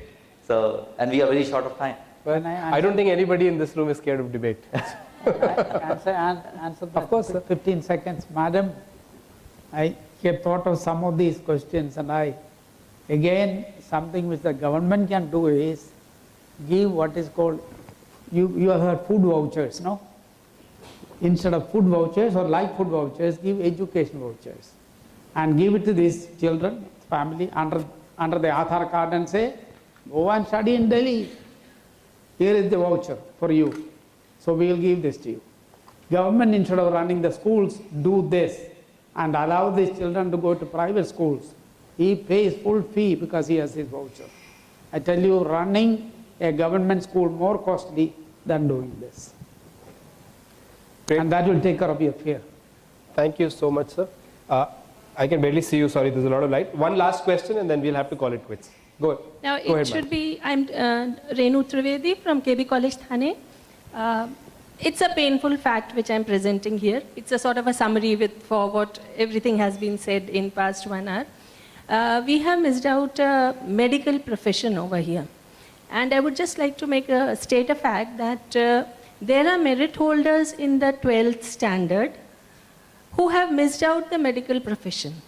And there are many, the elite sector children who have got the degrees in the medical. And then we are missing out the end product. What are we making out of education? So you're saying you're So getting that's substandard doctors in the country? Yes. So because if you of, could because just, of the lack of equitable access for everyone. And the real talent is missing out the education for which education is meant for. So if you could state something for it. Thank you, sir. Anybody would like to take that? What is that point? So she's saying that medical education, like it's on sale. That's the idea. Those who can afford, even if they are not qualified or they are entitled, they get that qualification and they become doctors. In a sense, again, I'm trying to rephrase what you said, but there is no more high stakes profession in the world than being a doctor. And in any ideal system, the brightest are the people who should become doctors. But here we take some of the brightest who land up at AIIMS, and then we take a lot of the mid-tier people. And a lot of the people in the middle are getting missed out, who don't get access to becoming doctors. And as a consequence, there is probably a higher fatality rate in our hospitals than there needs to be. So can we do something about this as a educational... We don't have to do anything. The children are doing it. Do you know how many Indian children are going to China to study for medicine? Yeah. That's it. They will just walk out. That's it. Well, I don't know if that's an answer or an escape. No, but sir, look, again, now you can only have hospitals, good hospitals coming up, if the government will entrust this to good, large private sector enterprises. You will have good institutions. Government, you go to government hospitals and see what is happening. And I'm telling you, I earlier said, quoting Peter Drucker, government cannot provide service that includes hospitals also. So we took the last question, we tried our best to answer it, so you'll have to allow us to go at that. Thank you so much for all your patience for our debates here. And we close in time. Yeah, and we've closed bang on time. Thank you all the panelists. I think it's been a fantastic discussion. I really enjoyed myself. My personal apologies, Sukhmani, that it was a little tilted to the right. But then he said he stopped being left wing a long time ago. It should be tilted to the right. I just want to take on that China thing. He said the students are going to China, but they're not coming back. There you go. Yeah. Well, I'm sure Chinese education is a lot more than what we think about Chinese products. But thank you, panel. What a wonderful interactive discussion. Although it was post-lunch, it never felt like that. Thank you, Chetan, for making it so very special. I'd like to request, I think we are from Times Conference Limited. We have with us in the room, right, Rahul West. Rahul West is going to step forward and present mementos to the panel. And may I request you, Rahul, to first present from this end of the panel, Dr. Alok Jain, former Director, International Linkages, NMIMS. Very heavily. Pleasure. But it was fun actually. Otherwise, the worst thing you can do is be a boring guy. So at least you weren't boring, that's for sure. Moving on to the gentleman who got the most in the popularity rating, claps every time he spoke, Professor J. Philip. I want to add something here. President Xavier for Management and Entrepreneurship. I want to add something here. Yes, please. Sir, did you have a lot of marks for class participation in your institutions? I told you I am an XLRI and Harvard student. Then on to the brilliant chair for this session, former head HCL Learning, Chetan Mahajan. Thank you so much. Thank you. My pleasure. We have a gift for the articulate lady who's back again on the panel with us. Thank you. Madhuri Varti, Academic Director of Sri Ram, and joining us in the panel, Director Advice Sushil Sukhwani.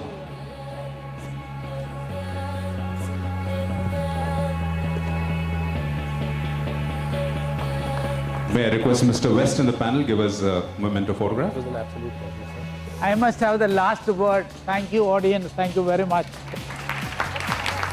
Yeah, okay. Sir, after the words, we need one photograph, sir. A picture says 1,000 words. Or maybe 2,000 now. No. You can just keep it aside. Okay, please, sir.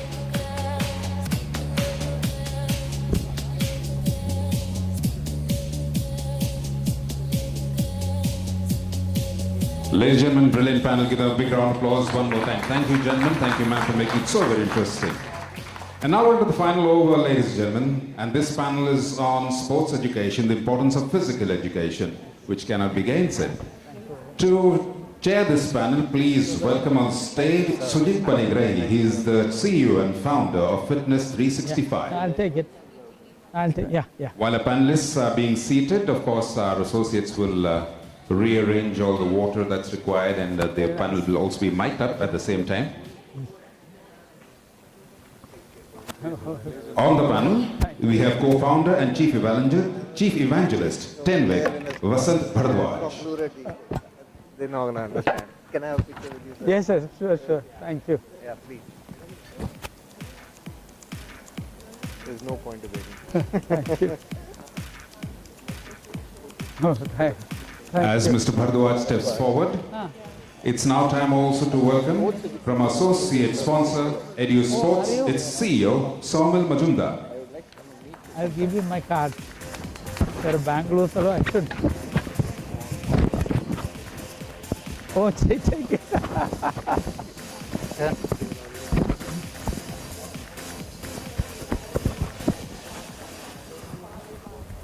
We also have on the panel Director Sports C, Sudhanshu Fadnis.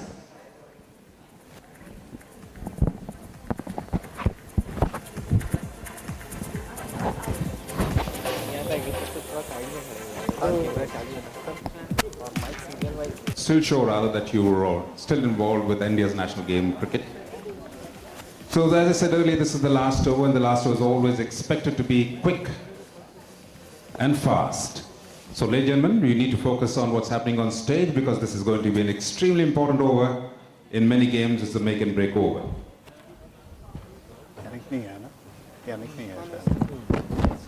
With this, ladies and gentlemen, once again, it's time to hand you over to your panel chair, the CEO and founder of Fitness 365, Sujit Panigrahi. Good afternoon, everyone. Basically, if you look at it, I mean, sports is something which is very important, and that's something which comes naturally to all of us. And what you see in schools typically is that the children, they have a natural instinct to get into sports activities, whether they get a 5 minutes break or a 10 minutes break even between classes. And what we have seen is that since it is called physical education, if you look at education, you break it down into three parts: academic, sports, and co-curricular activities. These are the three main pillars of education from a complete education point of view. And sports is a very important thing as part of that. So that's one thing that I want to talk about. The second thing is that when you look at children in India, increasingly, if you look at the Western world as well as India, you find that the children in India, from a fitness point of view, there are roughly around 68% children who are not at the right level of fitness currently. And you find a lot of children who are underweight, and you have roughly around children in India. With that as a starting point, what I want to do is to introduce my panelist, Saumil. Saumil is the head of Edu Sports, and Saumil has been a pioneer when it comes to structuring the physical education program in schools and making sure that sports is given the same importance as any other subject in schools. So he has been a pioneer there. And to my left, I have Vasant. He is a co-founder of Tenvik. He's one of the 3 co-founders of Tenvik, and Tenvik is known also from Anil Kumble's. A lot of people associate Anil Kumble with Tenvik. So Vasant has been working in the area of making sure that sports is played the right way, and you have about 6 sports, right? Which you, that's correct. Yeah. So they have about 6 sports that they actually run in schools. And Sudhanshu is from Sports Seed, and they are trying to promote Olympic sports in schools. So all the Olympic sports which are there, so they are trying to promote that. And I'm from Fitness 365. We actually aim at improving the fitness level of children in schools, and we look at improving. So we say that whatever is the level of fitness of children of a child, the idea is by the next year, can he go to the next level of fitness? And we believe that only small % of children will essentially get into professional sports. So that's from my experience point of view. All 4 of us have different kinds of experiences. I would like to start with Saumil. Why do you think we need a physical education program or a structured sports program in schools? Okay, so I think the interesting part is that it's always been a part of the sports curriculum of schools. It's mandatory. You can't start a school without a PE and so on. I think what has changed in the last maybe 15 years is that the off-school playgrounds have disappeared. So when we grew up, there was enough place outside my house to play. So my dad didn't care whether I played in my school at all. But now there's nothing outside the school, outside my house. So the only place I can play is the school. And therefore, the pressure on the school to provide a complete holistic experience, including physical activity, because outside most people's homes is a road, which is not safe. And therefore, there's more and more pressure on the school, and therefore, I think the need for an improved experience. And then the question is, what is improved experience? And that's where, if you kind of juxtapose education with sports, we do exactly what education has done, math, science has done, age-appropriate, inclusion, teaching maths even if the class is small or is large, assessing each child, and that's what creates the scale and the ability to provide the same experience at a large scale, and that's what structure gives it. So what you are saying is the child actually spends a lot of time in the school, roughly around, if you start early in the morning till about 2:30. So that's a huge amount of time that he's spending in the school. So you feel that, so that is a time zone where everything that he does related to sports, he spends that time. Yeah, the reality is there's no option outside. The options outside are disappearing. So as a parent, however privileged you might be, you just don't have enough choices to give your child a regular daily or a weekly physical activity sports experience. However privileged you might be. And therefore the only answer is how do schools provide a better experience, and that's where what parents want, the school's customers, the school's consumers if you will, they want that, and can the schools provide that? And that only if it's structured will it cater to all children. Just wanted to ask this question to everyone as parents rather than as teachers. As parents, do you feel this pressure that the child is not able to get, he doesn't have the access to good playgrounds after school hours? How many of you feel that way?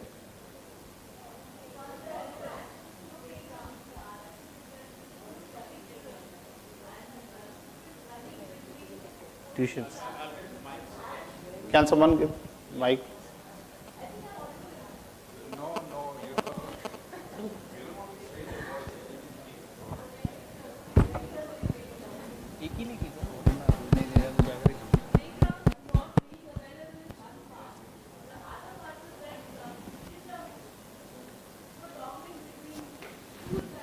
Coaching classes and so many other assignments, sports or any kind of physical activity gets left completely behind. That's one. Yeah, that's exactly the point. Sorry, second thing is that maybe till about the 8th standard, parents do encourage them to take part in sports. But after the 8th standard, it's like studies only and nothing else. And once they go into college, I'm very sorry to say that all kind of physical activity, leave alone sports, becomes a zero. So it's a very, very serious concern. And then they start putting on weight, and then, you know, all the other problems start. So you're right. I mean, if I may, I think what you mentioned about the tuitions and everything else, in some sense is reflecting the fact that we have not accepted that sports is part of education. if you accept sports as a part of education, then you would, in theory at least, give it the same importance as maths or science. In theory at least. Which means that you would at least have as many classes for sports as you would have for maths. Which means that if a child is slow in maths, you will call the parent and say, you know what, your child is slow in sports, please do something about it. And the same, if you just apply the same features of education to sports, I think we'll solve most of our problems. Right. Yeah, I think between what you told and Saumil also mentioned was basically about age-appropriate curriculum is something that you mentioned. Sudhanshu and Vasant, I mean, you want to talk about it. The question is that, is it possible to create curriculum which is very age-appropriate and start from kindergarten, the way you actually do it for the... what are the methodologies that can be put? Sure.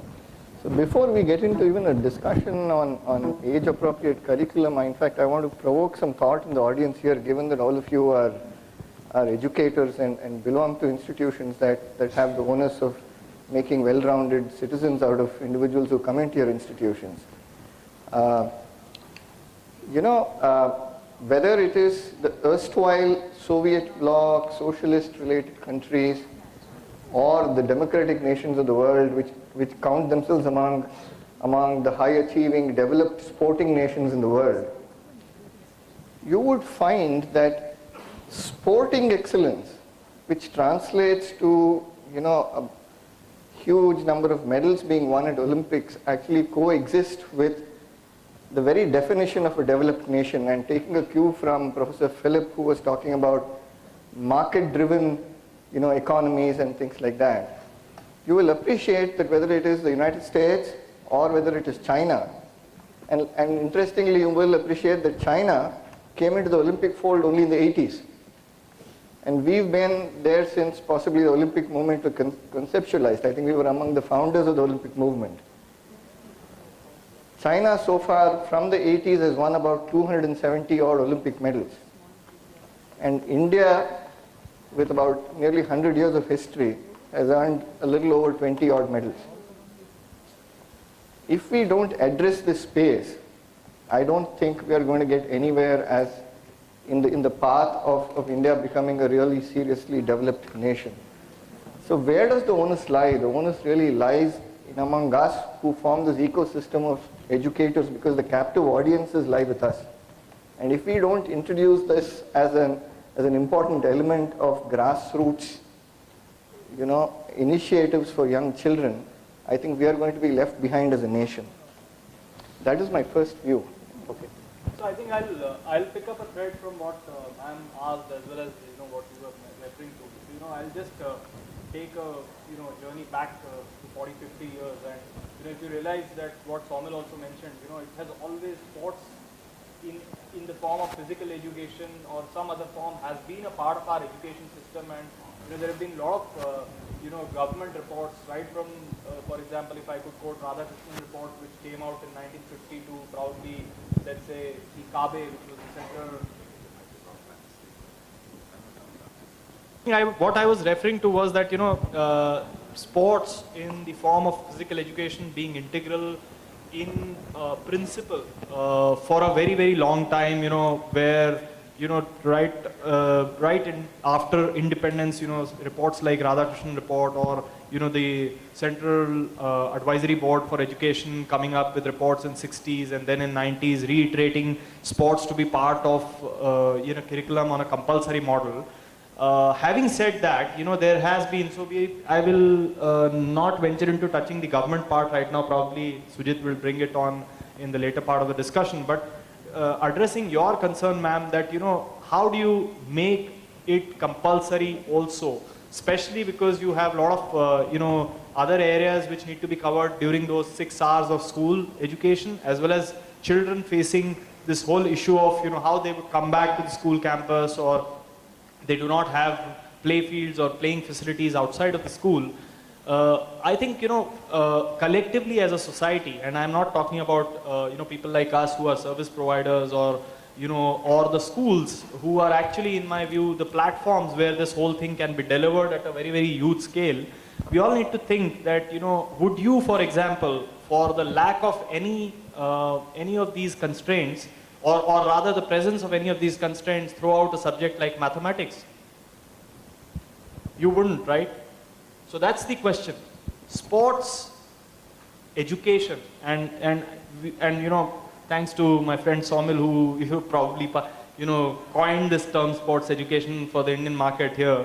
And you know, we always used to speak about physical education, and there's a lot of debate. You know, people can say whether sports education is subset of physical education or physical education is subset of sports education. We are not getting into that. I think the important idea is you need to bring in sports and marry it with education, and you need to look at making it compulsory for everyone out there, because every child in your school deserves that chance.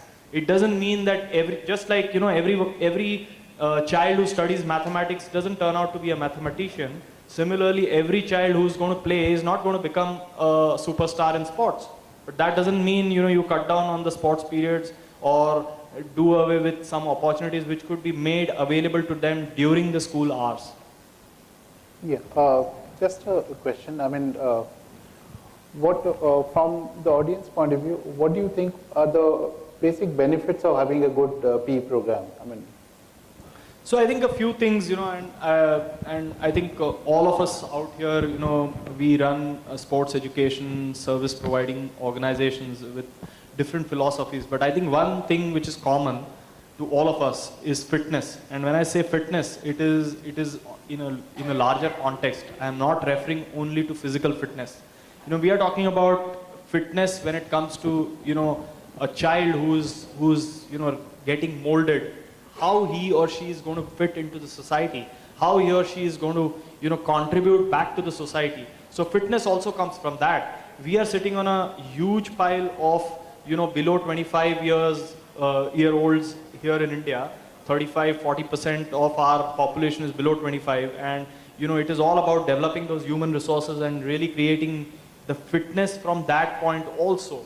And in our views, and I'm sure, you know, a lot of people out there in the audience also would share this, that there could probably be not a better platform than sports during the school hours which could bring that fitness into our kids. Yeah. So that's, I think, very, very clearly the single largest benefit which would come by making sports education compulsory in your schools. Yeah, thanks so much. I think so that's one key thing that you mentioned. So, I mean, would you like to touch upon all the life skills that typically gets developed through sports? And sure. I think you know, if you work backward from success in adult life, and you know, this room is full of successful people, and you ask them why are they successful, I doubt if anybody is going to show me their degrees, right? Nobody is going to show me their 12th standard marks or the engineering or your B.Ed or whatever. I think the question is what got them successful has been ability to work in teams, work hard, discipline, dealing with failure, getting along with people, dealing with disputes, and you know, falling and getting back up again. And sports, in our view, presents a very low-cost way for our kids to learn that experience. I don't want my child to fail in 10th standard and say, guess what, good learning experience. I would rather my child fail in a football match, come back crying and say, okay, now good learning experience. And so sports is a very low-cost learning experience for our kids. You don't have to make your kids, you know, scarred for life to teach them life lessons. There is an easier and a more fun way of teaching our kids some of this stuff. And the interesting thing is kids want it. This is probably the only learning experience that kids are yearning for. Yeah. I doubt if many kids are yearning for maths. I know mine are not. You know, they're yearning for, you know, coming to school, but they do yearn to play. So if you are able to integrate sports, and the point I want to make is, you know, making it mandatory, it's always been mandatory. The issue has been nothing has happened in those classes. Yeah. Sure. Right? You're supposed to have a PE teacher, you're supposed to have a sports class, you're supposed to have a ground, you're supposed to have all that. Issue has not been the mandate, issue has been the actual execution in those constraints of space, time, and everything else. Yeah. So maybe I think what we should do is... Yes, Sujit, I have a point to make in terms of the takeaways from introduction of serious sport in schools. There are industry analyst reports that suggest that by 2020, the sporting industry in India is going to grow to the size of $20 billion. And to just give you perspective of what this really means, 2013 March, India exported close to $43 billion of IT. And we are going to get to half that size in the next 8 years. And if you look at the sort of pipeline that is being built to address an industry size of $20 billion, you will appreciate that we have not even scratched the surface. We are referring to an industry which will need nothing less than 1 million qualified people across the entire sporting value chain, starting from sports medicine going down to elementary grassroots level coaches being produced who have competencies that are needed to address this market. And I'm sure that each of you educators will appreciate that it is so tough for even you to find qualified sports teachers who can come into your schools and teach your children if you're inclined. You look at all the sporting properties that are mushrooming all around us in the last 3 or 4 years, and you will recognize that each of these faculties that create the sporting ecosystem are today being imported, and we spend valuable foreign exchange doing this. Aren't these competencies that carry such a low baseline that can be easily developed overnight in the Indian context? Right. I think in the earlier point also you had mentioned about grassroots development. I think that's one thing that you have mentioned. It basically says that if you have large quantity of children playing on the ground, you will eventually have quality athletes. So that's one thing which you probably wanted to also mention, that what China did was they got about 12 years to prepare for Olympics, and they, instead of investing on older athletes, they invested on the younger children, 3 to 5 years old. And they spent about 12 years on these children. By the time the Olympics happened, Beijing, they were about 15 to 16 years. And they actually, one, they created a great sporting and a physical education ecosystem. Secondly, they could get quality athletes out of that. And so what happened was China got almost 104 medals, and they became #1 in Olympics. Because of an effort which was done at a school level, every school across China, they had good infrastructure on sports, and they made sure that children competed, and eventually the top children were put into specific sporting academies, and that's how it happened. We also face I'm sorry to interrupt you, but we also face a very interesting dichotomy in the Indian context again. While the children are captive in schools, the bodies that administer sport in our country do not have direct contact with you at all in the classical sense of it. It's the state associations, the national federations that run sport in our country. And I would be surprised if more than a handful of you have ever had an opportunity to engage with the state association, given that you form the nucleus of the education sector in this country. Right. The audiences are captive with you. Yeah. So essentially what Vasanthi is talking about is that how do you integrate a PE program into, at a later stage, post the school, when they're in the 9th or 10th, get them integrated into a professional sports program, and through associations and this thing. So Bill, since this is about the schools, what we want to do is to also identify, you also briefly mentioned about some of the constraints that the schools face. The 3 major constraints that the schools face is, one is time. What happens is that most schools do not have more than two periods for a class in a week. Some schools are fortunate to have, children are fortunate to have 4 periods in a week. One is that how do we deal with the time constraint which is there? Can we, within that limited 35 to 40 minutes, make sure that the children in the class, all of them, they get a chance to play?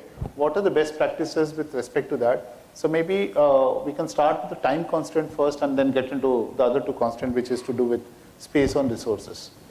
You want to share any best practice or what you have been following from structuring the this aspect of it, that you are part of the timetable, and how do you do? So, again, for me, at all points, sports is equal to education. Therefore, to me, the answers are in the education answer that you already found. For example, if I take maths, I'm sure you don't get enough time to teach trigonometry and geometry and algebra and something else. But you still teach all to a certain level. I'm sure all of you want more classes to teach science and maths and everything else, but you still teach all to a certain level. Therefore, the first step in our view is to, while of course we try and negotiate with school leaders unsuccessfully to get more classes for sports, unsuccessfully being the prime keyword, we first start is to say whatever you have, Can we do the best with what we've got? I think there's a big gap there itself. On a scale of 1 to 10, maybe most places, unfortunately, are at 1 or 2. Can I move this to 5? I think that itself is a huge, huge change. Of the same 35 minutes, same 35 kids, same limited space, can I make this a better experience? Yeah. By structuring the curriculum and age appropriate. And how do you get both the boys and the girls to play? Because you tend to see that the girls normally do not. So, I'll give you a data point. We have a school down south in a place called Trichy, where the girls did not want to play football 3 years ago. 5 girls came to play football in a school out of 1,000 kids. 3 years later, 568 girls are playing football. So there are, it's possible. It's possible. And we didn't do anything. I'm telling you, the magic is not in anything that we do. The magic is in the media of sport. All people like us do is present it to school leaders like you in an easily consumable fashion, without bothering you too much, only coming into your sport period and getting children to play and get out. Yeah. That's all we do. I think the real magic is in the media of sport. We don't have any proprietary IP. You do it, it will happen. It's just that we are able to do it with you, with your constraints and your attention time. Yeah, I think the idea is to get all those 35, 40 children to be playing within those 40 minutes. That's a critical element. And making sure that every time what gets delivered is different in terms of the content, in terms of the structure takes care of that. Structuring the curriculum year after year.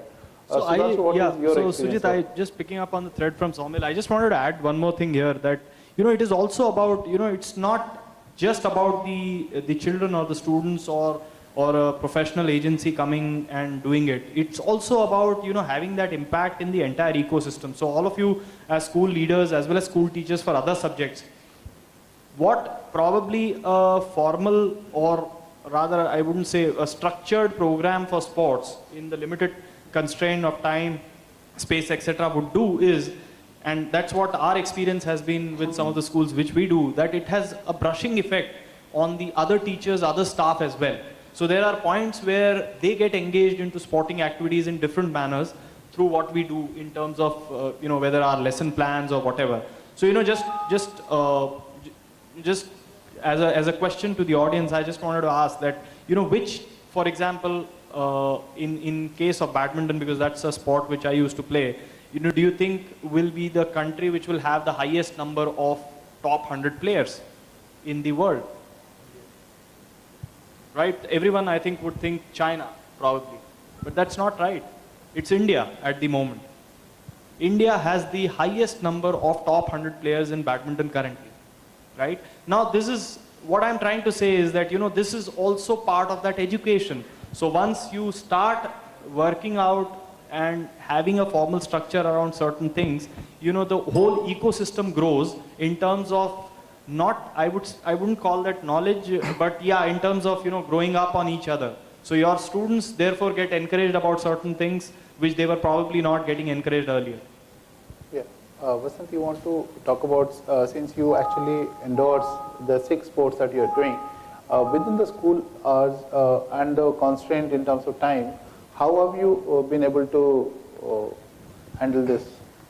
See, what we try to do when we engage with schools is to actually bring our offering, in terms of addressing 3 gaps that we do. We are a company which is formed by former international sportspersons. So to name a few, Anil, of course, Sujit introduced in his opening remarks. We've got Prakash Padukone, we've got VVS Lakshman, we've got D.V. Prasad, we've got Muttaya Muralidharan. We have the likes and Vasant Bhardwaj. and yeah, so I used to play some table tennis for India as well in the 80s. So given this kind of a background, we firmly believe that the panacea of Indian sport lies in the fact that young children, the bottom of the pyramid is not addressed by introducing proper structured sport into schools. The access to structured sport and access to infrastructure being the biggest lacunae that we face in our journey to sporting excellence. Whatever we have achieved as a nation today is not because of the system, it is in spite of the system. It's despite the system. And the solution lies in the fact that you have entities like ours here that is willing to support you if you have the inclination to carry sport to your children in your very own backyard. And the way to do this is to simply put qualified, competent people on the ground, bring in technology, and bring in a certain curriculum to this. And this is exactly what all of us on this panel are trying to do. And in our opinion, clearly there is no gap between physical education and sporting excellence. They are actually complementary to each other. It is just that you start with physical education and you round it off with sport being introduced to children. And at the school level, you can make an introduction, you can create an interest, you can generate ambition among the children, and finishing school experiences will take care of itself because those elements of the value chain are available in this country outside of the schools. This is how we approach this Right. I think one point that you picked up, I think, is basically moving on, is basically about the space constraint. I think most of the schools actually have this problem, at least in the metros, is about the space that is available for a good physical education program.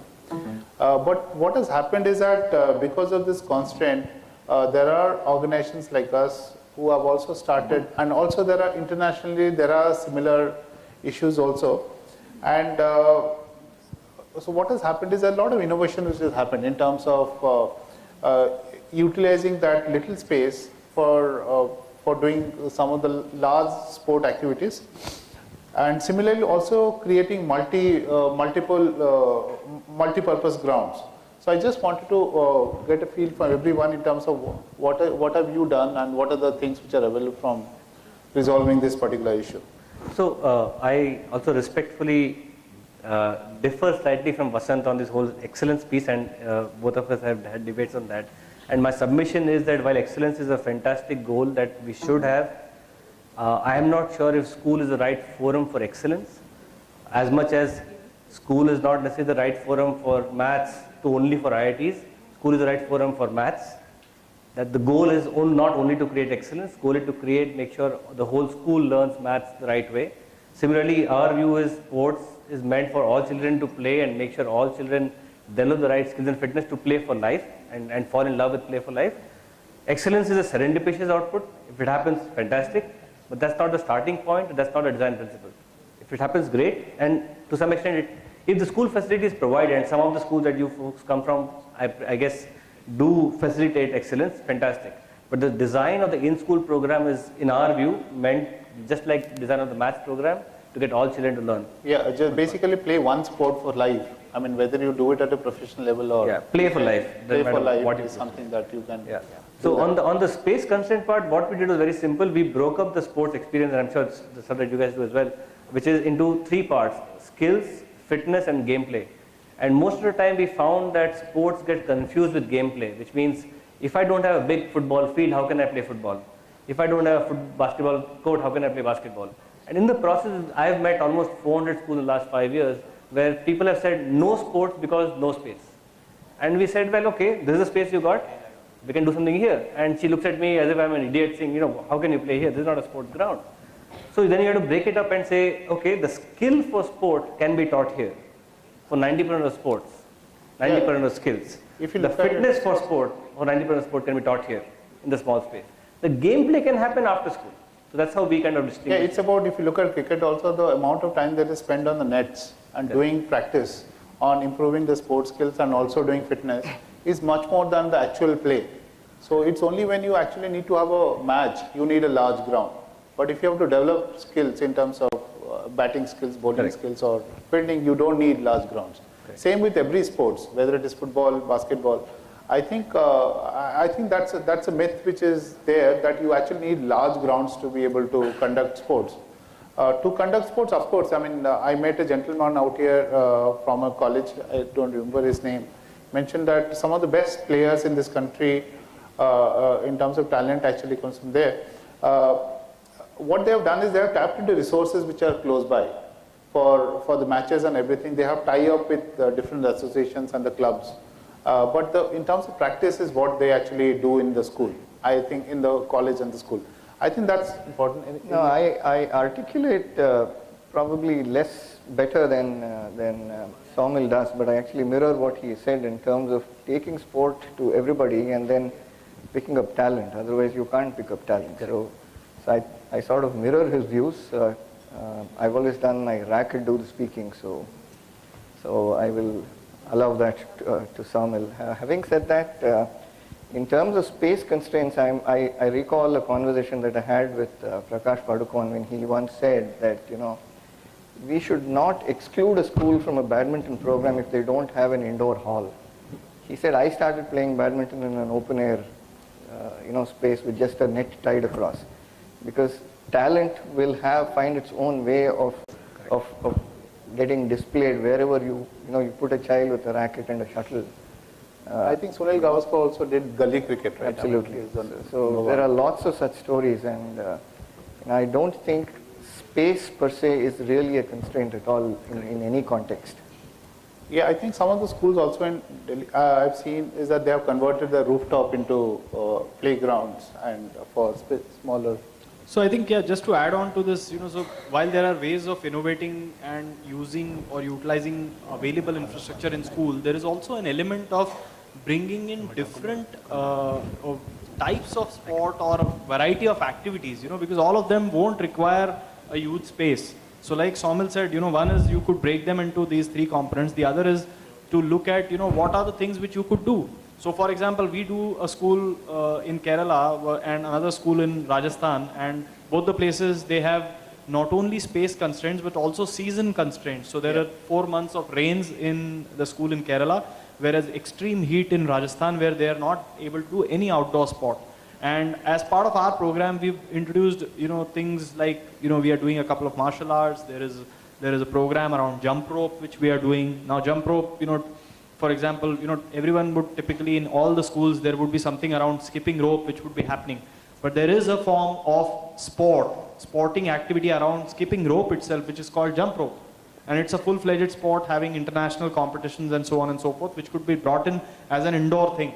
And the idea is that, all the 10 or 12 months that the children are in the school, for all these constraints of season or space, etc., we should not be depriving them of this experience.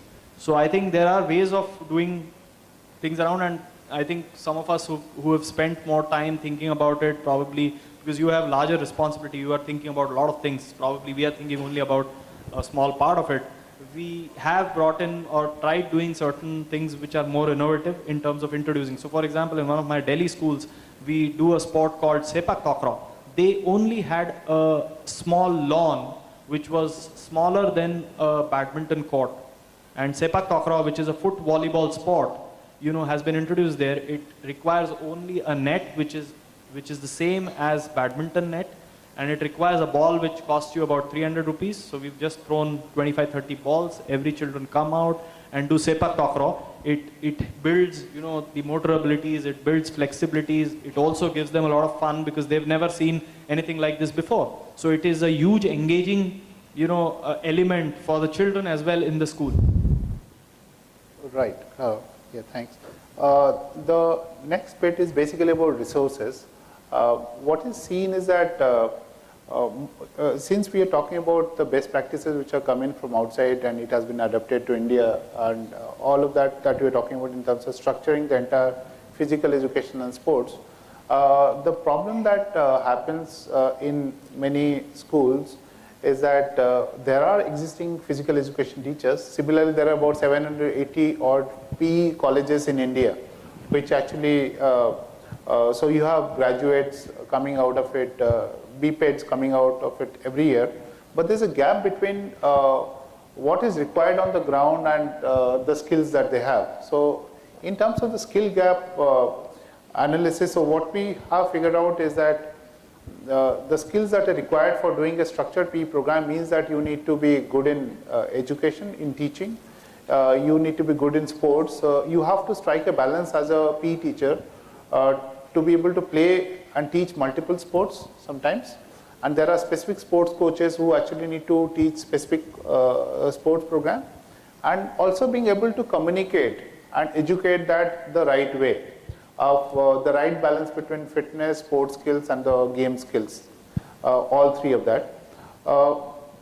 So I want you to touch upon what is it that is being done, what should be done to fill that gap in terms of skill development. When we started this journey 5 years ago, the people we found when we wanted to hire were very focused on producing champions.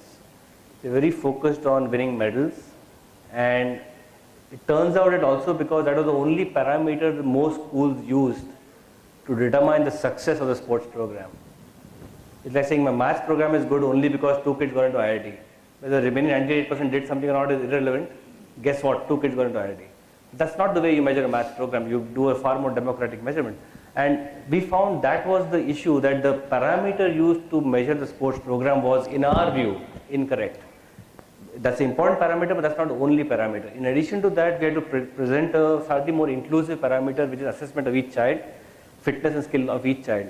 So the training that we had to do was actually to get people to unlearn this notion of producing a team. And so what happens is, if I am the PE teacher or I'm the school coach. Team sports you're talking about. Yeah. They're focused around building teams. And Winning. So, so people, out of 1,000 kids, 20 kids in a school team, that's all I focus on.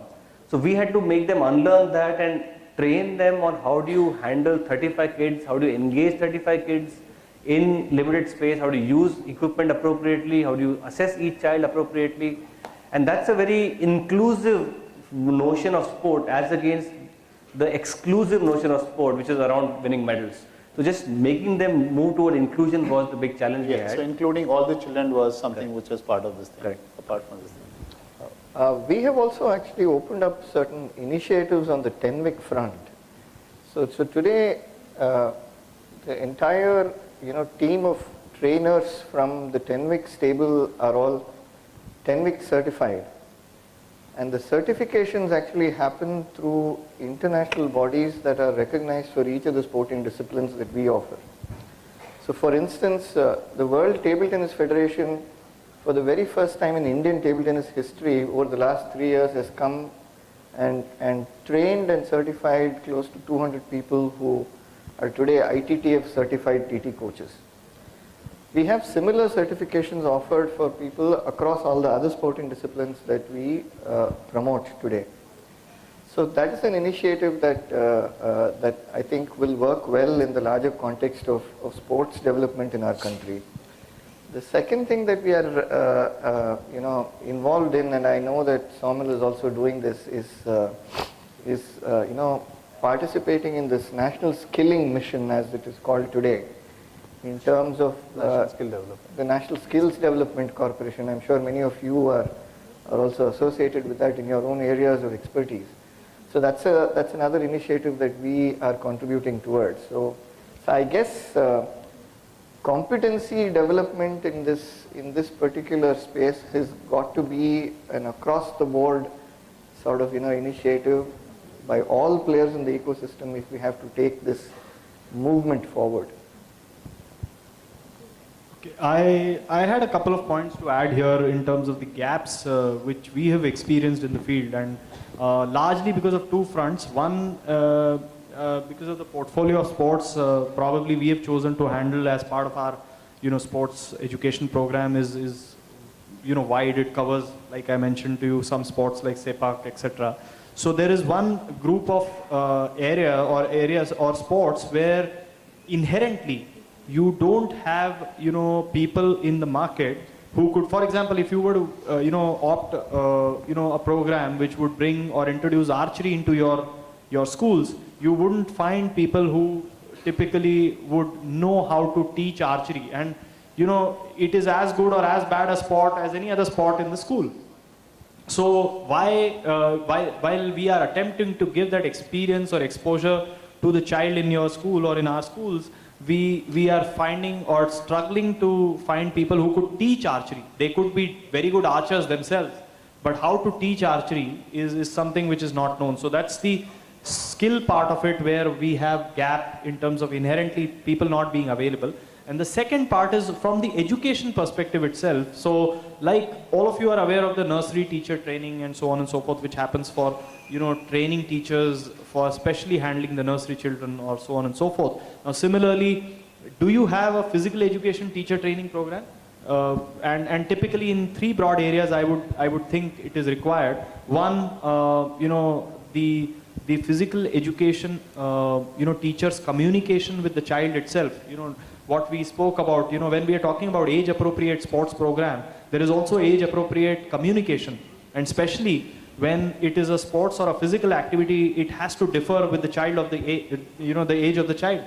So that is the communication part. Second gap which we have in our teachers generally, who are working as physical education teachers or trainers with us, is gender sensitization. So there is absolutely no awareness which people in the physical education space have about gender sensitivity. When it comes to, especially because, in sports, invariably there is going to be contact, there is going to be physical, exchange of things which will happen on the field, etc. So there has to be that gender sensitization element. And the third important element, and which probably comes to my mind because of some of the things recently which have happened in the and which were there in the media, where some physical education teachers, etc., were involved into child abuse. So there is also a huge amount of learning which probably needs to be brought into trainers from the point of view of prevention of child abuse. So when I say training, one aspect is obviously from the point of view of making them employable, from the vocational perspective, and the second aspect is that they will become employable if these three things are also taken care of. I'm sure all of your schools would like to have people who are very good on all these three things which I spoke about. Right. Yeah, I think you're pretty much covered in terms of what are the skills that the teachers should have. One of the important things, Saumil, is basically about assessment. So this is to the panel in terms of what is the importance of assessment of fitness and sports skills is something that, as a parallel to any other academic assessment. So, for us, like I said, we're just copying education. We're just copying stuff that you do all the time. So just as you assess maths and science, we are assessing sports. The question is, what parameter do you assess them on? If I assess them on winning basketball tournaments or badminton tournaments, then I can only assess 5 kids out of 1,000. So I need to find a more democratic parameter for assessment, just as you have for maths or science. So what we essentially do is assess for fitness. So the program is sports, the assessment parameter is fitness and skill. The children are playing throughout the year. Children are not doing fitness program, they are playing throughout the year. But the end goal is a healthier and fitter child. Right? The end goal is, in our context at least, not producing a champion. So the assessment report has fitness parameters, 6 fitness parameters, 4 skill parameters, and we track each child over years. We have a technology platform, so we're able to track improvement and so on. So, but to me, the assessment creates the context, because assessment forces the curriculum. Right. You can only assess what you teach. So the fact that you're going to assess implies that you taught something before. And after you assess, it implies that you're going to do something with the assessment later and say, okay, you know what, the slower kids, this is what you're going to do. The really good kids, this is what you're going to do. And the middle kids, you're going to do. So the different levels for intervention required for different kinds of and that creates a huge value point for parents, because then because it's one thing for a parent to read a report saying 30% of the kids are obese in the world. Yeah. Another thing to get a report which says your kid is a C. Yeah. Suddenly we get very agitated parents calling us saying, how can my child be a C? Yeah. And that's where you hit it. That's where you got the attention. Yeah. Now the parent will move on doing what is required. And I think, that's what happens with us also when you have children. We get parents coming to us, meeting in PTM, ki iska grade change kara do. I think, so the focus has to be on improving the fitness rather than on changing the grade. This thing. I was in a conversation with people at the government level a couple of months ago, and we were discussing the potential that sport has in terms of how it can impact life at a larger level. And somebody in that particular discussion actually brought up a very interesting aside to this, which I want to share with this audience. Now, apparently at the Government of India level, they have done some sort of a comparative study on understanding the productivity of an average Chinese worker versus an average Indian worker. And they discovered that the number of hours that an Indian worker spent, let's say, on the shop floor of a particular factory as in comparison with the Chinese guy, was practically the same. But they found that the Chinese individual was, on an average, twice more productive than the Indian was. And when they tried to find reasons for why this was happening, it was not really attitude, it was not really skill, it was not really, his desire to produce as much. But what they discovered was that a majority of our people who actually go into these kind of jobs which require dexterity in your hands, which directly correlate to the motor skills that children are taught in their younger, developing years, lack in the context of our country. There are 60 million adults in this country today who have never held sporting equipment in their life. They've just gone into adulthood and missed childhood completely. That is because they never got a chance to play. And here, on the other hand, we have certain schools that offer games like lacrosse and croquet, and I don't know how many of us have even heard of these games, directly imported from the United States. Modified games. When our gulli dandas and our pittus and our hopscotch and all this served all of us extremely well. So today we have gone ahead and started, we've written textbooks for these games, can you believe that? And we have session plans with which we teach children how to play gulli danda and marble and pittu and hopscotch. Simply because we believe that this is going to give you the dexterity of hand that will help you do whatever you choose to do later on in life. In fact, just to this thing, I mean, we in some of the schools we just painted the hopscotch markings. You get hundreds of different designs, and then you get to see that not only the children are doing, you also see parents and the teachers also using that whenever this thing.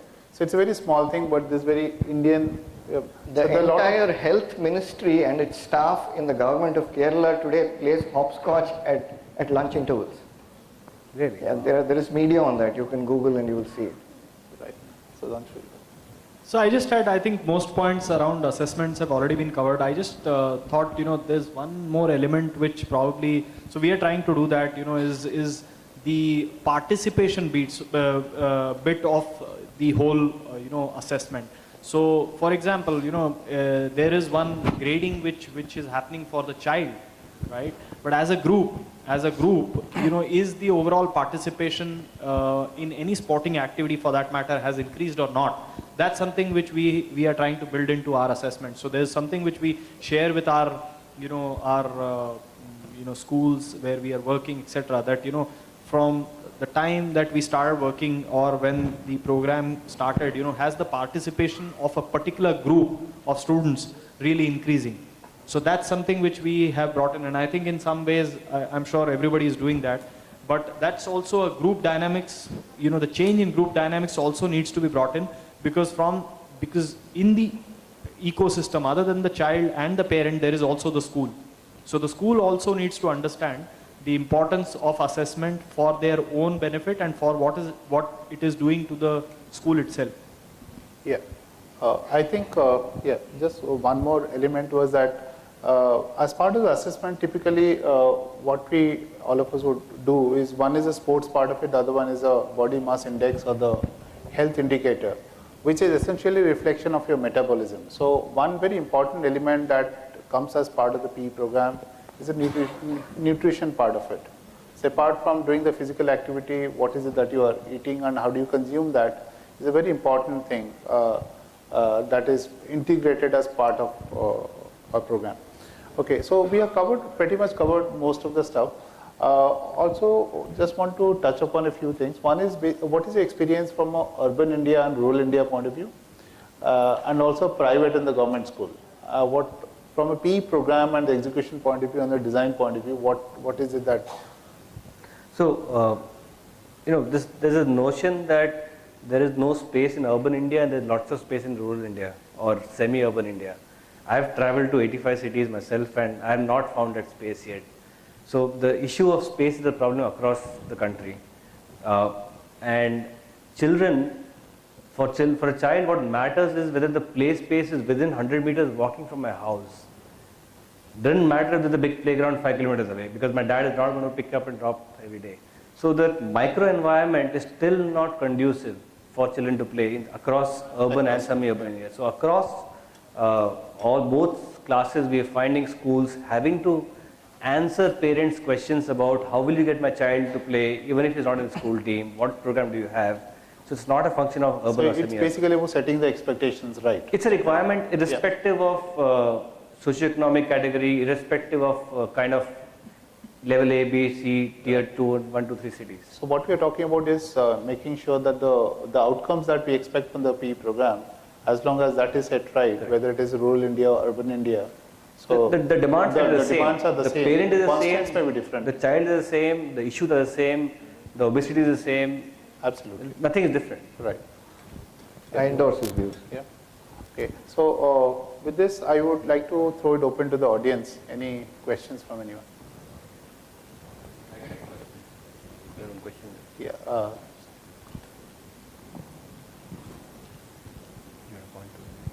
Yeah, he's there in the back.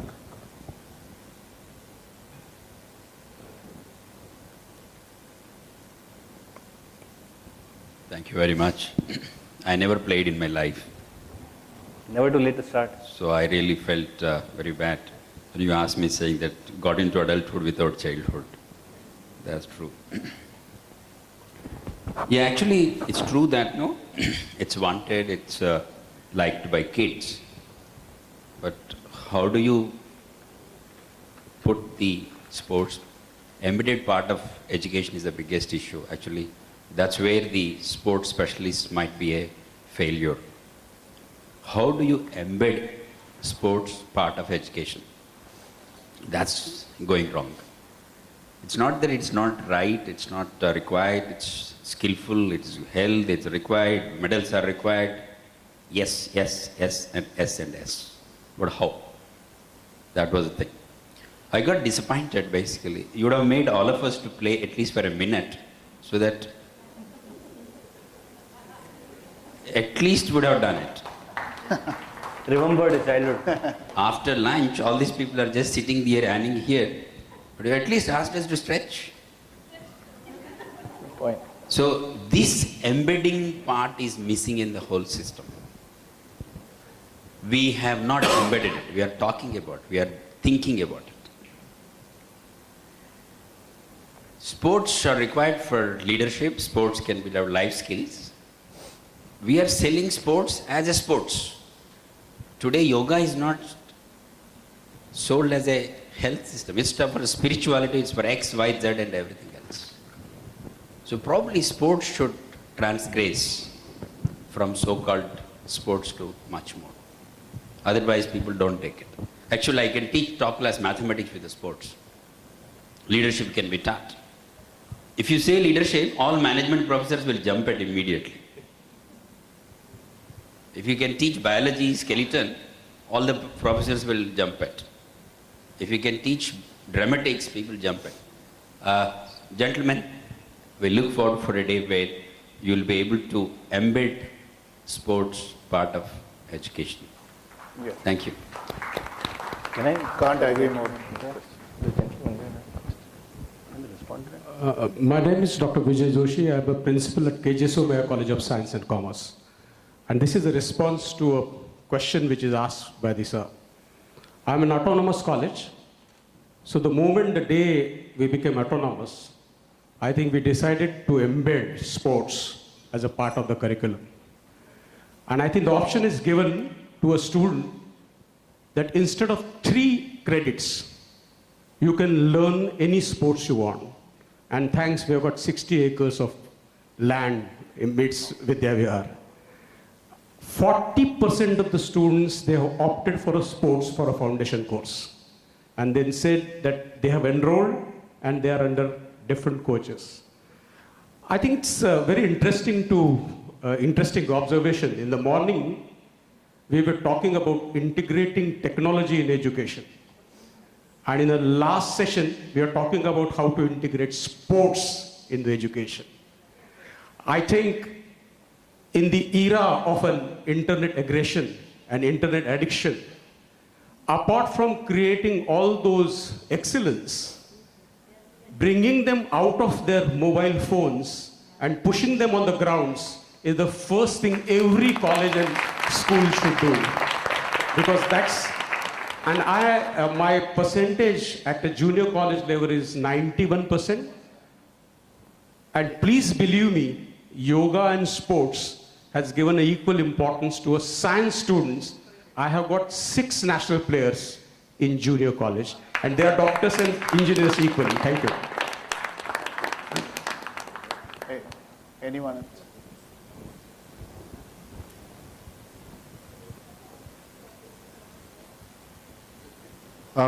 Hi, this is Anurag Saxena here from the World Education Foundation. Just a quick opinion poll from the 4 of you. So when we work with K-12 schools and we're trying to bring about some change in the schools, you know, there are school owners that oppose a few new initiatives. There are school administrators that oppose some. In very many cases, it's parents that oppose new initiatives and sometimes the students. And then, of course, there's the whole governmental angle of what they expect from a school. In each of your opinions, one-word answer, who is your biggest hurdle today? Who is your biggest? Hurdle today. So do you get pushback from, you know, is the government not letting you do what we all agree should be happening in terms of sports curriculums in schools? Or is it administrators or owners or parents? What is preventing you from percolating as much into the school systems as, you know, we all agree should be? You want me to go first? So I think between the three, government, I don't know, we work with private schools right now. If I take between parents, principals and trustees, and if I have to do a relative grading, parents have been the easiest, the toughest have been trustees. Principals love sports to be part of education. The commercial side is where things get into a bit of a jam. Yeah. Good.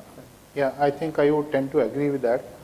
Just to add, essentially it's about telling them the value of that and also they're able to see that thing. So typically what would happen is that you go to another school, you talk to the other schools, and then you figure out what is the kind of value that they have got over a period of time. The idea is to also get them to study that. But otherwise principals love it. A lot of schools, the principals are all very young. I mean, when you are a little younger, so you also tend to love sports. I mean, most people in India love sports and they want to do that.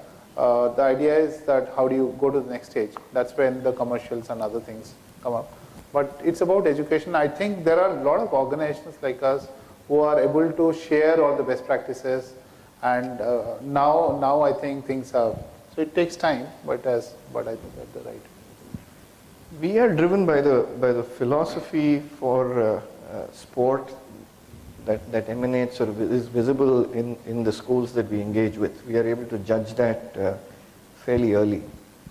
And then we make these calls on whether we can penetrate or not. To your question, yes, there are certain schools that we have come across that don't really carry a philosophy or an inclination for sport, and we very gracefully step aside. So I think since I have to give a one-word answer and since I have to choose, I would think parents probably are the toughest ones. Because I think all the other things follow, you know. So if they were more open, I think a trustee or someone would want to sort of bring in. The idea is that I think, you know, when as a parent we go, you know, to school, you know, you get enamored when you are getting a, you know, 4-year-old child into a school. You start looking at, okay, how big is the building? How, you know, what's the reputation in the market for that school in terms of overall infrastructure? What facilities my child is going to get? So there is a lot of emphasis as a parent on infrastructure and not on structure as a parent, and particularly when it comes to sports. Yeah, but we had a slightly different experience. We had a 96% plus conversion whenever we had an opportunity to address parents about the program. Same with us. In fact, that's part of our sales strategy. If we find hitting roadblocks with the principal or trustee, we just say, okay, if you disagree, then let's talk to the parents.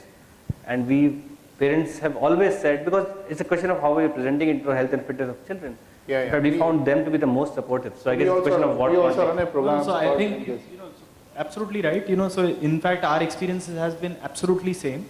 So like you said, in 90% plus cases where we were allowed to address the parents, given the opportunity to explain to them what the program is, yes, we were getting a go ahead.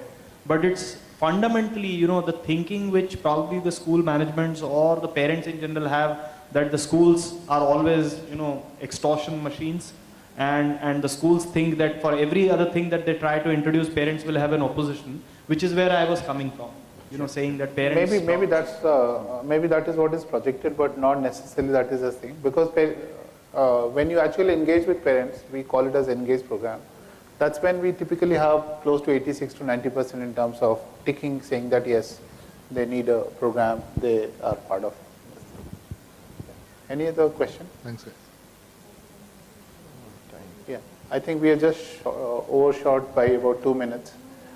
Thank you so much to the lovely audience and to my co-panelists. Thank you. Chief Evangelist, Tenwick.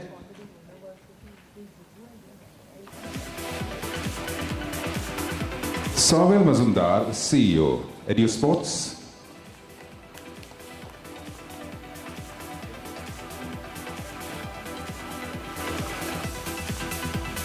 Sudhanshu Fadnis, Director, Sports Seed.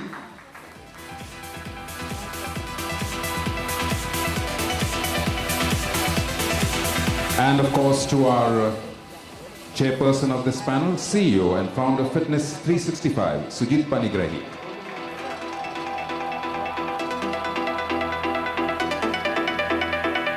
May I request the panel for a group photograph? Partners, this event has been powered by Symbiosis International University. Our learning partner, Kangaroo Kids, Billabong Heights International School. Our online education partner, WizIQ. Our associate partners include